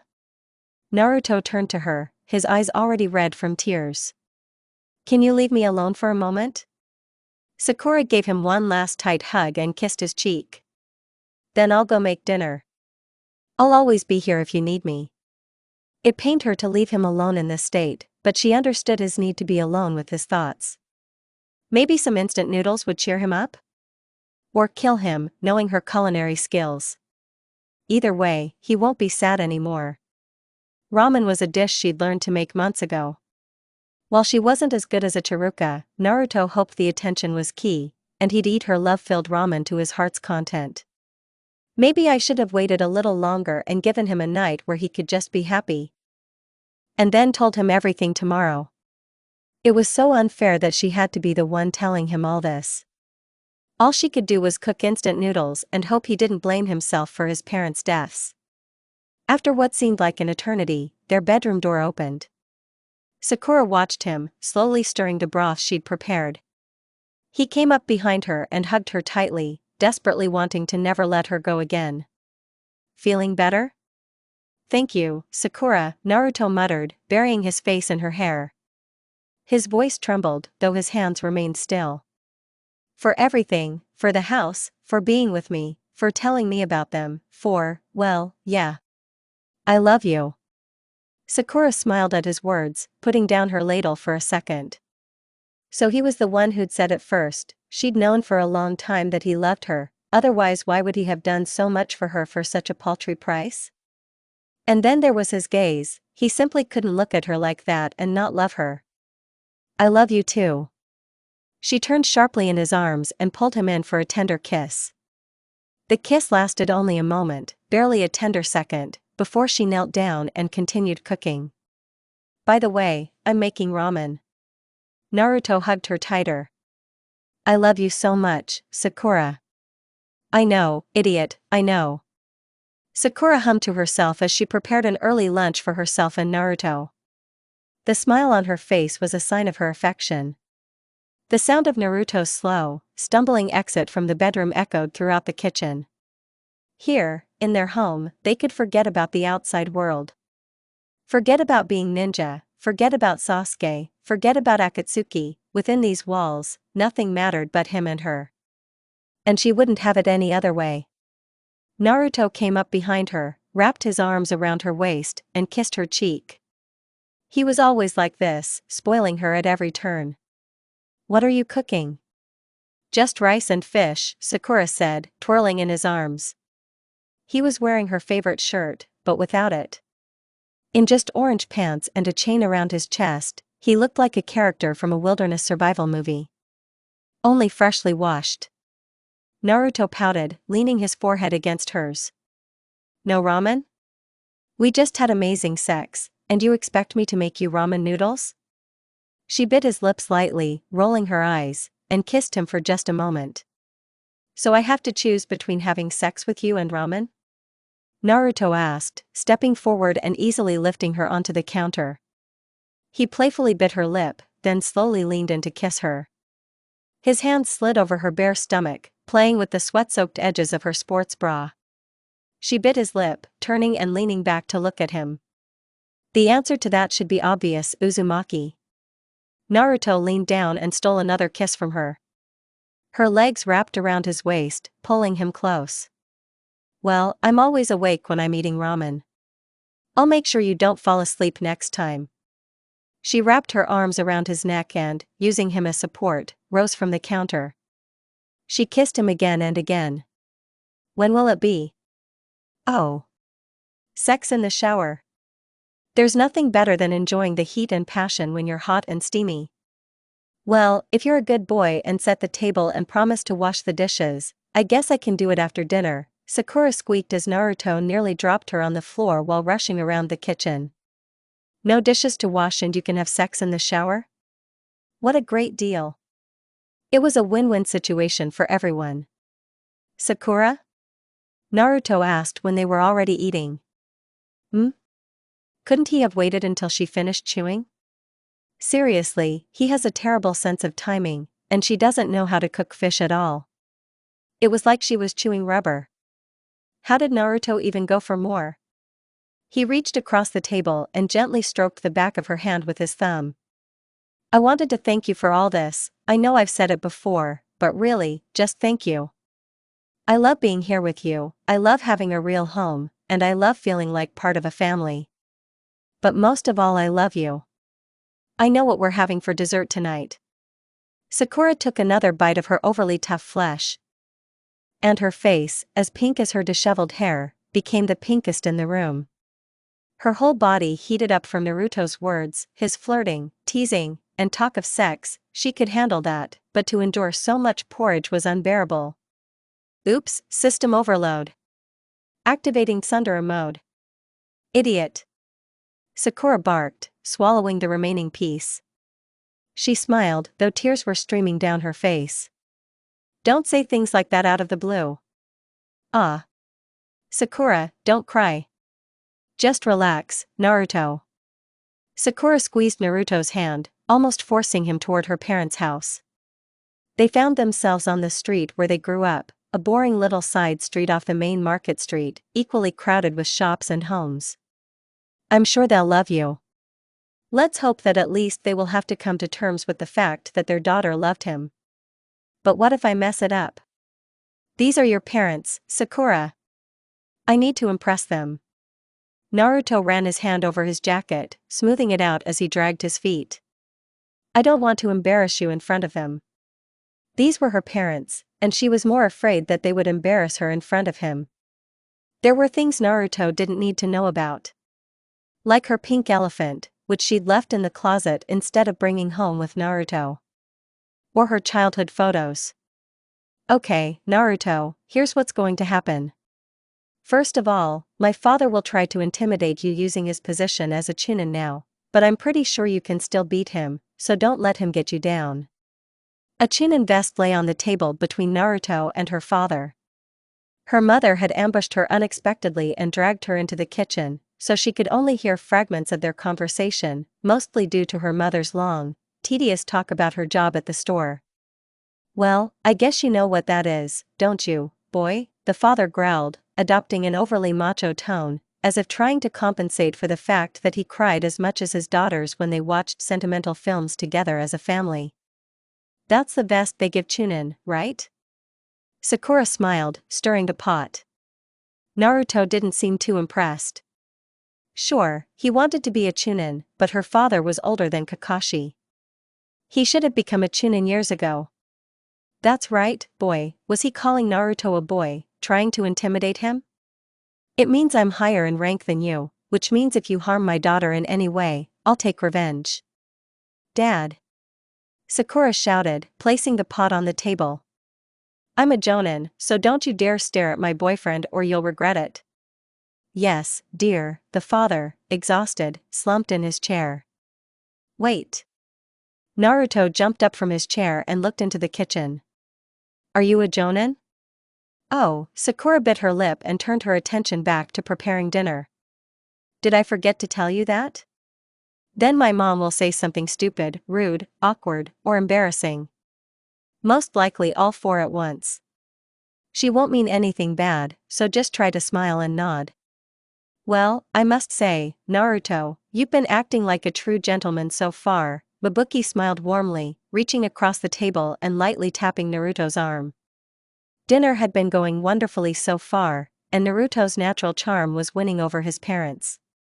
Although I do wonder how many tails my grandchildren will have. Mom. Sakura slammed her hands on the table, causing almost all the dishes to jump an inch.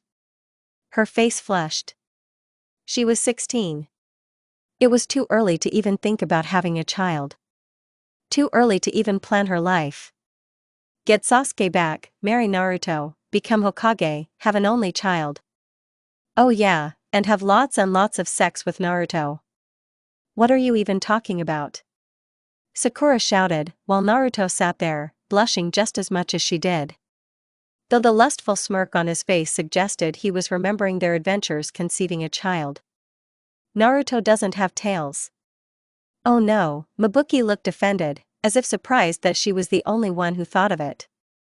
But he has a mustache, who knows what diseases that fox could pass on to your children. Actually, having a grandchild with a tail can be quite funny. Nobody asked you, Dad. Look. I'm just saying that if Naruto is going to raise children while you're busy being Hokage, it's important to be prepared, even if you have normal children. Mabuki took a sip of tea to finish her sentence, looking as smug as a mother could be at that moment. Wait. Naruto snapped out of his reverie and slammed his hand on the table. Why does Sakura have to be Hokage? Because she wants to become Hokage. Hizashi took a triumphant sip of tea with his wife. It's been her dream for almost 2 years. Naruto stared at Sakura, his eyes narrowed dangerously close to a glare. Oh, are we starting to have passionate sex already? Great.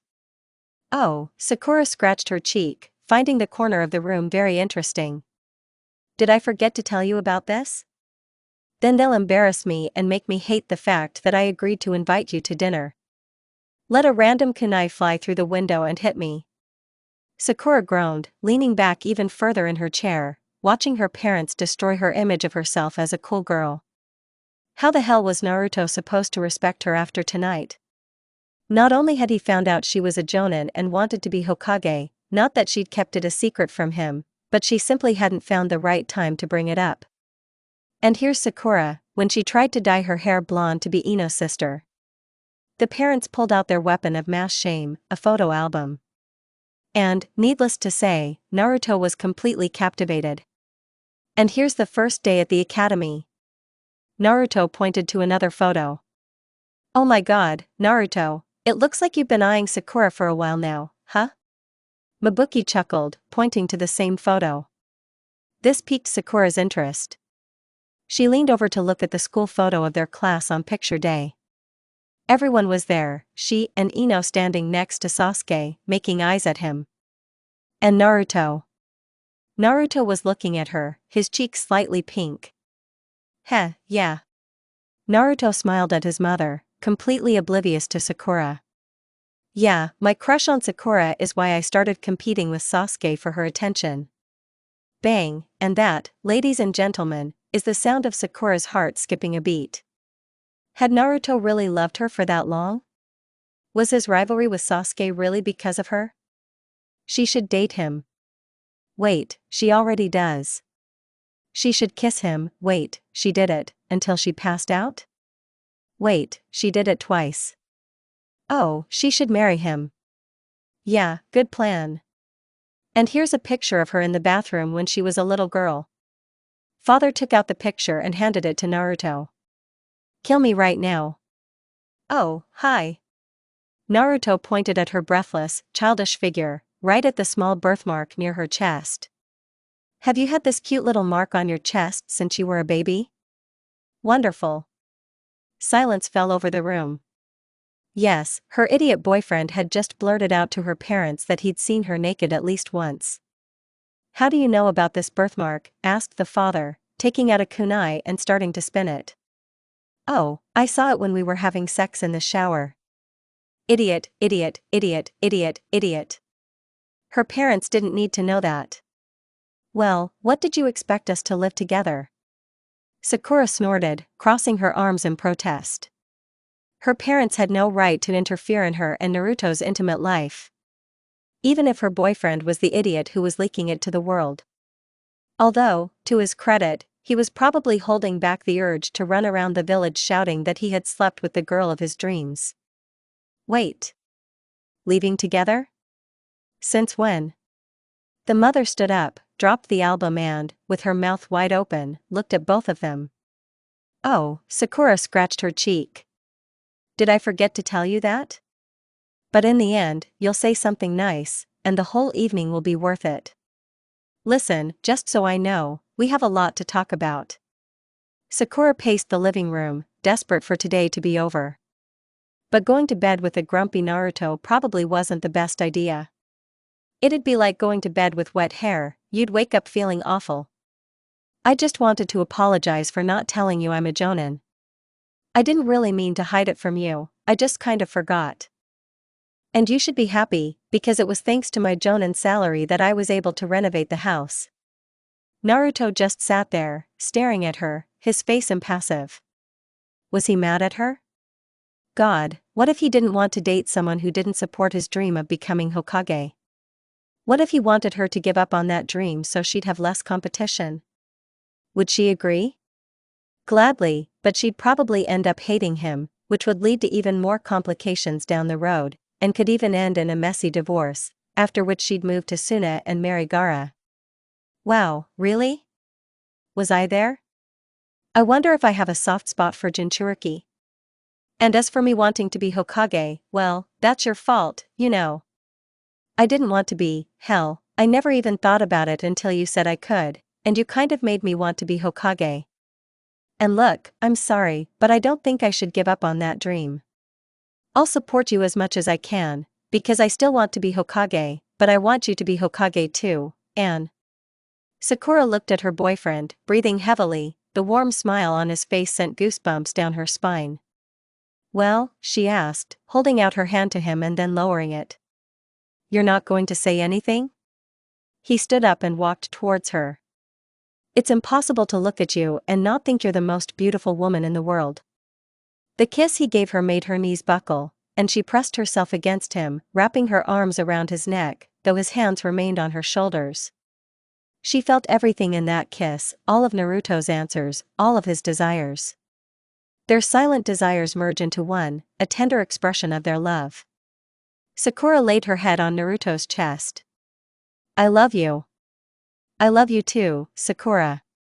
Naruto gently stroked her back in circles, relieving the remaining tension. But may the strongest Kage win.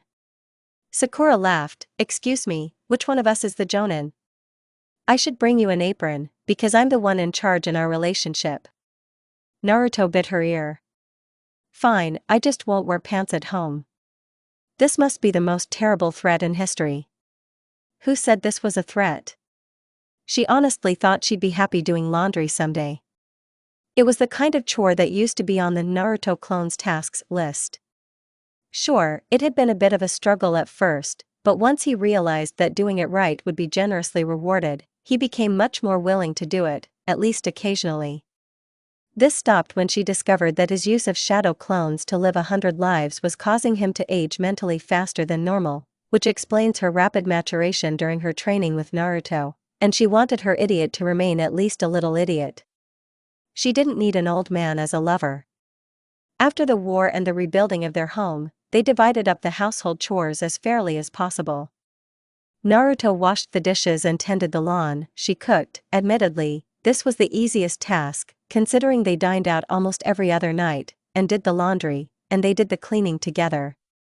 This is strangely calming, Sakura muttered under her breath, carefully folding another pair of Naruto's underwear. With an armful of her boyfriend's underwear, Sakura turned and headed for his dresser. Before, he'd simply toss all his clothes in a pile on the bed, like a wild animal. At least he's tamed now.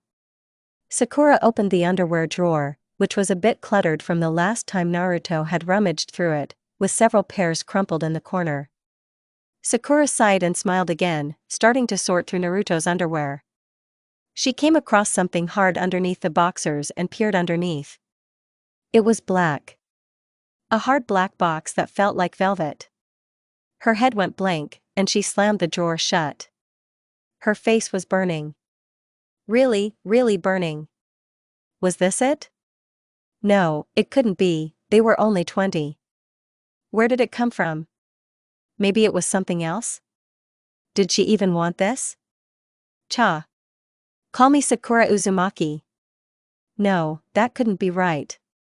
Of course, she probably would have agreed in a heartbeat if he'd asked. But they'd never even discussed it, and their chances weren't great. The war, the renovations, and all those other things kept them busy. And then there was Sasuke, back in the village, which was great. But he'd never stay, she heard it every time they talked. He didn't consider himself part of the village, at least not yet. But it didn't matter. She'd just found a black velvet box in her boyfriend's panty drawer. The guy she'd been living with for, well, the exact time was impossible to pinpoint, given the clones. But it had been a long time. Come on, Sakura, you're just imagining things. Naruto's the kind of guy I'd have to remind to marry me, otherwise he'd probably think we were already married. There's no way he'd have a ring box in his drawer. She opened the drawer again. The box was still there. Okay, so he has a jewelry box, he probably just keeps the pieces of Tsunade's necklace in there. That's all. But it wasn't hidden for no reason. She grabbed the box, feeling its smooth surface. This was a betrayal of her trust in Naruto. Surely she didn't want him rummaging through her personal belongings, like that pair of underwear she'd bought on a whim and hadn't gotten around to wearing until now. It was on the list. The box swung open, revealing a sparkling diamond ring that must have cost him a fortune. Okay, a poor metaphor. Still, it was a magnificent ring, clearly meant for a proposal. As she pulled the ring from the box, her thoughts went blank. It slipped onto her ring finger so easily. It fit perfectly. She could hear her heart beating as she looked at the ring on her finger. Naruto had bought her a ring. He was going to propose. She was going to say yes, yes, yes, 1,000 times yes. They were going to get married, they were going to buy a house. Wait, they already had a house. The wedding, she needed to start planning. Would they have a spring wedding? Or maybe a summer wedding? Oh, a winter wedding with snow would be absolutely delightful, but probably a little cold. Fall could be lovely too. Wait, the cherry trees. We need to do this when they're in bloom, it'll be perfect. And we need to do it at sunset, so the sky turns orange and pink. Sakura pressed her hand to her cheek, panicking further. Stamping her feet, she let out a girlish scream that would have made her 12-year-old self proud. The front door opened. Sakura? Are you okay? I heard you scream.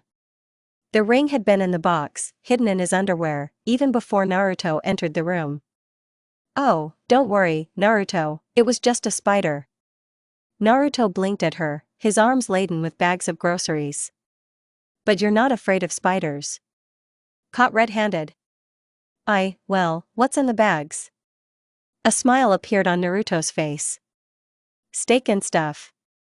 Was that a candle sticking out of one of the bags? I'll cook dinner tonight, so don't worry, I'll do the dishes too. That'll be great, Sakura. Was Naruto cooking her steak for dinner? She loved this man, and he was all hers, forever, especially since he was definitely going to marry her. Sakura swallowed, a nervous smile appearing on her face.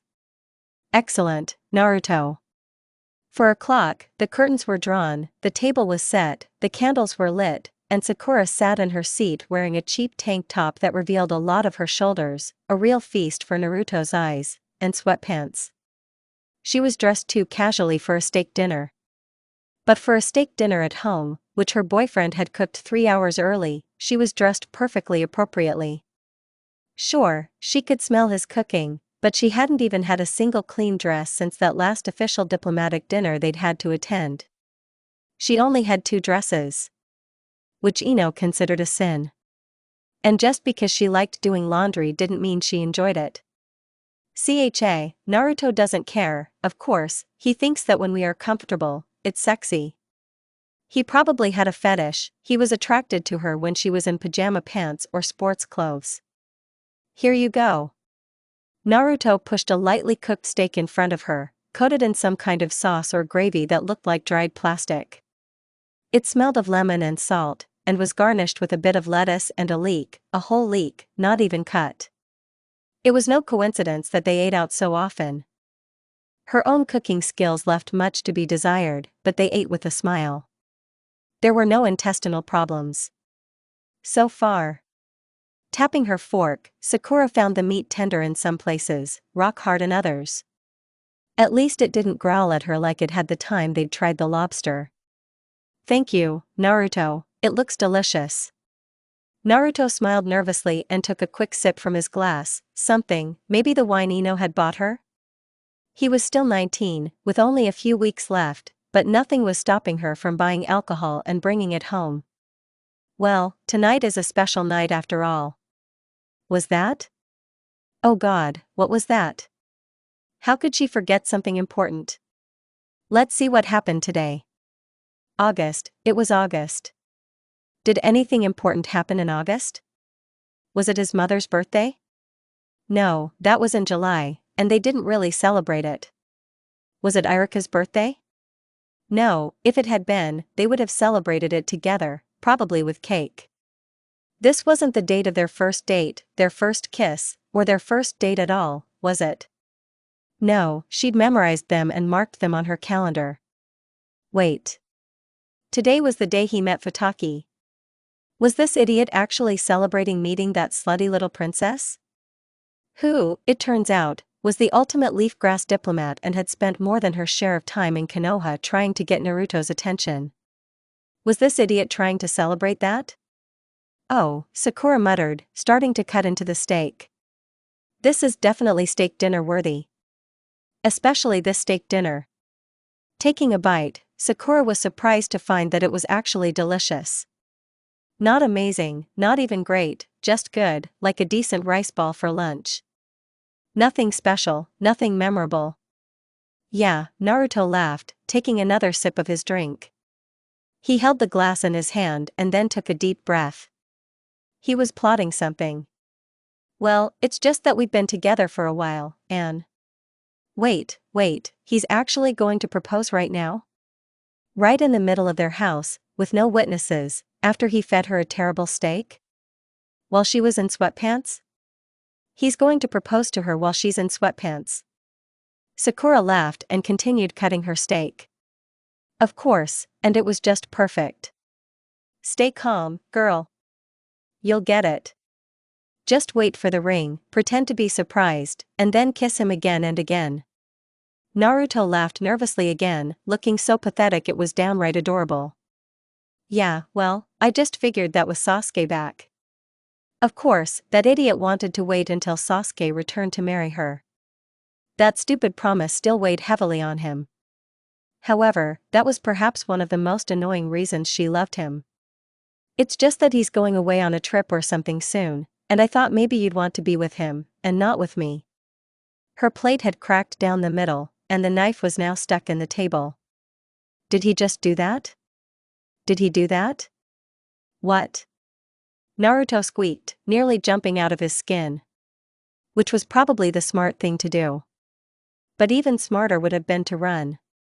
Well, you still love Sasuke. And you've been really happy since he came back. And I just thought maybe you'd want to be with him instead of me. So please, Sakura, if you want to be with Sasuke, I won't be mad, you can even get a house. We are in love with the biggest idiot in the world. Sakura slammed her hand down on the knife, sending it crashing through the table and splitting it in half, opening a direct path to her incredibly stupid, dumb idiot she called her boyfriend. Naruto. Now he cowered in fear. And good thing, he should be afraid, very, very afraid. Without resisting, she grabbed one of the most powerful shinobi in the world by the collar of his shirt and held him down, his feet dangling a few centimeters off the ground. Stupid, tall idiot. Naruto Uzumaki, listen to me carefully. I love you. She told him this at least twice a day, often more often. During the war, when the Kyuubi was extracted from you and you were dying, no, forget it, you were dead. It wasn't some other slutty idiot holding you up. No, it was me. For 5 minutes and 29 seconds, I beat your heart with my hand. Your life is mine. She still held him by the collar with one hand, showing him the hand that had been beating his heart, pulsing it. I cried for you, I fought for you. I told you I loved you every single day. I became the woman I am today because of you. I am happy because of you. I have this wonderful home because of you. And we saved the world because of you. No, I don't love Sasuke. He's a friend and a teammate. But you're the stupid idiot I'm spending the rest of my life with. She threw him on the floor and pointed toward their bedroom. Now go get the ring you hid in your panty drawer and propose to me before I kill you. Naruto didn't move, probably because his legs were shaking too much. How do you know that? Idiot, she growled, crossing her arms over her chest. Her foot tapped softly on the floor as her anger subsided. Very clever, hiding something like that in your underwear drawer when your girlfriend does her laundry. Now hurry up. Naruto crawled into their bedroom on all fours. Moments later, he emerged, his face as red as a tomato, his hand outstretched, the box still closed. He stopped when the box was within arm's reach. Here, take this. Naruto, she sighed, gently touching the box and his hand. If you want this, please do it properly. The anger at his idiocy vanished at the sight of the box. It was replaced by a feeling that made her whole body feel like it was on fire and slightly numb. Her face was probably as pink as her hair. Naruto dropped to one knee, slowly opening the box and looking into her eyes. The fear and sadness were quickly washed away by the wave of courage Naruto often displayed. Sakura Haruno, will you marry me? Yes, the ring slid down her finger as if it belonged there. Now let's go get some Ichiraka ramen and tell everyone. Only Ino was bothered by Sakura wearing sweatpants. Everyone else thought it was long overdue. The end of this story.